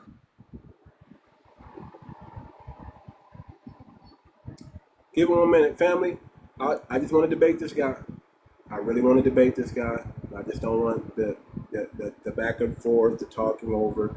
You know, if he talks over me, I can just mute his mic. But I'm gonna be respectful. I'm gonna give him a chance to speak. I'm gonna give him a chance to say what he has to say. But I also want to say I want to go down. I want him to point out what YT people are better than black people at in anything. I want him to name something that YT people are better than black Americans, because we actually have the scholarship. We actually have the achievements. You know, maybe he don't know everything that we've done in this country. Maybe he doesn't know everything we've done for this country. Maybe he don't know all the things that we've achieved after the emancipation in 1865. And I want to see what he knows being here in this country. I think he said for 40 years or 20 years. I'm not sure what he said. You know, but we don't recognize refugee as something. You know, if something happens in your homeland, you don't flee over here. Especially if your homeland's way over there. You don't flee over here. But that's what they seem to think. They seem to think that they're justified to flee over here because of something that happened in their country. We didn't flee. We got everything done to us, and we still here in this country. How come you don't see black Americans fleeing to other people's countries? 1% of black Americans leave and go make way and live somewhere else. 99% of us actually stay here and face what we gotta face. We don't flee. All right, I'm back. Okay, brother. So the conversation that I want to have with you, brother, is what are YT people more excellent or better than black Americans? Do you? I don't think any race is better than the other, contrary to what you think. It's not about thinking any race. I'm just saying, give me something that you can say black Americans can't do. Cannot do? Cannot do. No, but anyone can do anything. No, I'm talking about specifically black. I'm not talking about I'm talking about specifically black Americans. What can we not do? You can do everything. Did you know? Oh, yeah, we can do everything. We can fly planes. Yeah, we can 100%. fly planes. Did you ever hear me say differently, though? Did I not say you? But here's what they're saying. When someone says if they see a black person, they think is he a DI hire? That's wrong. When they see a black person, they should be thinking he's excellent and they deserve to be here. Sure, I agree with you, but he was saying at a company that was specifically hiring for DEI. That's why the context mattered. Do you understand? If you said any airline, I would agree with you. DEI has been debunked for black people. Black people don't get hired based on DEI. Black people actually get hired because they're qualified there. That's the So myth. what is DEI? So what is DEI then? So DEI is diversity, equity, inclusion. Do you know Yeah, who what does it benefits do? mostly? Do you know who benefits mostly from DEI? I'm assuming you're going to say white people. White women. Okay, how so? Because they are the ones that DEI benefits the most. If you do the numbers and look it up, you will see that DEI benefits YT women the most, and the next one after YT women is. So who does DEI hurt the most? Can I ask you that? DEI has not hurt or been good. Okay, benefit the least. Benefit the least. How about that? Say again. Who does DEI benefit the least? It benefits Black Americans the least. Okay, so then therefore we're both not in favor of DEI. Thank you. We agree. I don't know what you want, but what you just said you don't like DEI. Then, in other words. Black people, yeah, black. Listen to me. Let me say it clear. DEI has never been good for Black Americans. You know who has been good for? Immigrants. People I guess I'm an immigrant or whatever. People from India, people from Persia, people from everywhere but here. Why do you think they want to keep DEI so much? It's not Black people. Black people, listen. Do you know what happened when they took DEI out of college? Do you know the demographic that complained the most when they took DEI out of college? Do you know that? Who? Asians. Asians start complaining that they were being discriminated against and they weren't getting in because they were getting in. They were. Wait, but they were though. DEI. Yeah. So listen, I agree with that. Asians, guess because what? they have such high scores, are held to such high standards. It's so stupid. It makes no sense. Listen, when they took away DEI, the same amount of Black people were going to college. Okay, you want me to spice it up for you, boss? Because I know that's what you want a little bit. Okay, so one more thing that Charlie Kirk said, and that I 100% stand by, is that a problem in Black culture. This is not my position, my place to stand to be, because I'm obviously not Black. But go ahead and say it because you want to say it. So go ahead and say it. Oh, I don't have to if you don't want me to. But no, it's honestly, it's in my experience. Obviously, there's Black people who don't partake in this. But it's too accepted in your culture, and it's a problem of why a lot of young children are failing within your culture. So when you only have one man within the household, and that's like accepted, yeah, but that's true. I'm glad you said that. But is that not a problem, though? Is that not a problem? No, I'm gonna tell you why it's not. Okay, please tell me. Okay, listen. We don't blame YT women for creating mass pupules, right? Mostly, obviously not. Okay. Mostly these people that pupu the school, that commit heinous crimes, and I'm talking about, I'm talking about Las Vegas, everywhere, Oklahoma bombing, Texas. Those aren't Black. I'm talking Sandy about Sandy Hook, Charlie Kirk. Not Charlie Kirk. Charlie Kirk was unalived by a YT man with both of his family. Oh, you're saying the shooter. Okay, yeah. Let me just say the huge difference. So, you ready for the big difference? So no, there is no big difference. The big difference is we don't do those things. Okay, yeah, I agree with you. We don't inscribe shell cases and put things like N words or this. And listen, here's the thing. Those people who do that don't even live around Black folks. So how can you hate somebody you don't even live around? You live in an enclave of YT neighbors. Your neighbors are wait, sir, too much. It's an easy YT school. And how do you have the audacity to blame Black people for anything and you're not even around Black people? I am around Black. I went to a school where half my fucking students were Black. Okay. You say you're from Los Angeles, right? Okay. Yeah. So I'm also in California too, sir. I'm also in California. Yeah, too. I went to a private school that was actually predominantly Black. Okay. What private school? I'm not giving you specifics, but I went to a basketball school. Bro, I went to a basketball school. Sierra Lake or Sierra Canyon. I mean, What? No, not Sierra Canyon, but you're closer than you think. Well, Let me just say one thing. Okay. I'm not telling you what school I went to, bro. I'm not telling you what school I went to. I know exactly what school. Okay. I'm not gonna So I have. Let me just say one thing, okay, about your school shooting example. Yes, you're 100% right. Most school pupilers are white, crazy people. I don't disagree with. Wait, can I finish? Can I finish? We had the same problem when there was 8 people, even with just me and you. I still have the same problem. Okay, let me just say one thing. The difference is that's not a part of white culture. It's not a glorified thing in a way to do that. It's actually an outlier and extreme, and these people are arrested or put in jail, whatever you want to say. In black culture, what I said, not that maybe it is a norm, but it's actually widely accepted. It's almost like 50-50 whether or not a kid is raised without his father, and that's disgusting. I don't know what other way you want me to say it. I think okay, let me ask you this. Have you ever heard of COINTELPRO? You know what COINTELPRO is? No. That's why you don't know. COINTELPRO? Okay, COINTELPRO. Is that a person? No. It's an actual act that was done to black people.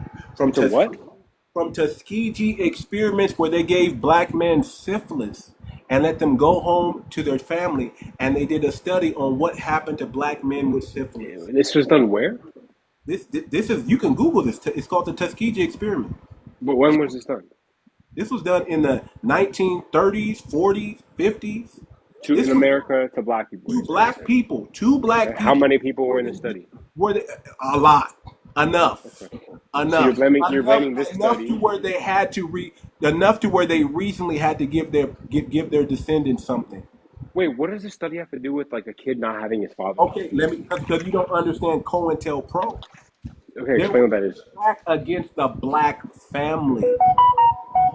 That's what COINTELPRO is. It's attack against the black family. The reason why drugs were funneled in our neighborhoods, not their neighborhoods, not in the small hat neighborhood, not in the Italian neighborhood. They put it in Harlem. They put it in black town, black place. They sold drugs in black town. They empowered black people, black drug dealers, sold to them on purpose, so they can infuse them. The government? The government, and they studied it. It's called the 80s, crack babies. It's a study. Mm-hmm. So you're saying that these babies are like now crack babies, and that's why they're children? No. I'm saying some black families are some people in the black family are crack babies. Yeah. That's a fact. That's a fact, but that's not because of. Okay, but I just don't think it's a part of your guys' culture. You're not gonna let me. No. Let me finish. Oh, so sorry. Finish. I'm talking about COINTELPRO that you don't know about. See, there was a reason where they made black mothers choose. They said, if you have a man in the house, we can't give you this welfare. And those women, listen, and those women, they still had the men around, but they would hide them. They would have to get out the house when the social workers come in, just so they can receive their food stamps. And it got to the point, right? And then feminism came in. See, these are all COINTELPRO tactics that affected the YT community, but it also affected the black community more. And it was designed to affect us more because our women have never been oppressed by us. YT women were oppressed by their men, but black men never oppressed YT women. Our women have always worked with us side by side. We were stronger when we were segregated. You know why we were stronger when we were segregated? Because we had our own businesses. We had our own economy, ecosystem. Our economy did not depend on YT economy because we had our dollars staying in our community and circulating. Integration harmed us. Because now we decide to go to the YT store instead of spend money with our own black people. So our own black businesses begin to dry up because people started spending money with everybody else but their own people. And that was by design. I don't understand. Like half the time you try saying like the system is against you, but then the other half the time you're saying that you're better than everybody and you want to be integrated with people. But listen, this is how we're better. I'm just mind blown. We're better because the system is against us and we're still here. 64. Did you know that 64% of black Americans are in the middle class or rich? That's amazing. Good for them. You think I'm like mad at that? Hold No, on. it's Too much. not I for want you you to to be understand mad. something. I want your success, boss. No, I no, don't no, want you to no. fail. I want you to It's succeed. not about. First of all, I don't fail. I'm not a failure. So No, I'm you not can't saying say. you are, but I don't wish negative on you or your. But here's what you don't understand. You're not under attack. COINTELPRO doesn't affect your community. It only affects black How community. did COINTELPRO affect you? I'm bringing up my computer right now, just I like to just look told this shit you. up. Okay, Hoover. Do you know J. Edgar Hoover is? Yeah. He said black unity is the number one enemy to America. Is black unity. That's J. Edgar Hoover. That should let you know right there that there is a direct plot against us. They funded wars in other countries based on the drugs from our community. They allowed certain drug dealers. COINTELPRO. Okay, I just found what this is. Go look it up. Go look. Was a series of illegal projects conducted by the FBI to disrupt and discredit organizations and individuals perceived as subversive. Okay, feminine groups. Read up on it.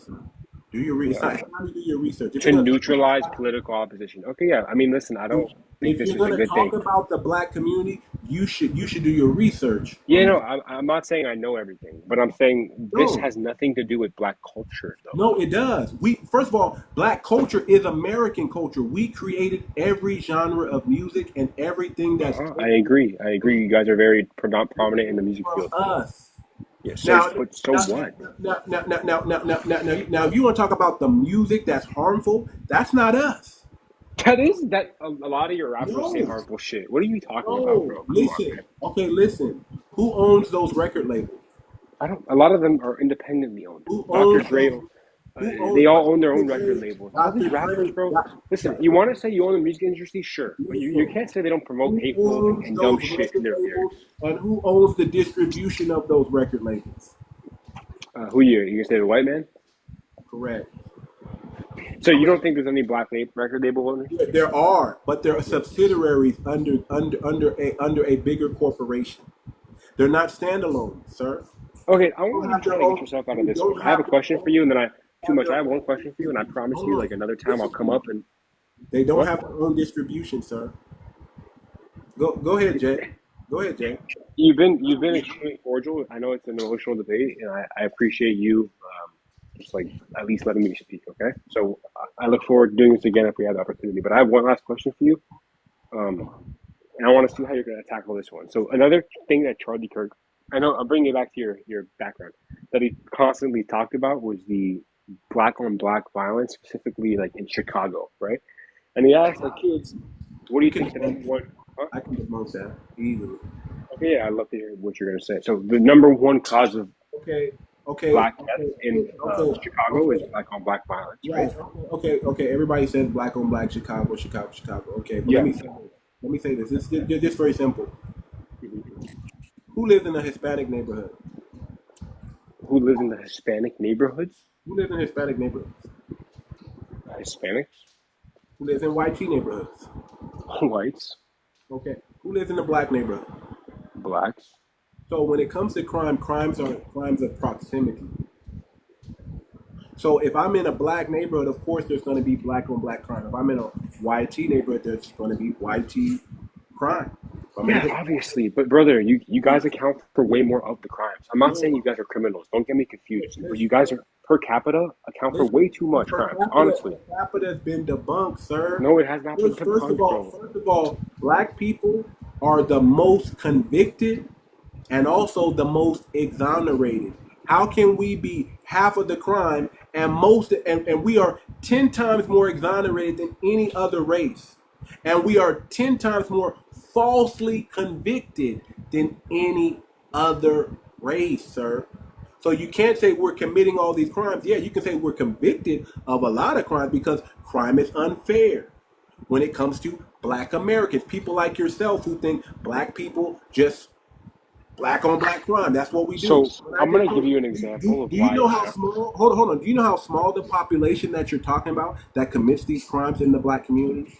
13 tens of thousands of the black population are down bad, and they commit these little petty beefs back and forth, street business. Okay, so when you say a person who committed a crime is exonerated, let me give you an example. O.J. Simpson was exonerated. Okay, everyone knows what he did was not. He wasn't innocent. Listen. But the reason, hold on. The reason he was exonerated. The reason he was exonerated was because he was black. There's no other. If that was a white man, well, 100%. What do you mean no? Why was he exonerated? The reason why O.J. Simpson got off was because the police was planting evidence. The police. No, it's because of what happened to Rodney King. Okay, but why are you lying to yourself? You know me. I know. Everybody knows what happened to Rodney King. Sir, everybody knows. Everybody knows. Even Charlie Kirk said this, sir. Even your boy Charlie Kirk said this. Everybody knows how incompetent the police were in planting false evidence, and they got planting false evidence or yes. planting evidence. No. You're changing the words. No, again, sir, you're good at this. They didn't plant false evidence. They gathered evidence, and they may have tampered with it. And I'm gonna let your hero Charlie Kirk tell you, sir. I'm gonna let your hero Charlie. He's Kirk not my hero. I never said he was anything.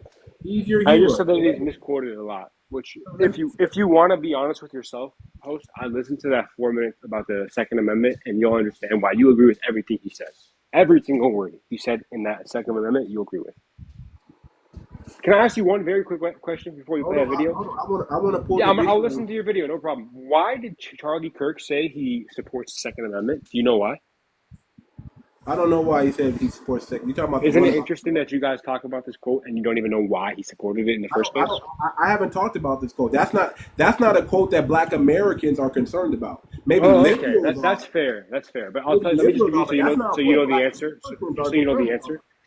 He said the reason why he supports the Second Amendment, and this is another reason why he didn't want to be a politician, is because it's there to protect against a tyrannical government, and that's the reason why it's there in the first place. And if you think otherwise, then you don't know our history, and yada yada yada. So I agree with that. I don't have a problem with that. I support the Second Amendment. Okay, perfect. So you agree with Kirk on that stance. That's all I'm saying. And when he was clickbaited for one sentence, woke clock is right at least twice in the day, sir. Okay, but he was clickbaited for one sentence, and that sentence made him look bad.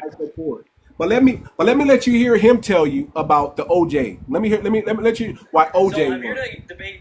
Listen to this. I believe that Black Lives Matter is actually a good thing. And I believe that there's a differentiation between the statement and the foundation because one is more popular than the other. I think that there's a bias with race in general within politics, and I think the Republican Party lacks a consistency in that. So my question to you is going to be, if I name these three names, could you tell me if they're guilty or not guilty? Okay, so the first one's going to be Carmelo Anthony. Based on the facts available, absolutely guilty. Okay. Now, O.J. Simpson. Oh, absolutely guilty. Okay. George Zimmerman. No, self-defense. He was acquitted by a jury of his peers. Now, if we're going based on facts, what makes the Carmelo Anthony and the George Zimmerman case different? George Zimmerman was hunted at night by Trayvon Martin at 2 a.m. and the stand your... He lied right there, by the way. Wait, let me finish with... Stand your ground up against people that wish you harm. Carmelo Anthony, with that Austin Metcalf, who he murdered in cold blood, said, "Don't touch me" at a high school track meet, said one thing he didn't like, took out a knife, and then brutally stabbed him to death. Those are not moral equivalents. George Zimmerman and Austin Metcalf and I just want to know he lied twice because I read the police report on Carmelo Anthony, and we all know that George Zimmerman stalked Trayvon Martin, and that's also based on the 911. I don't know much about George Zimmerman, but I definitely don't support a kid at a track meet just taking out a knife and putting it into a kid's throat. So if you got two big dudes after you, and you got a utility, you know what a utility knife is? Yeah. It's a very small knife, like a pocket knife almost. Pocket knife. So he didn't bring that knife to cause harm to anyone. He probably was screwing on his cleats with it because that's one of the things that you can do. You can screw on your cleats with a utility knife. It's so many things you can use it for. You can cut rope with that. He said, "Leave me alone," and these two big birdie kids didn't want to listen and brutally. What'd they do? Think about it. Brutally stabbed him. That's false. He stabbed him one time. Wait, hold on 1 second. What did the kids do for them to deserve to be? Did they touch him? Yeah. Okay, so how is he? What did they do? They punched him, or what did they do? No, they grabbed him up and hemmed him up. They grabbed him up and hit him up, and he defended himself. He took out the knife and stabbed one time, and then took off running. And this is based on like what, testimony or video? They have video too. They have I'd video. love to see this video. I'd love to see this video of the Metcalf There's a putting it reason out. why. Listen, there's a reason why they haven't put it out yet, because obviously it shows exactly what happened. Okay, but wait, let's finish this put clip. it out already. Show me what he said about OJ. They would have put it out. Okay, I'm getting that right now. I'm gonna put it right now. Hold on. Yeah, finish And are on different planets morally. Don't ever compare them. That is They incredible likewise. moral confusion. But And I thought you would be smarter than that. I am. So I want to debate, how is it hunting when it was confirmed by the police department that that George Zimmerman followed him? It was the other way around. Again, the facts around the George Zimmerman case, I'll admit, are a little bit rusty. It's been 10 years since that case. What I remember is this. It was highly scrutinized. Right. The jury was bipartisan. He was fully acquitted. And when all the facts came out, it was legitimate self-defense. Now, if that ends up happening in the Carmelo Anthony case, I guess I'll reevaluate it. Right. But again, they're not even close to the same moral dimension. I would argue that they are, because George Zimmerman was told to stand back by the police department. He had no authority to follow him, and it was a self-defense case where the problem is he who dies does not get to testify. The only fact that was presented in court was based on George Zimmerman's testimony. Okay, I want to speed this up. I don't think you even know who George Zimmerman is in this audience. This was a decade ago. So we could go with O.J. Simpson. Well, which crime of O.J. Simpson are we talking about? Because he was incarcerated twice. Well, the crime of the murder. Okay. What makes you believe that he's guilty if you're going based on fair law judgment rather than emotional bias? Again, you really think that was a fair trial? First What of all, I'm- the police do a lot of stuff. Let's just be honest. The police why O.J. Simpson was accused. They reached too far. They wanted to get a guilty verdict too much. Kardashian pounced on it. And let's all be very clear. If the police would have just preserved evidence in its original form. So I'm here to debate. Wait, pause it. Wait. So wait, host. Wait, let me tell you something. Wait, what was the first thing he said? He said, "Do you really think it was a fair trial?" What do you think he's saying by that? So when he said, "Do you really think it was a fair trial?" Yeah. He told you why it wasn't a fair trial. The police got too far and overreaching. No, that's not about equality. Hold on, that's not what he's saying. We can go back to it, sir. He said the police were overreaching. No, wait, host. Yeah, I want you to go back to it because you have to catch to his words. He said, "Do you really think it was a fair trial?" And then he said, "Yeah, I mean, first of all, obviously the police messed with the evidence, but that's when he's saying that." He's saying that's beside. He's saying, wait. He's saying that's beside the point. Reason why, and then he said that the Kardashians. You're not understanding what I'm saying. Everyone understands the police messed with evidence. When he said, "Do you really think it's a fair trial?" He's saying, Did he say what he meant by that, or you're assuming what he meant by anyone with any brain knowing what happened during that trial understands what he's saying. I'm sorry, bro. I'm sorry. I can't give you the benefit of the doubt. That's why he said right after. Brother, albeit. That's why he said, albeit the police were terrible with their bro. Let's go back to it. You're speculating. Go back. Play the exact sentence. Go. The crime of the murder. Okay, what makes you believe that he's guilty if you're going based on fair law judgment rather than emotional bias? Again, you really think that was a fair trial? First of all, the police screwed up a lot of stuff. Let's just be honest. Okay, pause it. So he goes, he said the police was Did you hear him say listen.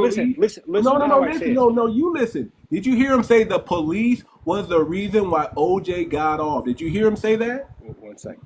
Okay. He said like this. Did you hear him say that? Yes, I heard what he said. He said the police. Can I? He said, what he said? We can replay it one more time so you can understand what he's saying. Wait, hold on. Anything you say messages, bro, you're not letting me speak, bro. 1 second. He said, do you really think it was a fair trial? Okay. And then he was telling you about the police. Why didn't he mention Bro, let me speak or I'm just gonna dip, bro. I'm sorry. He said, do you really think it was a You're a runner. Do you really think it was a fair trial? The first thing he said is, first of all, okay, when you say something like that, you're saying this is a small, minute point. This is the first thing. There's other things he's trying to say too. No one denies that Rodney King played a part in this case. If you don't think so, bro, you don't live in reality. I'm so sorry. Even the jurors after the case said Rodney King played a part. You want me to show you an article about that? You're speculating. I'm telling No, you I'll what show you. your I'll own show you the hero jurors saying said. it themselves. Here, I'll show I'm you. Let me show telling you. you what your own hero just said. Let me show you. He's not my Your hero. Martin Luther King just said it right here. Your Martin Luther King just said the He's police. not my hero. One second, hold on. Why the police is the reason why OJ got off. Your Martin Luther King just said it, sir. Your hero. Okay, and I'll bring the testimony for you. What does this say? Your hero. Okay, can I get big screen for 1 second, and then you can No, just. I'll give you the big screen, but I just want you to hear your hero say that. Yeah, I don't care. I'm saying the reality, right? So That's your some hero. jurors in the O.J. Simpson trial have acknowledged that the racial climate following the Rodney King beating and the subsequent L.A. riots played a role in their decision making to acquit. No one denies this anymore, except for like the ultra liberals. Okay, even the jurors said it themselves. So I don't know what you're trying to get at here. Like you're not going to convince me So otherwise. I'm telling you what the court, what happened in the court, and based on what Charlie Kirk, your hero, said. Your hero said that. Yes, the police The played a role. police. Yes, the police played a So role. But so Rodney King did then too. you're gonna say Rodney King that did he too. lied 3 times then, right? Because he lied about George Zimmerman. He lied about Oh my God, yo! and now he lied about OJ Simpson. No, he didn't lie about it, brother. Which one is it? Either he lied or he didn't lie. Sir. Both things can be true. The police played a role, and Rodney King played a role. He would say the same exact thing if he was here today. That's the sad part. I'm gonna tell you like this. I'm gonna tell you like this. We're known for turning up and getting our way. We're known for it, especially when it's injustice. It's called the 1960 Watts riots. Turning up and getting away? What do you mean? Like avoiding crime? And get our way. We turn up and then we do some damage, and then guess what they say? It's going to cost us way too much money not to give these people what they want. Let's give them what they want. Do you know that? Exactly. Yeah, that we're known for that. Yeah, because that's called standing on business. That's what we do in our homeland when we need to get our way. Yes, when we need to exert our power. That we don't flee, we turn up. So you're absolutely right, sir. We're known for that. We're smart too because we understand. We've been living next to the YT man longer than anybody, so we know exactly what the YT man values. And what's the YT man value? They value that money. They value. Do you value that money, boss? They value currency. Do you value currency? They value business and flow. So when we mess up their business, so they can't have economy, they value their economy. Capitalism is about economy, sir. So when you value all these things too, though, obviously. When we mess up their capitalism, guess what they have to do? They're like, either we give these Negroes civil rights, or they're gonna mess up what we're trying to do on a bigger, grander scale. Okay, too much. This is getting to too much, so I'm gonna say it like this. I agree. You and I deserve the exact same civil rights, human rights, etc. My whole point on this entire panel, obviously, is to clear up the context of a lot of what this guy said. But at the end of the day, I think didn't say anything. I'm talking about no, not you, Kirk. At the end of the day, I guess we hammered down on this DEI thing, and I think that everybody should be provided the same opportunity, whether you're white, whether you're black, whether you're Asian. Affirmative action, and we never needed DEI. And okay, good. So we agree. So we agree on more than we disagree. Honestly, you want to know one thing about Kirk? As much as you disagree with him, and I have my disagreements too, the one thing he wanted was for me and you, for the left and the right, for every other opposition to talk and sit down and talk like human beings. I'll send you a clip of why he said this. He says, in today's political climate, we hate the opposition so much we can't even talk to them anymore. That can resort to violence. People are not the one. I'm not saying black people, bro. I'm not saying black people. I'm saying left versus right, bro. I'm saying left versus right. Okay. So at the end of the day, me and you had a great conversation. White versus black, left versus right. Me and you had a great conversation, and I think we both should be proud about that. That's all I'm saying. We didn't scream at each other. We didn't call each other names. Grown men having. At you, man. I don't need to yeah, that's what I'm saying. So that's what I'm here for, is to have a nice, cordial debate, and I appreciate you for that, at least at bare minimum. Okay, and that's what he stood for, low-key. So you should kind of understand that point. I'm never going to be a fan of Charlie Kirk, sir. I'm not asking you to be a fan, bro. I'm just asking you not to celebrate. And empathy is not what Charlie Kirk would want from me. He would want sympathy from me, though, for his two children, his two poor children. No, Charlie Kirk. Kirk, children who watched the child. Charlie Kirk doesn't want sympathy, so I'm going to honor him in that. Do you not feel sympathy for the two children who watched him get brutally murdered? Listen, it's a horrible thing what happened to Charlie Kirk and his kids, but we watched it happen with Malcolm X. We watched it And that's happen. also bad. But don't you want We political watched it violence to happen with stop? Fred Hampton. We watched it happen. See, we're used to this happening in our community. YT people are just not used to it happening in their community. That's the difference. Nobody cried for the black kids from of Malcolm X, who was. Last question for you. I know it's so many questions. Last question. That guy on the subway. Do you think he should be in jail for the rest of his life, or do you think he's mentally ill and he should be in The guy on the subway? You know, the Ukrainian refugee. Tether? I don't care. I don't have no remorse for Tether. Tether shouldn't even be in this country. Is that his name, Tether? No, he's a So okay, so what we call anybody who's a non-FBA and who cosplays like us in this country, who might look like What's us. an FDA?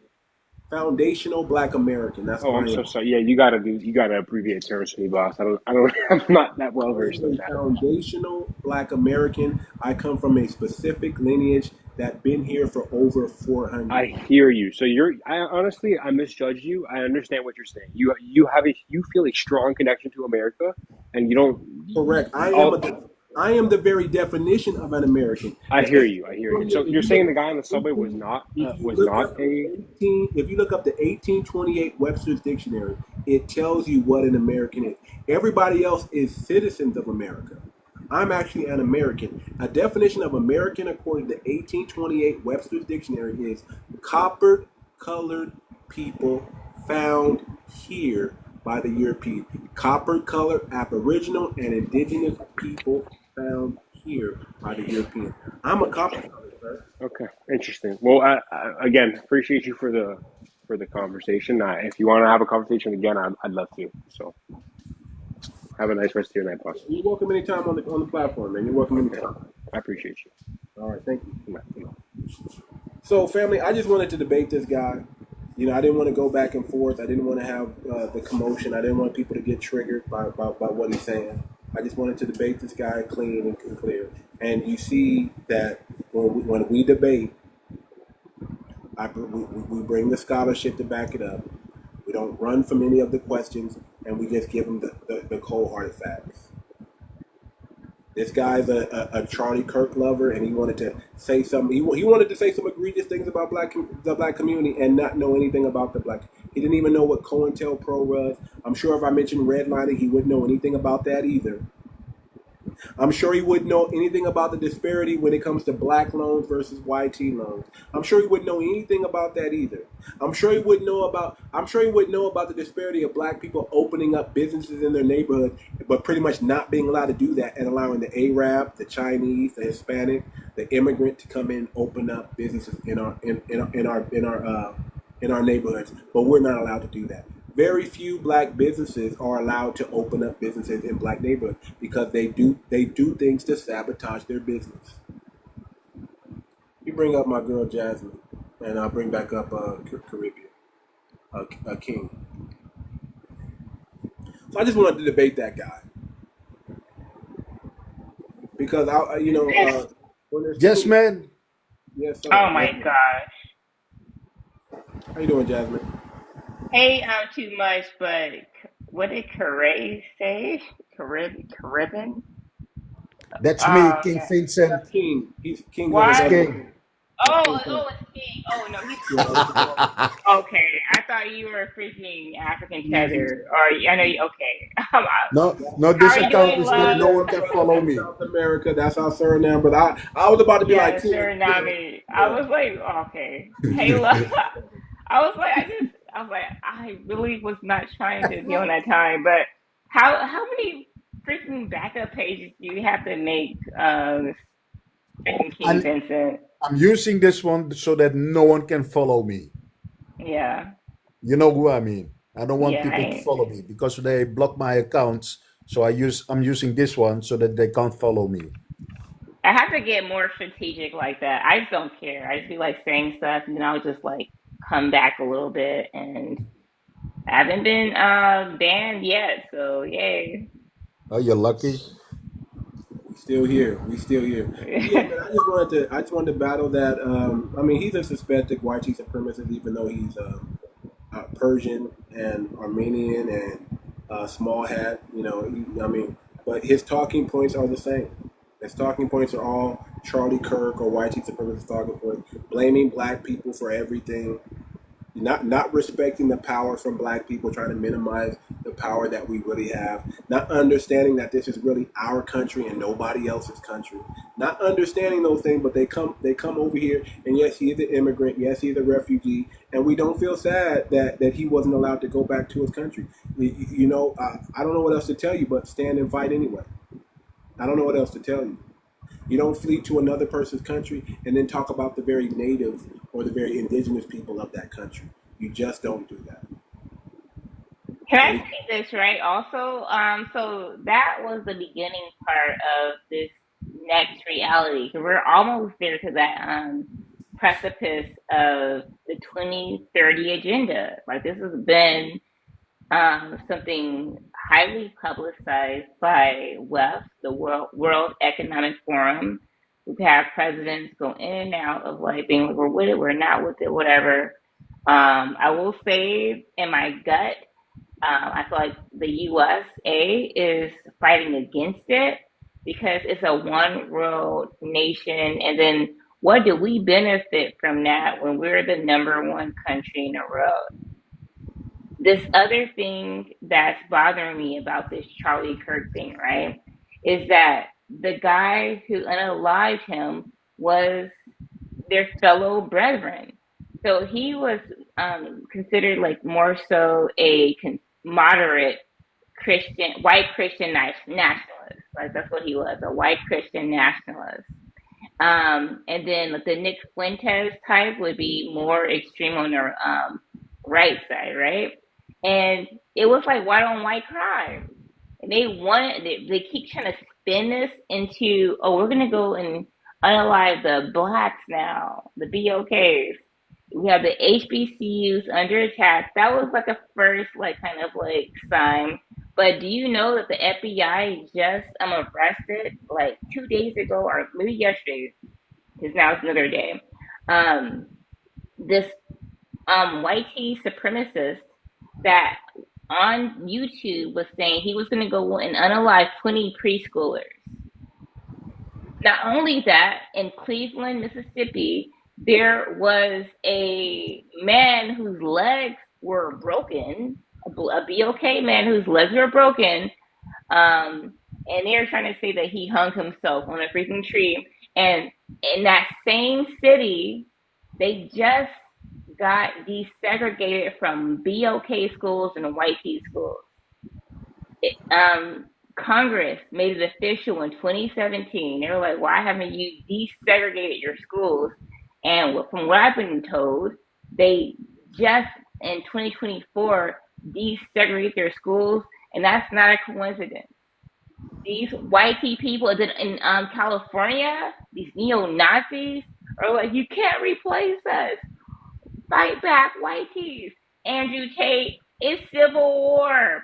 These people are coming for us. And if you sit here and you keep having a blind eye, especially as men, right? Because I know how to pew perfectly because I just happen to be in the U.S. Air Force.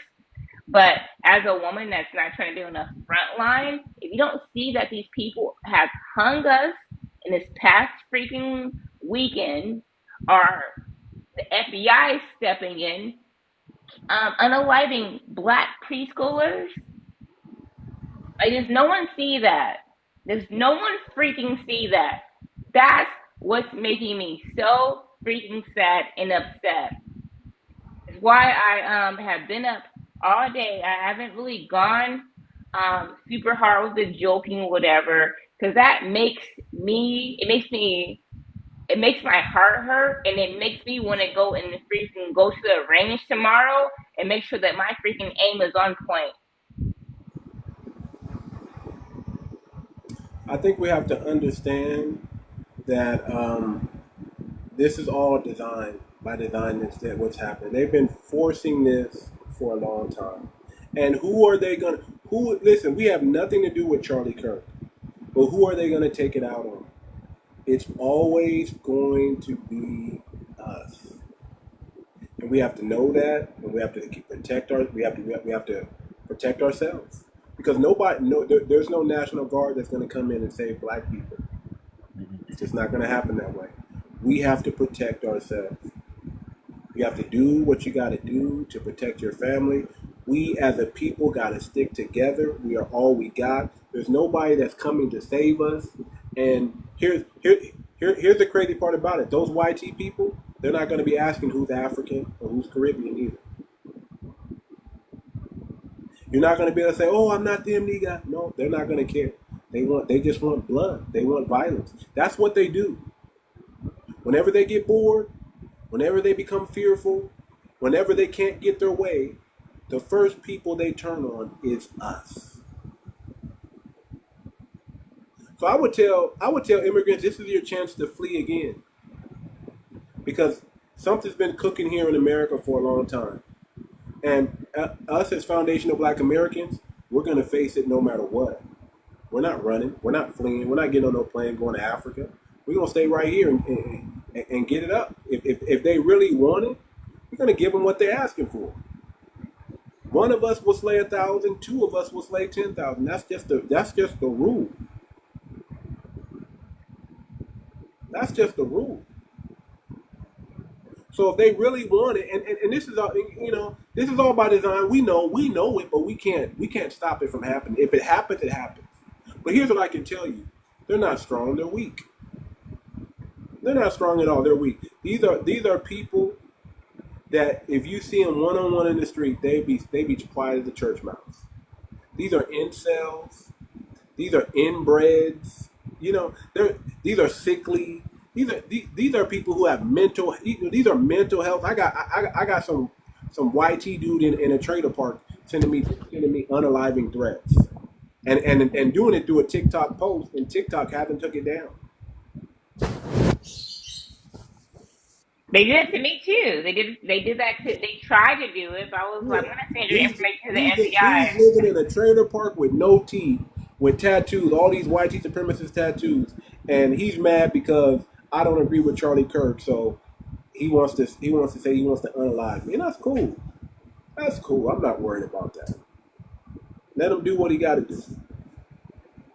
What I wanted to say about that is that those other people, those tethers, you call them tethers, they try to drag you into that nonsense of them, so that you be on their side to start fighting the other side. Well, they should fight each other. Me, myself, I don't interfere in that multicultural nonsense. I stay out of it. I try to teach my people not to get involved in what is coming. And it's really coming, because I'm looking at Europe a few days ago. I think maybe yesterday or a few days ago, big demonstration in UK. You see the streets, more than 100,000 people in the streets. The Hindustani people in my country, they lent money from the Dutch a second time, 1.5 billion euros. That's a lot of money for our people. We have 600,000 in Suriname right now, and 600,000 in Netherlands and Belgium. The Hindustani people took that money. That money is gone, 1.5 billion. And the first time that they stole that money, they dropped it in India on a bank, financing their people in my country so that they have an economical, social head start compared to my people. My people are poor. Well, we are the original people of the land itself. It's our land, And now, in the 80s, there was a fight. This is a good example. There was a fight against the Hindustani people and a few sellouts. And the original people won that fight with Delano 𝗔𝗶𝗴𝗵𝘁𝘀𝘀𝗶cie may he rest in peace. And I see they are trying to do the same thing, because those Hindustani people burned down our national archive. Why? Why would you burn down a country, its national archive? To erase everything, because they came over there to take over. That's what they're... Caribbean people, listen very carefully what I'm telling you. They are planning to take over the Caraïbes, the Hindustani people. You see them moving. And I don't take that. I fight them. I know where I can find the money. I know who is guilty of it. And it's the same thing all over the world. They try to drag us into their nonsense. I stay out of it. But when they come, I'm ready for them. I'm stay out of that multicultural fight because those same people are fighting me also. You know, I don't want anything to do with these people. Wait, can I say this before I forget? So a lot of people don't realize that the Schmade trades it went in both directions, right? There's a lot of FBA / American Indians that were sent out to other parts of the continent of America and even Africa, right? And one thing that I love about Vincent, I know he's coming from his back page, is that he is one of those people who recognizes that they sent us in that direction too. And you can kind of sense that. You can't sense it with all the people, but you can sense when you have the American Indian FBA diaspora sent to Liberia, to West Africa, to Suriname. There's very specific places that we were sent there to. And it's awakening that energy. So personally, like I always say, like I don't have a problem with Africans or Caribbeans. KBs, my patience weighs very thin, but when you hear people who actually know our history, you're like, oh my gosh, you know as much as we are starting to remember.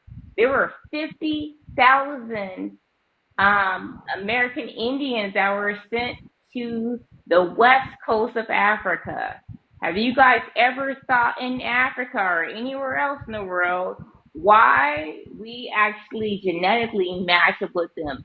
Maybe there was like a reverse slave trade or there was a back and forth. That's the part that they don't get. But the biggest part that they should get is that we're the number one country in the world, the number one black people in the world, and you just started calling your freaking self black. We're not African. We haven't been in Africa in so many years. That's even a reality, right? It's not that we don't like Africa, because in the 60s and 70s and 80s, we were Pan-African. We don't have the same culture. We don't do the same things. We don't eat the same foods. However,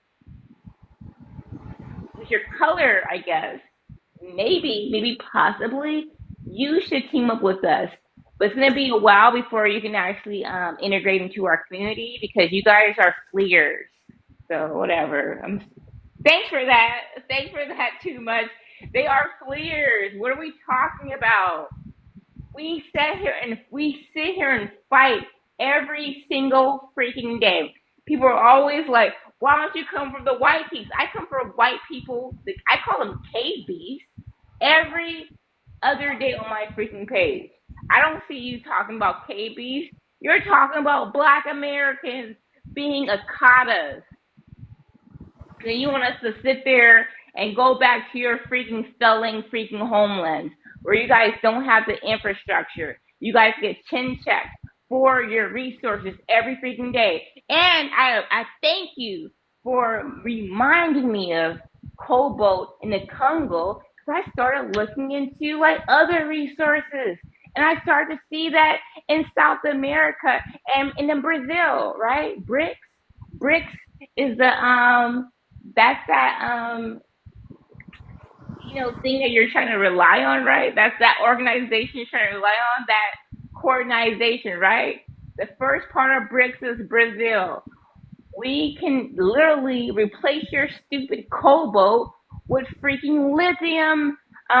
We get like iron and castoids. Like I started to do that because of you guys sitting there trying to act like you're the originals, and being so unhumble. And in an unhumble space where we love you guys. I don't think I'm sorry, I'm going to say this, I'm going to land. There was no freaking American before 2020 that wasn't excited about their stupid DNA test and being like, oh, look, I'm like 30% like African. You guys were like, you're not freaking Nigerian. You think we don't remember that? You think we don't remember all of the faults of our forefathers reminding us that you are not shit. I'm gonna land there. Host, can I ask you a question? And we're teaching our kids. Hold on, We real are quick. teaching Flash. our kids I'm gonna let what you is going on. I'm gonna let Dig speak. Dig kind of was ahead of you, and then I'll come back to you, Flash. Go ahead, Dig. All right, salute. What's up, Too Much? What's going on, brother? Chilling. Man, that conversation with you and that Iraqi Persian Jew guy was a very interesting conversation. Very interesting. But I noticed by the time I came back, all the people from the panel left. What happened? Too much argument, I guess. It's just I knew that I didn't want him to run because people were going to get triggered and say things, and he was that's what they do. They like to run, and I didn't want him to run, so I wanted to isolate him and just let me and him have a conversation. That way he doesn't feel like he's being ganged up on or jumped because he's the only one. So I said, let me just clear the room, let it be me and him. Let's have a real debate. And let him say all the things he want. He wanted to say everything negative about black people. I let him say that, and then I just chin check him. Okay, so what do you call what's the term for that type of tether? No, since y'all call we Africans tethers, what's the term for that type of person? He's still a tether. He's just a refugee. He's also a fleer. He wants to make you feel sorry because he can't go back somewhere that he's from. Well, Oh, so I thought that it was only for Africans. The problem is they think they're justified in fleeing here because they can't go back there. They got next door neighbors they can go to. Okay. You know what I'm saying? Persia's not nowhere near the United States. Yeah, for sure. So there was one thing. They would migrate to. So there was one thing that was interesting in that conversation that I had to look up. COINTELPRO. Yes. Yeah. COINTELPRO. Yeah. Right. When I look. Hold on, Flash. Don't finish. You're almost done. Go ahead. When I looked into that term and how they too much. Back on the continent, I belong to something. And I know you've probably seen it on my page before. I know Uncle Russell has seen it because I saw him view it one time. So that COINTELPRO was what dismantled the Black Panther Party? It's what not just the Black Panther Party, but also the black neighborhoods, the black families, the black schools, everything. The 80s, COINTELPRO is still alive today. It's not. They never stopped COINTELPRO. Never stopped. It's still the same thing that they're doing. We use that shit in Afghanistan, bro. Yeah. It's still the same thing that's going on in the Middle East. The same thing that happened in Ukraine. The same thing that's happening all over the continent of Africa. It's like covert neocon operation. Right. Mm-hmm. So, I told you last time I was on your live, I can be friends with these motherfuckers, man. I don't understand why people want to be friends with these motherfuckers. What's weird to me, right? What's weird to me is to think that America's the only one doing it. Russia ain't doing it. China ain't doing it. Saudi Arabia ain't doing it. Israel ain't doing it. Israel, they doing it for real. Yeah, Israel's number one. Shit. This is what I want. The reason I came through off the back of Black Americans, foundational Black Americans. They used NBA, bro. NBA. Hold on, fam. Did y'all watch They Cloned Tyrone? Do y'all know that's a reel where they used to kidnap off the streets? And hey, then did you go get that Don Julio from Popeyes? Did you get that Don Julio from Popeyes? Flash, you're trolling is weird, brother. You're trolling. No, bro, I'm not. No, Trolling is weird, brother. because I think I his live. jokes just don't hit. I don't know what he's The like. trolling is Flash, where are weird, you brother. from? Pennsylvania, man. You sound Pennsylvania. No, so but okay, but where are your grand? Are you actually an American, or like, Yeah, are yeah, you yeah, like yeah, a yeah. Caribbean or something like that? No, no, Because no. From Georgia. From Georgia. Brother, you you're just said lying. Pennsylvania. Oh man. You're lying, man. That's the problem with tethers. Y'all be lying. Yeah, all right. I don't care. Like, I mean, Y'all all right. can't I know you don't care because you can't stand on business and you flee your homeland and you're over here in America and you're probably critical towards the very country that received you. Where did I flee? Too much. Not everybody knows what COINTELPRO is. What do you So mean? can I read? Look it up. They need to Can go I look read? Yeah. Can I read a short piece of it? No, Vincent, Where did I flee you're from, gonna man? tell these that you're gonna tell From these the border? feathers something about what From the that border? means, and they're gonna sit From the there and border. study it, and they're gonna come back and try to You repeat either it to us jump, in a I weird ain't either never way. crawled try up to get under the gaslighted so wall hard that I said or you climbed Okay. over the wall.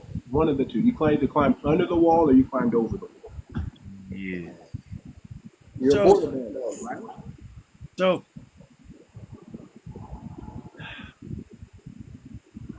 I'm But waiting on that is exactly what these you are the these terrorists are doing. I'm waiting on you, Flash. Go ahead, brother. Say, get your trolling out. yeah, no, I ain't trolling. Nah, promise. Are you high? The thing is, No, do you no. see? No, I want to ask you a question. I want to no, ask you his a question. accent just changed Hold on, like fam. 3 different Yo, times. FBA. You're not FBA. You said you were like 3 different things. No, I'm talking Yes. to the host. Now your accent is coming back again, No, right? I'm speaking to the host, ma'am. You know why? Ma'am. You know why I know that you're All not an due respect. American? All due All respect. due respect, if you're trying so hard to May be I speak to the host? disrespectful to Americans, because Black American men are not disrespectful to women when they're talking. Your accent's coming back out again, sir. So where are you from? Yeah, introduce yourself. What's your ethnicity? No, yes, Flash. Where are you from? You haven't 46. said that. I'm a 46-year-old black man from Pennsylvania. Yeah, what's your ethnicity? Huh? Not talking about United States of American. United States Huh? of America. You see, What? not saying the United States of America, not saying that. So why don't you be real who you are, brother? Just keep it a buck. You don't gotta lie to kick it, man. Be who you are, brother. Nobody. So host, I want to ask you a question. Answer the question first. No, answer the question first. I don't think we're going to get anywhere, so let him talk to the host.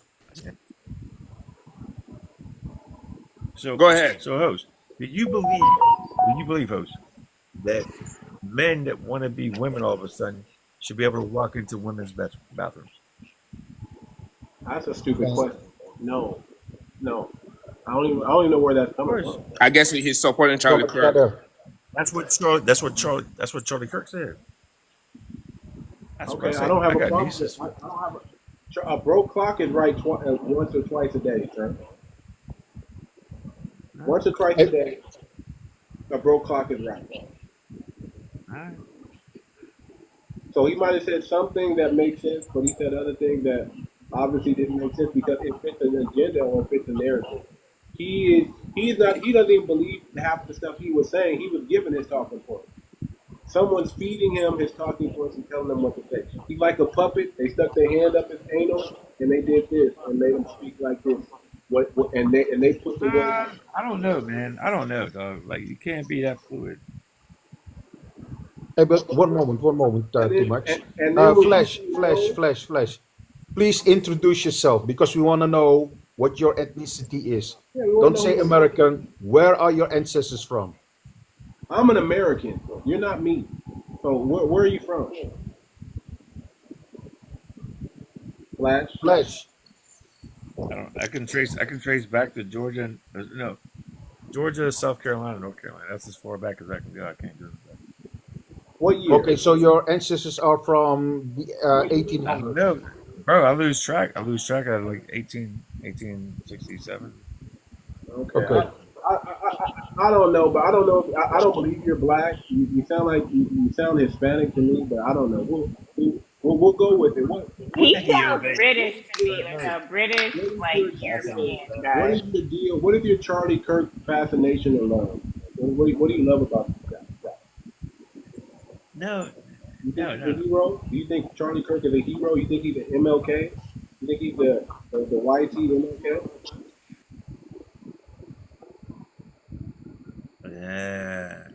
Okay. He might be. Listen. Brother, Could you hold the mic closer to your mouth? have you been drinking? Are you high? What, I mean, I think he got one of these things that rappers use. These mics that filter the voice.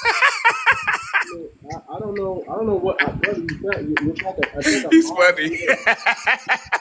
It's like a long delay. So please help But me. you know, I'm not really sure at this point. Like Flash. So to me, you sound, because I am a military veteran. To me, you sound like you're from the UK. You actually, I'm not really sure whether I don't think you're white. I think that you're a mixed breed. I'm not sure if you're a mixed UK Jamaican or a mixed UK. No, you're not a mixed UK Brit. They sound a little bit more manly than you. So you're like a mixed UK Jamaican. Am I clocking it, Flash? I mean, I don't know. I don't know if my. Yes, I hear it. Keep talking. Yeah, I don't know. So you're from the UK though, right? Oh, no. Yeah, you are for sure. Or maybe no, the UK is the You one was thing born in the about UK. you are from Yeah. the UK. You are. He's not gonna sit here and say he's Yo, not. fuck them bitches. Yo, they ain't got no seasoning. They got no seasoning on their food. Fuck them bitches. So you're part of the United Kingdom, that has a few different countries. You're not British. You're not Irish. You may be Scottish, or you may be one of those like random islands that still get chin checked from their resources from the UK. Can you tell us what country you are from that gets chin checked from the UK? Be real, Flesh. Wait, where am I? Where do you think I'm from? I don't know. You got a weird accent. But your country is definitely under the UK getting chin checked for their resources, paying taxes. So why do you like Charlie Kirk so much? Why are you defending Charlie Kirk or what? Come on, Flash. Yeah. Actually, Speed up. Okay, so tell me, what is there to defend about Charlie Kirk? He used to do Charlie Kirk would throw this out. He would do this. We all know what that is. So are you down with that? No. Huh? Nope. You're not down with that? Flash, what's wrong with you? Come on, speak up. Are you drinking over there? Are you? So this is what I'm down with, right? Is that you cannot, as United States veteran, Huh? I don't give a fuck. Yeah, as a combat United States veteran, I don't give a fuck. You do not snuff. You don't assassinate. You are literally not a freak. Even every time you say that, I'm gonna freaking interrupt you. You know how freaking disrespectful that is for someone who's actually a U.S. freaking Air Force combat veteran? No, United States. I said United States Army. 13 Echo Philadelphia. I'm a 1 Charlie 5 U.S. Air Force. 13 Echo Philadelphia Federal Specialist. But no, you're basic and Fort Sill. Come on, Don't interrupt the lady. Come on, Cuddy. Nah. No, you shouldn't. No, I'm black her boots. when She she's tan speaking. boots. Get the fuck out of here. You're not black too, though. I'm black You're boots. You're not nigga. black too. What'd you say? Black what? Boots. You're black and You Asian. wore tan boots. I wore black boots. Fuck out of here. Okay, open up your But you're not camera. a Show us who foundational you black are. American. You are literally about to freaking really irritate me right now. As someone who's Look at some literally beautiful a lady. U.S. Air Force, post 9/11, combat 1 Charlie 5, And then also, you immigrate over here for a better life. I've been over here. I come from a military family. You are not going to sit here and say that you know more about my country, our country, than we do. It's very disrespectful. Matter of fact, why are you not over there in the 10, 20, 20th, whatever freaking like combat ops of like what's it, the UK, but then it should be Nigeria because you're freaking an African tether. Flash, this is gonna get boring, so let's just get to the exciting part, okay? I was wondering when you were going to end that and just get to something else. When are we gonna let's get I was still stuck on this guy's identity. let's get to the exciting part, Flash. What do you So what's FBA to you? What's FBA? Can a white man be FBA? No. They cannot be. White man cannot be FBA. So does FBA is a specific lineage. so if you have a drop of white blood in you, you can't be FBA. If you got a drop of white, no, you can only be FBA if you're of the FBA lineage. That's the only way to be FBA. You can't just say I'm FBA. It doesn't work that way. It's not a club. So only FBA is so okay. So let's speak on. Okay, so let's talk about policy. What We're policy? talking policy. Politics or And we're politics? talking FBA. We're talking FBA, First Black Americans. Okay. The Right? first what? And we're doing First Black Americans. No, FBA is foundational Black American. Right. Same thing, right? And so we're Out doing. of stone. That's And so we're original. doing reparations, right? Okay, what about reparations? You don't qualify for it. Where does reparations? Do only FBA get it, or everybody get it? This country? Only FBA gets it. Only FBA get it. Only. If you Haitian, you out. You're out. SOL. You're out. You don't get it. Not from this government. We do. Not from this country. Right. So there's levels to blackness with him. No, there's only. I'm Black enough. We're the only And I'm one. FBA. And I'm FBA, Cuddy. And I'm FBA, Cuddy. What? What are you talking about? And I'm FBA. How See, are you FBA? thing. All right. Cam up.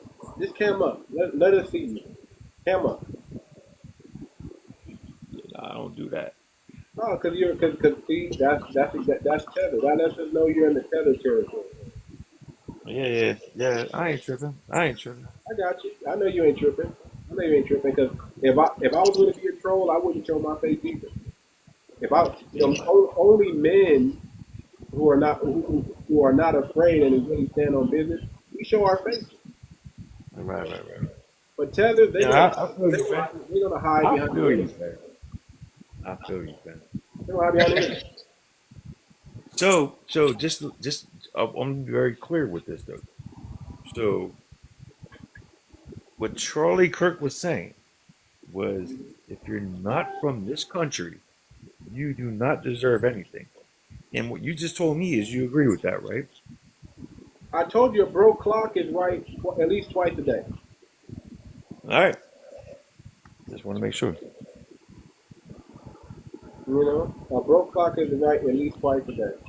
There are some things I can agree on. There's some things that the KKK might say that a Black American, a foundational Black American, could agree with. But that don't mean we like each other. That don't mean we're going to get nothing to eat. That don't mean we're not mortal enemies. That don't mean none of that. I still know that KKK want to kick me out of my own country. I still know that KKK, if he could, he would try to hang me. He would try to, rape me. He would try to do all kind of heinous crimes against me.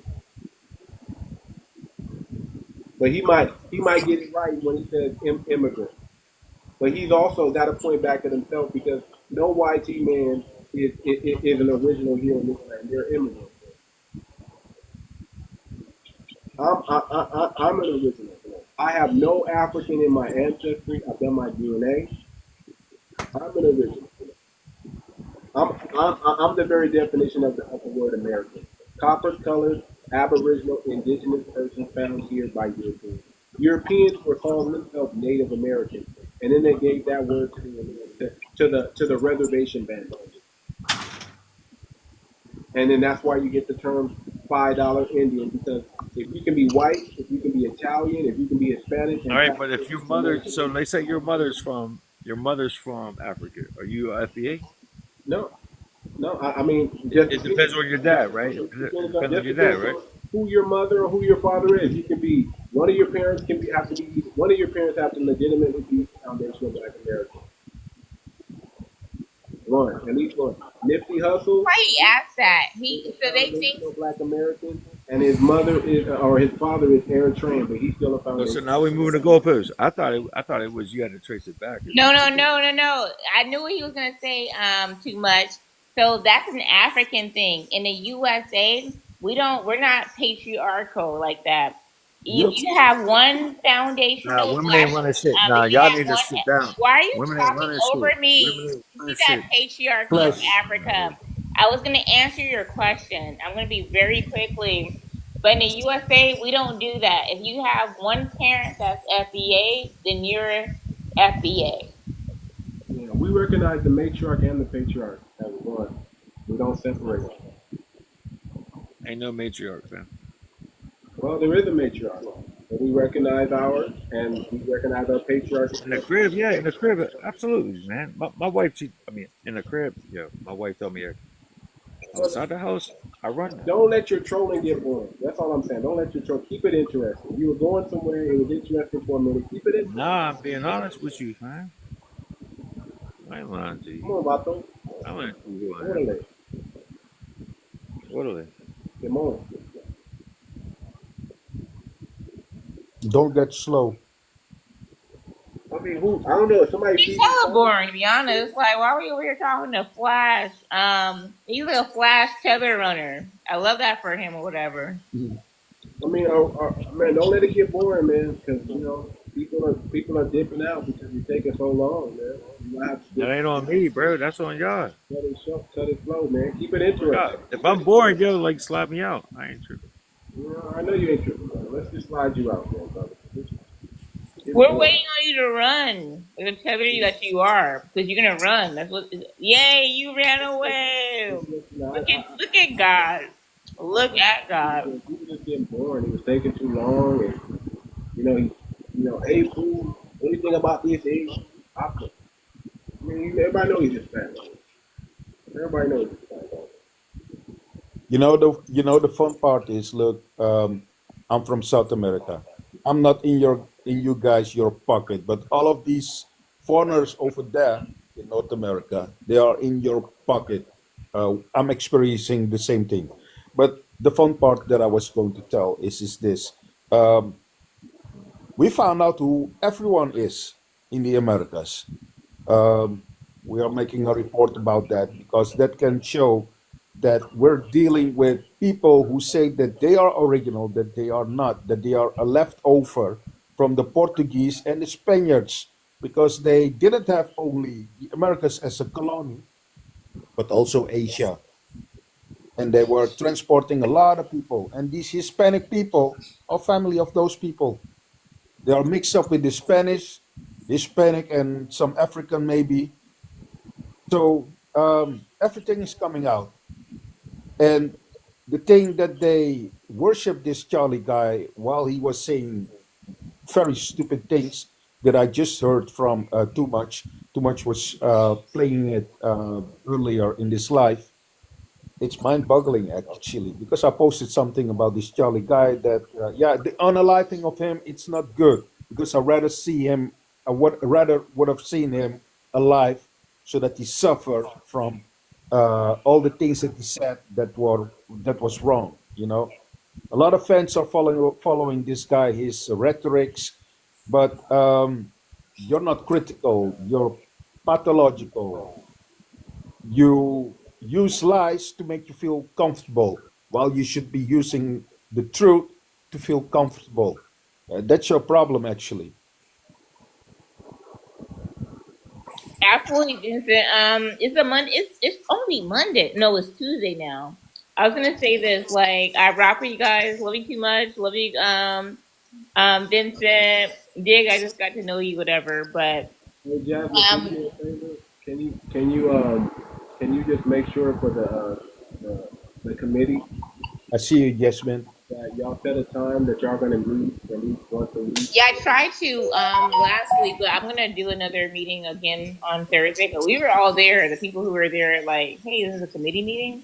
But for sure, I'll do that. I'm actually putting together a Trello board for the project management point of it, and then maybe if maybe you or Marcus just says, hey, everybody comes here on this time, because But I'm gonna send you the board though. So I'm gonna Whatever you need me to do, I'll do. If you need me to gather the truth, I'll gather the truth. Whatever you need.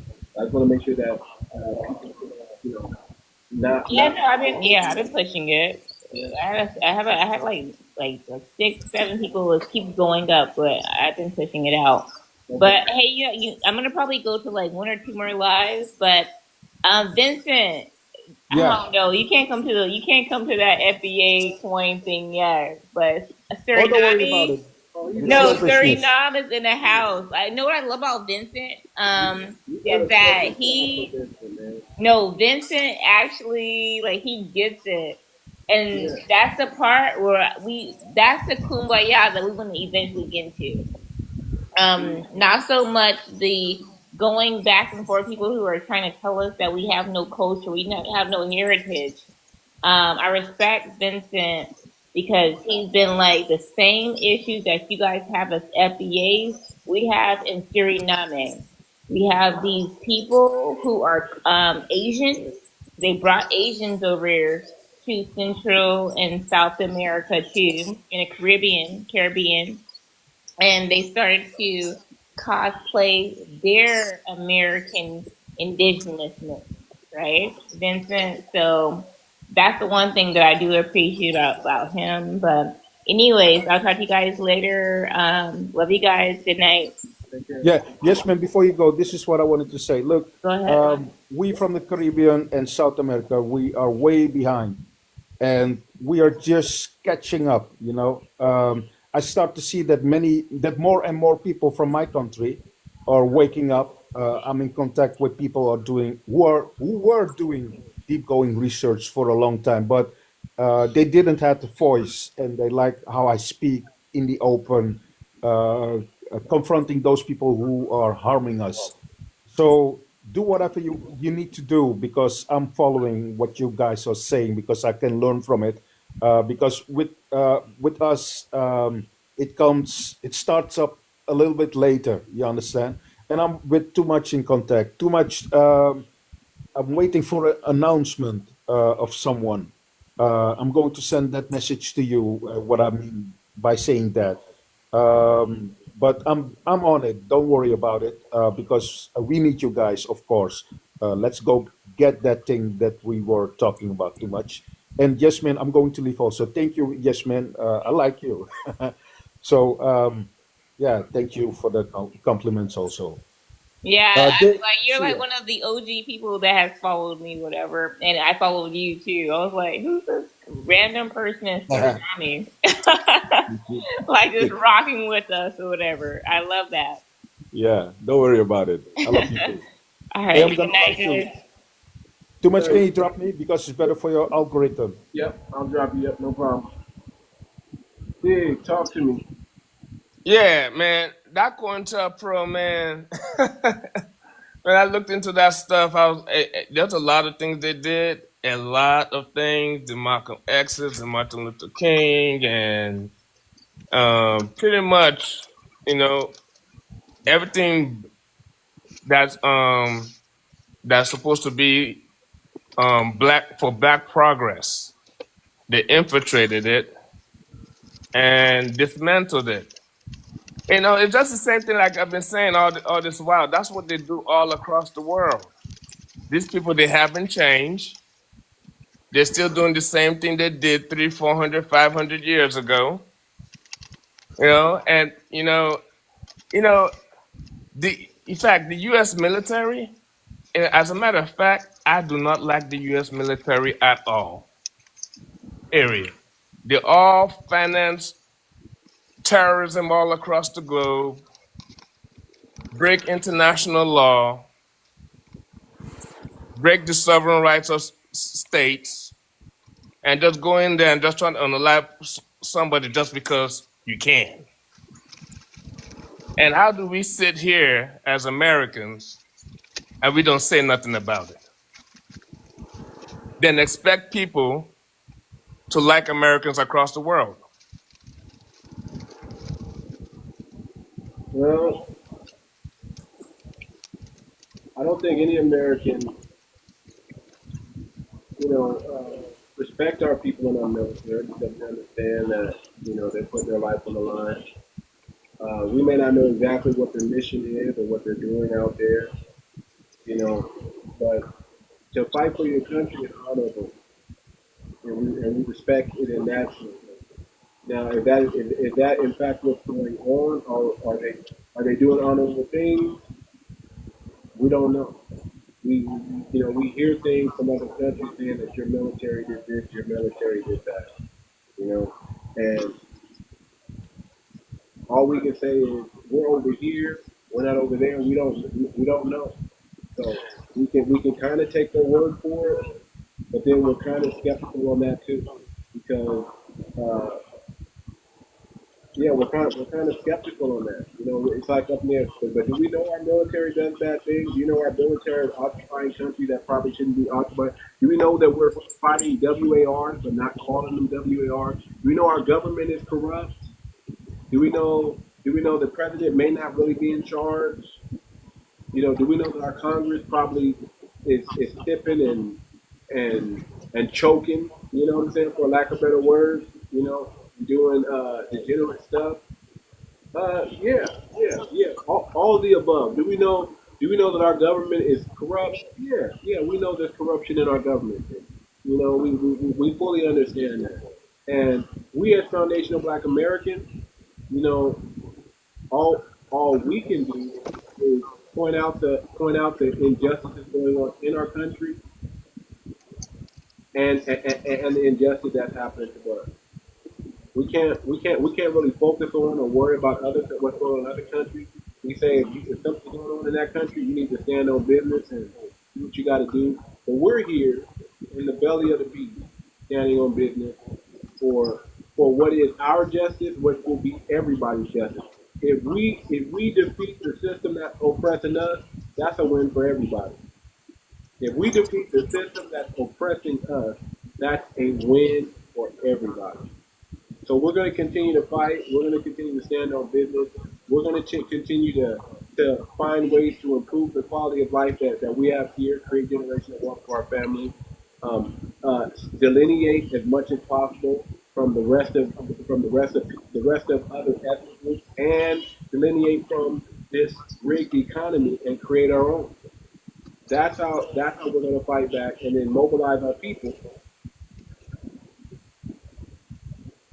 Hold on, I got to do this real puzzle. Mobilize our people to be in position where one day, whenever that day comes, sometime in the future, most likely, maybe far off into the future, is to do things in a fashion where treaties are honored and treaties are respected. We don't want to work with anybody that's not an FBA right now. We only want to work with ourselves and build ourselves up. And once we build ourselves up, hopefully other groups are doing that, other ethnic groups are doing that as well. And we can come to the table as equals, not as, not as opposition, not as haters of one another, but in treaty, and maybe in time during the treaty, and as we build trust and each group does each other right, maybe there's a unity that can spark in that. Because one thing we cannot deny is we're all melanated people. We all share this melanated skin. But as far as ideology, we're not the same. What's important to you might not be important to me or my people. And we have to recognize that. So do do we love our military? Do we love our people? My dad served in the military 20 years. I love my dad. I come from a military family. Do I I agree? come from a military family too. Yeah. Do I agree with everything they do? Can't say I do. Can't say I I do. think it's the leadership. You know what I Yeah. mean? Because you have more soldiers than you have people Yeah. in leadership positions. And what are Yeah. soldiers built to do? Soldiers are built to Right. take orders. Right. You dig what I'm And saying? From the leadership. You dig right. what I'm saying? So majority of the soldiers, majority of the military is the soldiers, but it's not too many people in leadership positions. You see Right. what I'm saying? So it's the leadership that's leading the military that's corrupt. Correct. Not necessarily so the soldiers I'm like are that. the majority. That goes everywhere. That goes everywhere in the world. As long as you have a corrupt regime in power, what do you think the military is going to be? Used for good or evil? Yeah, for So sure, for sure. one country can't point the finger at us and say we're just the bad people when their own military is doing the same thing. I mean, political power grows out of the barrel of a you know what. You feel what I'm saying? So it's really about who got the biggest gun. Who got the biggest guns? You know what I'm saying?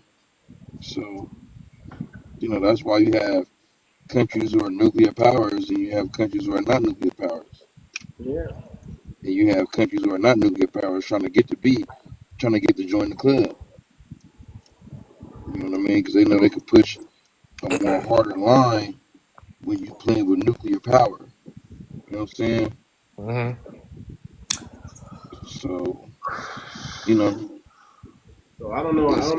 I don't know how to be any more diplomatic than what I'm saying is, we respect our military. We respect our people we serve. You know, my best friend served in the military. A lot of our friends come back with PTSD. A lot of them come back with stories that you know that that are not good. With 𝗔𝗯𝗶𝗴𝗵𝘁𝘀𝘁. I seen this while in Afghanistan. All these things, man. We find out, those who tell the story, we find out some horrific things. And the only thing we can say is, you know what?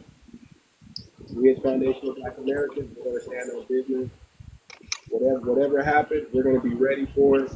If they want to push something, I don't think they fully understand what the power and the strength and the ability of Foundation of Black Americans. I don't know why they're tricking themselves into believing that they can just roll over us because they got weaponry. Like we don't got the same weaponry. I don't know about I don't know about everybody else, but I know people with 20 guns and they're black. You know what I'm saying? So I don't know. I don't think every YT American is stocking arsenal like that. I think a few YT Americans are stocking arsenal like that. I think a lot of people are a lot of people. This is never going to be a good thing to push what they're trying to push. But if they want it, we didn't start it, but we will finish it.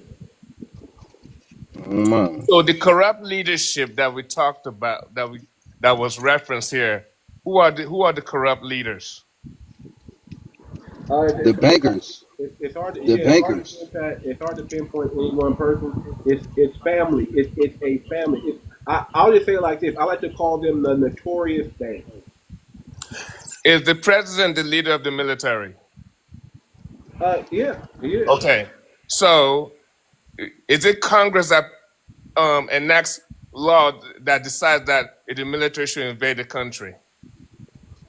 Or the military should go to war, sorry. The president decides. The Congress can. And Congress votes on that? Congress can vote on that. Okay. The president controls the army. So the president and the senators, these are the leaders of the United States military. Congress enacts the laws. Right. And controls the financing. But the president controls the military. So then so it's safe enough to say racists are running this military, correct? Yeah, you could say you. Okay, so racists are running the military, and now we're taking orders from racists. We've been taking orders from racists. Huh? Okay, so we're taking orders from racists to go dismantle other countries. You know, that's the part that just makes. Sir, it's the same thing going on in Nigeria. There's no difference. The government. There's no racist leading. There's no racist in Nigeria. Sorry. It's not about. It's not like white people are racist running our military. Nothing. But they are. They have the colonize. No, they're not too much. No, they're not. No, they're not. It's not the same thing. So the genocide is happening over there in Nigeria by 𝗖𝗏, sir. That has nothing to do with anything else. It's not. We don't have a racist leadership running our. No. This is not like a white and black thing, or white and any color thing. It's not about white and black. So it's by ethnic racism. It's ethnic racism. It's tribe versus tribe. Listen, that we have what they call tribalism, right? Tribalism. It's tribalism. Yeah, tribalism. Tribalism is different from racist. It's still okay. The genocide is still a genocide, sir. If you're genociding your own people, what do you call that? You may not call it racism, but what do you call it? If you're genociding your own people. Okay, so that's the difference.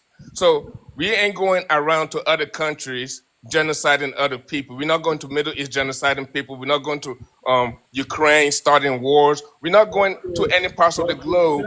But you're cutting deals with those people. No, hold on. So, listen. We can't defend. Listen. Too much. We can't defend this nonsense. It's not defending it. I'm just showing you that you're no different. Is your government not doing deals with these things? I think America should stay in their land and leave other countries alone. Sir, what country are you in? I'm in America. The U.S. military bases all across the world. They should stay in their own country, and they need to leave other countries alone. If you feel this way about America, why would you even want to come here and bring your wife? Why would you? That's not what we're talking about too much. Unless you're supporting what they're doing, this neocon nonsense they're doing all across the world. So me being born here and living here in my own country, and you coming over to the same country that you're accusing of. Too much. I'm talking about neocon covert operations. That's why I talked about the COINTELPRO that you brought up. Yeah, nobody approves of that. Nobody approves of that. Okay, so I'm not switching. Don't switch the conversation. I want to stay on that part. No, the conversation is real, but the same thing is the same thing. If I knew Nigeria was acting like that, I wouldn't go to Nigeria. You see what I'm saying? Well, yeah, but thank you. But Nigeria's not acting like that. So why are you trying to compare it like that? Well, they are doing it to their own people, sir. Okay, that's between our own people. Just like. Okay, so if you say we're doing it to our own people, right? I mean, if you go everywhere, we could see blacks killing other blacks.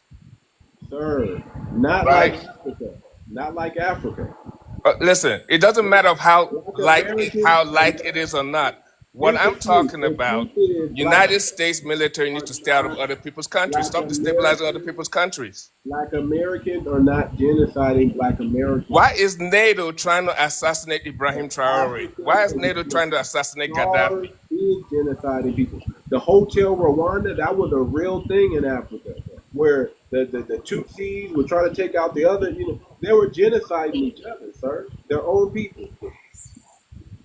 That's not what's going on. So we can point out what's going on in America, but here's the thing: instead of worrying about what America is doing, you need to be worried about what's going on in your homeland. And that's what I'm talking about right now. Yeah, it is what's going on in those parts of the world. Why is the U.S. going around destabilizing foreign governments? Sir, if I knew why. If I knew why, sir. Because we got a racist leadership running the military. I would be well, it's a racist system that's running the military, sir. We know the president doesn't have any power. Then we should have been taking orders from them. Okay. Well, are you not taking orders from when you're in Nigeria? Are you not taking orders from the government over there? That's too much. Black people should not be taking orders from a racist leadership that's running the military. That's my point. Again, sir, I hear what you're saying, sir, but Why are we taking orders from all the racist people, world, then yet we complain about racist people? all the world is taking orders, sir. All of the, it's called a global white supremacy. If it wasn't global, sir, you would own your resources over there and you wouldn't be over here. You'd be living the good life over there in Nigeria. But it is global. So it's not just black people here. Black people are resisting. That's what you know what I'm saying. Black people are resisting. That's what we do. We resist. You're still taking orders from racist people, bro. What are we talking about? Everybody's taking orders from racist people, sir. Even your own country. And if you want to be in denial, no, we are we're trying to get rid of our puppets. We're trying to get rid of our puppets, and we need right here we need to put a stop taking orders from racist leadership. Right. And we're over here standing on business. The only ones in our country. I don't see anybody challenging the U.S. military leadership here. I don't see that. Show me one. You don't see anybody challenging the U.S. military leadership. We are trying to get rid of our puppets from doing deals with all these racist motherfuckers from all across from the West. So right now in the U.S. military right here, I don't see no black person challenging U.S. military. Say, look, you can't be doing this all across the globe. Why would a black person challenge the U.S. military? You won't even challenge. Your countries won't even challenge our U.S. military. What I'm saying is nobody's speaking up on the atrocities they're creating across the world. Us to challenge the U.S. military, sir. Some of our people, if not most of our people are in the U.S. military, sir. Right, and they're taking orders from racist leadership. Sir, again, all of the world is under a global white supremacy, sir. We know that. We know that. And we're all fighting on the continent to get them out, to stop all the nonsense. When y'all leaders come over here, you know what they do to the African leaders? They put you in yellow school buses, not limousines. They drive y'all around in yellow school buses to the UN meetings that they have here, sir. That's what they do. That's how you know who's in charge and how much they think about Africa or African leadership over there. It's a joke to them. It's a joke. So instead of worrying about... Did you just see what happened in Qatar? What happened in Qatar? Something happened, right? What happened? Where Israel went in and unalived a meeting that was set up to settle the dispute between Hamas and Israel. Okay. And the U.S. military base that was up there in Qatar, which is supposed to provide air defense, whereby no threat could enter the country and just shoot bombs in there. They allowed it. They allowed Israel to come there and strike them out. What does that mean? That's what's currently going on right now in the news. That means that ain't another black American's concern, because Qatar, we ain't never seen Qatar rush to our aid, so we're indifferent. Listen, too much. I'm not asking anything about black Americans' concern. This is the U.S. military committing genocide. You just said Israeli. You didn't say U.S. Yeah, because Israel is backed by America. What you talking about? Okay, but that's not us. That's not our government. That's them going in there doing that. We're just saying. Right, and the U.S. military went to bomb the Iranian facilities. Why would they do that? Okay, that's Donald J. Trump called that shot. No, the U.S. military. That's all U.S. military, and that's the president. He's the chief of the armed forces. Apparently, he didn't do much damage. It doesn't matter too much. People got unalive there. What I'm saying is, sir, why should black Americans worry about what's going on in Iran? Why should black Americans be worried about what's going on in Iran? It has nothing to do with us. Interesting. Nothing. Iran. That's very interesting. Okay, why? It's still our military going out there doing that crap. Yeah, we don't condone it. What do you want us to say? We don't condone it. We can't control it. We can't do anything about it. So you can't. Okay, so we can't control it. So that means we don't control nothing here in the United States. We control what we control what we can control. When it directly affects us, we'll do something about it. So no, we don't control anything. That's exactly what I just heard from this. We don't control nothing. We don't control the government. No, we don't. We don't control the government. We're not in it. A lot of us are not in government. It's a lot of tethers in government.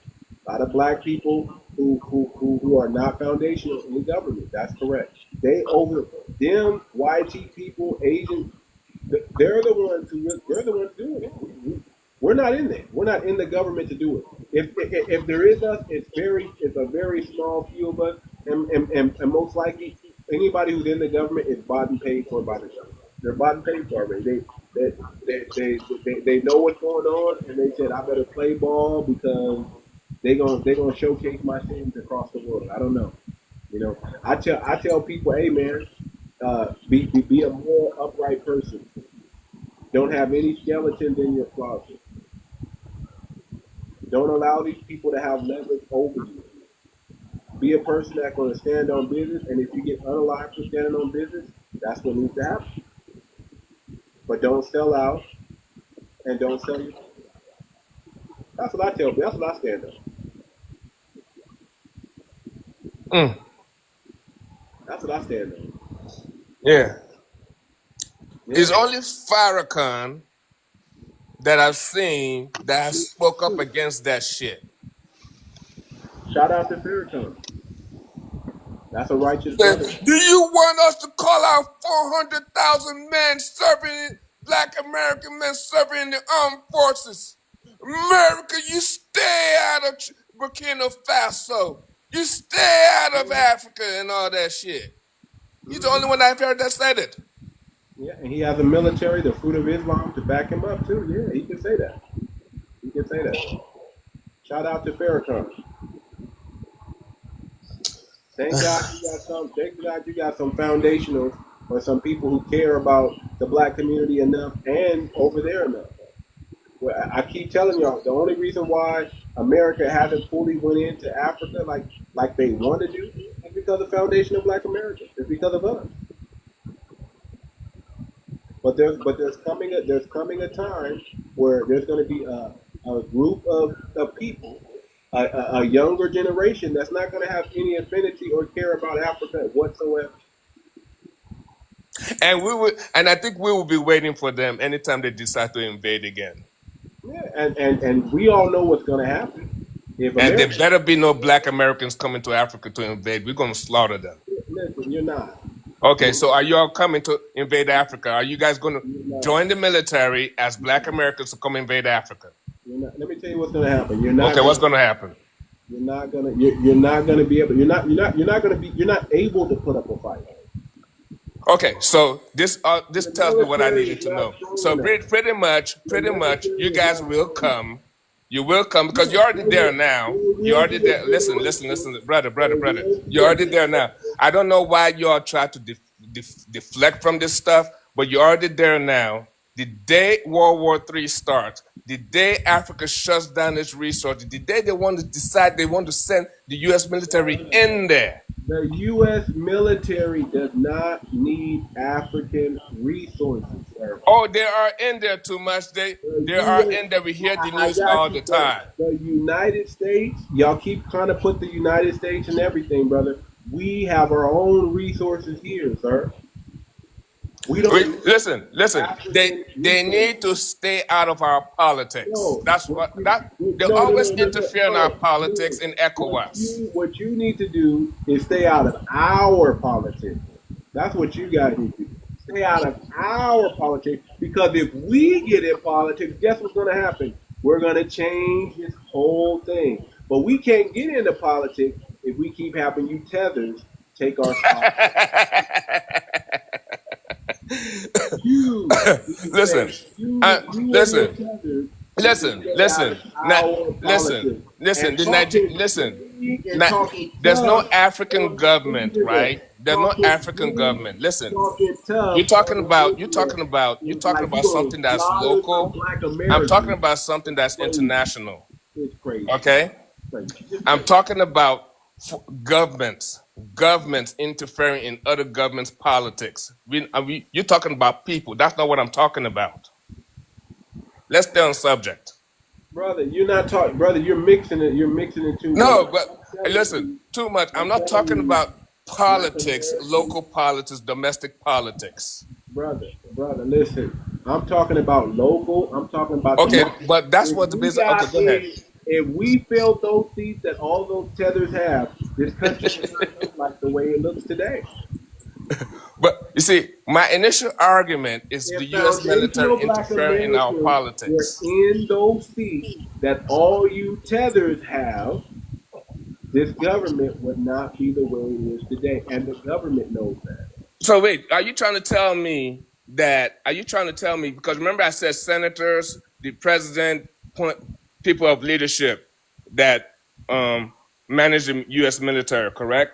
So how many tethers are in the government right now? I don't know. Let's look it up. Okay. Let me see what the. Let's look it up. It's enough for y'all. And I want to know black African tethers. I don't want to know any other tethers. Man, that's easy. African tethers. How many of them?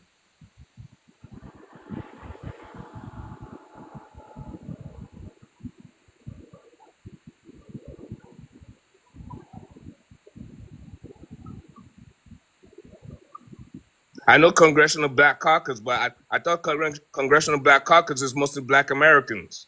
It's not. Oh, okay.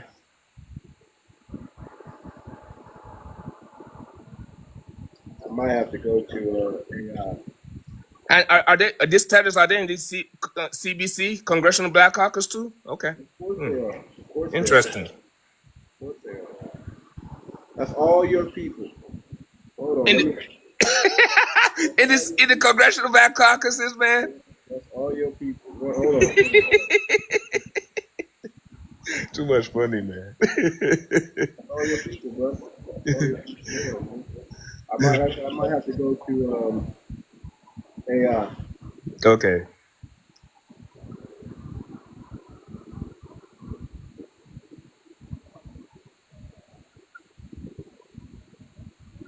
Okay.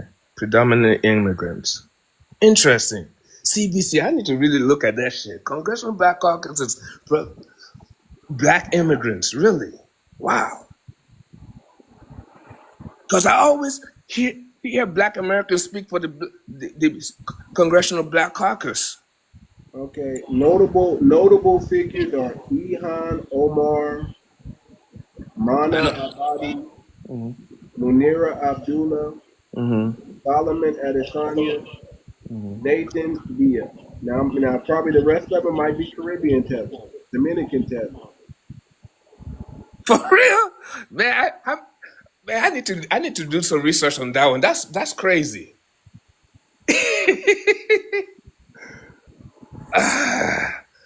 Congressional back. Hold on. Let me Google real quick, man. In fact, I don't want to do all that right now. I have to switch off the live and I'll look at it. I'll do some research on it. I want to see what that number is.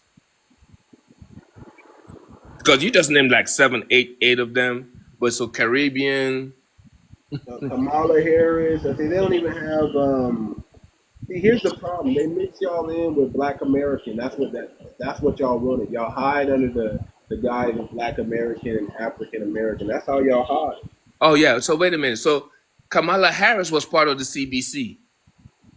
Kamala Harris is a tether. Yeah, she's Caribbean. And she was in the Congressional Black Caucus. She was vice president. She was VP. Yeah, but before, she was. I thought she was a senator at one point. I don't know. She was a district attorney. No, I know this, but she became a senator at one point. Too much. I think she was. She was a senator.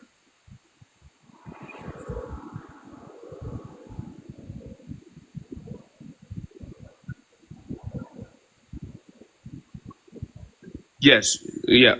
Cousin Uncle just. Yeah. She was a senator. Yeah, she was a senator. There you go. So that means she had to be part of the CBC. A lot of these tethers are part of the Congressional Black Caucus. That's the whole point. They hide under flat blackness. They don't. They only say where they come from when they get an award. But when it comes to anything black, they tie themselves to it. And he said not necessarily. Yeah, I don't think she. I don't. All I'm saying is I know that Kamala Harris is a tether, and she probably was a senator, and she was a VP, and she used to be a district attorney out here in California, or attorney general. Okay. So currently, right now, the United States trying to label things that I affiliate or identify with as a terror group. Yeah, and what would be identified? And they still can't define it yet because they see some of us out here, they're like, man, we own doctors' offices, we have law firms, and we have all these different businesses and stuff. So they kind of really confused. So they're trying to figure out how to really label it. So this is why the COINTELPRO thing got my attention, because that's what they did to the Black Panther Party. Yeah, yeah, exactly. The COINTELPRO, yeah, they label Black Panther. So they've actually told my group not to hold meetings anymore in the United States. There's still Black Panthers out here. Yeah, I know. I met some of them. Interesting. Woo! Oh boy, America. Yeah, that's what I'm saying. Why are people coming here and they have so much disdain for America?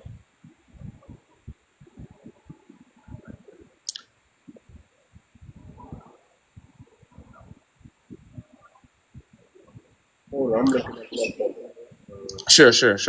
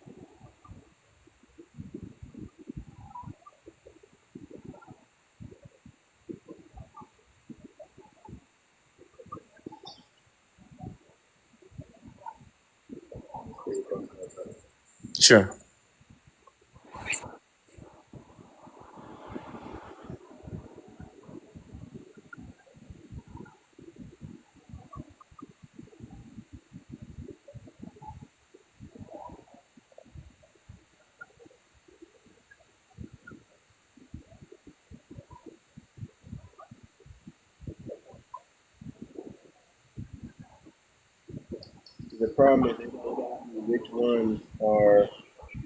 Well, 𝗔𝗶𝗴𝗵𝘁𝘀 of Maryland, that's definitely someone. We got Maxine Waters of Maryland. Where's Maxine Waters from? I thought she was a Black American. She is a Black American. Okay. I just mentioned her because she's in this list. Mm-hmm. Don't discriminate. Johanna Hayes, Stephen Hartford, Jonathan Jackson, Akeem Jeffries. Who did this?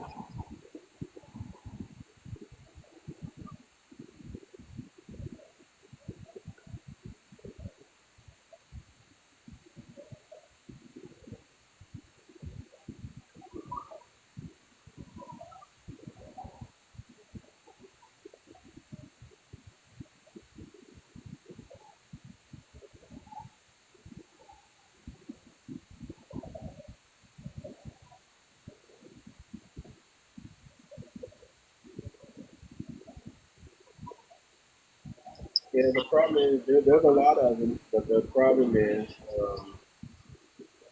they don't separate which ones are which. We don't know which one's Caribbean. We don't know which ones are foundational. We don't.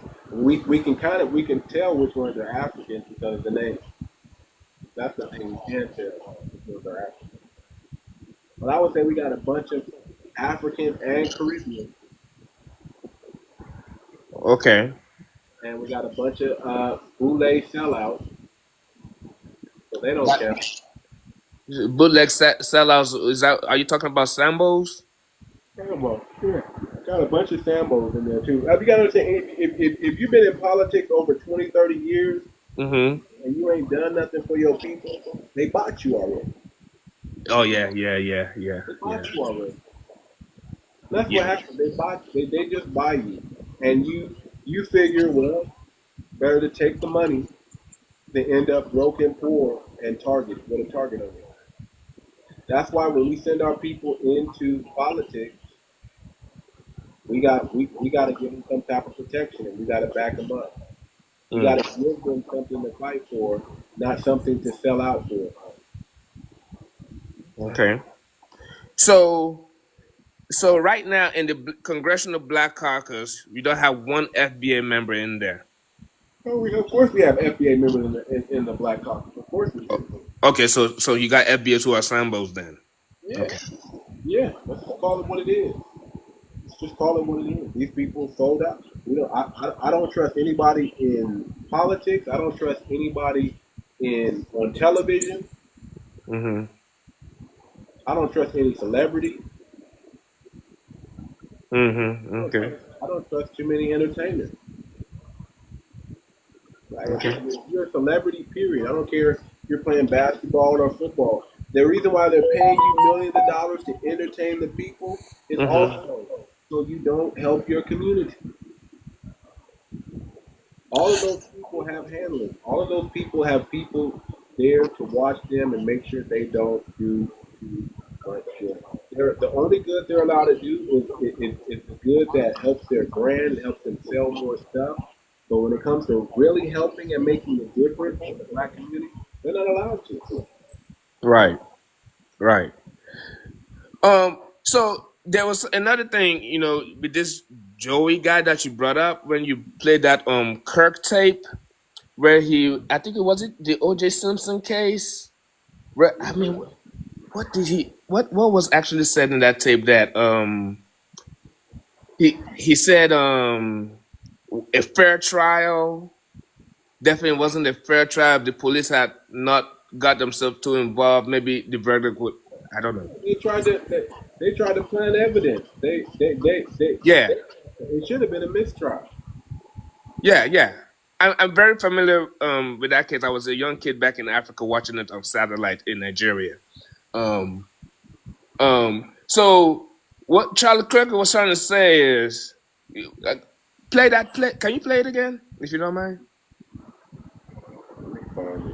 Okay, never mind. Forget about it. Basically, he's admitting that the criminal justice system or the police or whatever, they did tamper with evidence. This guy doesn't just play.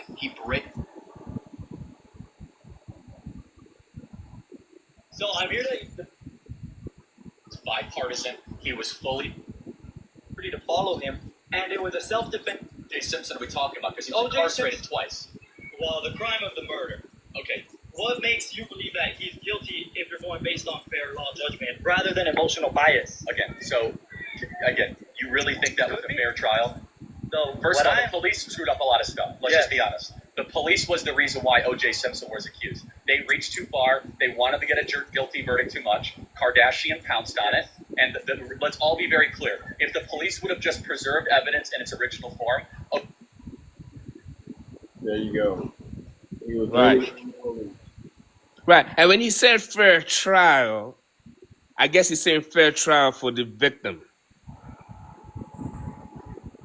Right. Oh my God. Well, if someone really asked me if OJ did it or not, I really don't know. I don't know enough. I really don't know. I really don't know. All I know, he was acquitted.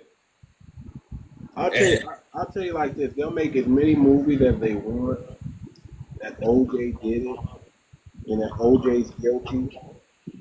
I'm gonna say it like this: OJ's not a saint. He's not a saint, but that don't make him. That don't. You know, they want to make you believe that one black man, so strong, so powerful, so much of a beast of an athlete, was able to unalive a woman and a man at the same time with a knife. With a knife. Yeah. And did it, and then got up out of there, and so you know, man. Let me tell you something, man. I mean, there's all kind of conspiracy theories surrounding that. But here's what I do know: OJ got off. Yeah. Because they got caught planting evidence. They got caught forcing things that wasn't there, forcing narratives that wasn't there. And, so that means he didn't do it because they were trying to figure out how to tie the story together to make it stick.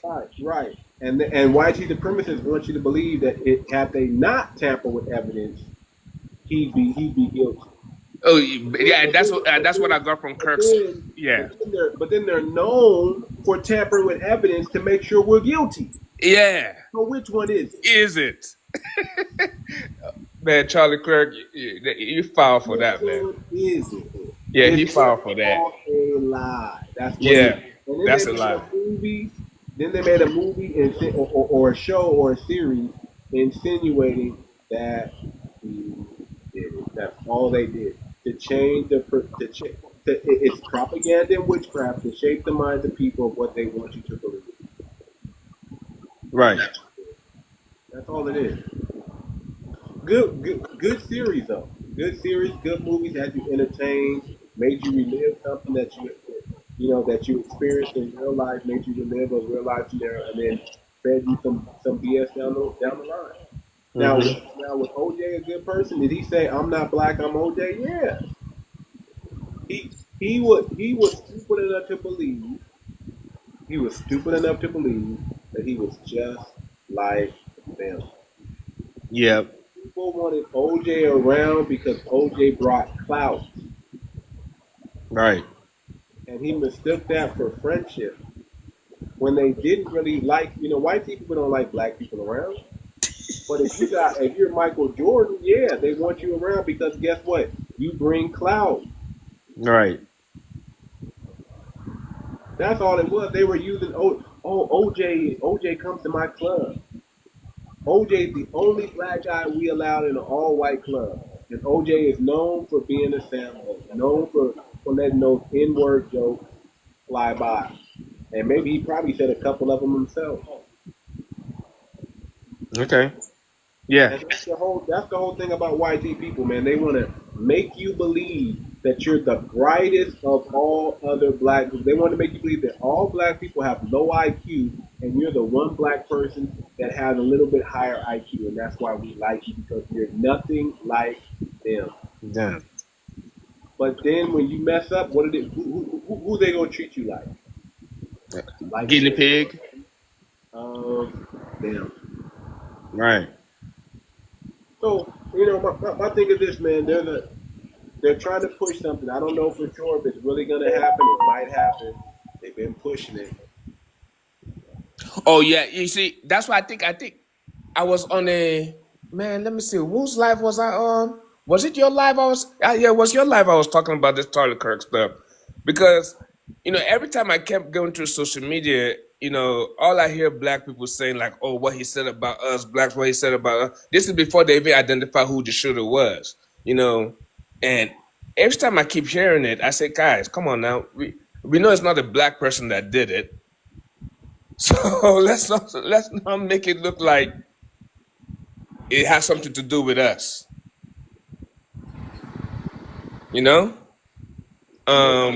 Nobody made it look like it had something to do with us. That was YT people trying to blame us for everything. something happened in their community that's bad, we laugh at it because it's funny to us because it's been happening to us, and nobody cries when it happens to us, but they all expect us to somehow have a heart when it happens to one of them. That's why we laugh at it. It's like, man, it's funny to us. You know why? Yeah. They're just funny people. They think we're supposed to have a heart when they don't. Too much. You need to. Go ahead. You need to get some sleep, man. I know. I'm tired, man. I'm about All right. to end this live. Yeah, end this thing, man. Yeah. All right. Everybody, take care. FBAcoin.org. Go to FBAcoin.org. Join the Telegram. Get on board with the ecosystem that we're building. If you're a Foundation of Black Americans, we want to get you in there at the ground floor before we open it up for everybody else to purchase and buy the coin. So we don't want other people coming in and taking your spot. So go ahead and just reserve your spot now so nobody can take it. When you get in at the ground floor, good things, great things happen. When you get in too late, well, you know how that is. You just in too late. So we're trying to give our people a chance to get in at the ground floor, building this ecosystem, and benefiting from a phenomenal Foundation of Black American coin that we created. So get in at the ground floor. Tap in with us at the Telegram. Understand what the FBA ecosystem is, what we're building, how the coin is going to benefit us. With that being said, family, peace, love, reparations, and the blockchain. Take care. All right. Thanks, man. See ya.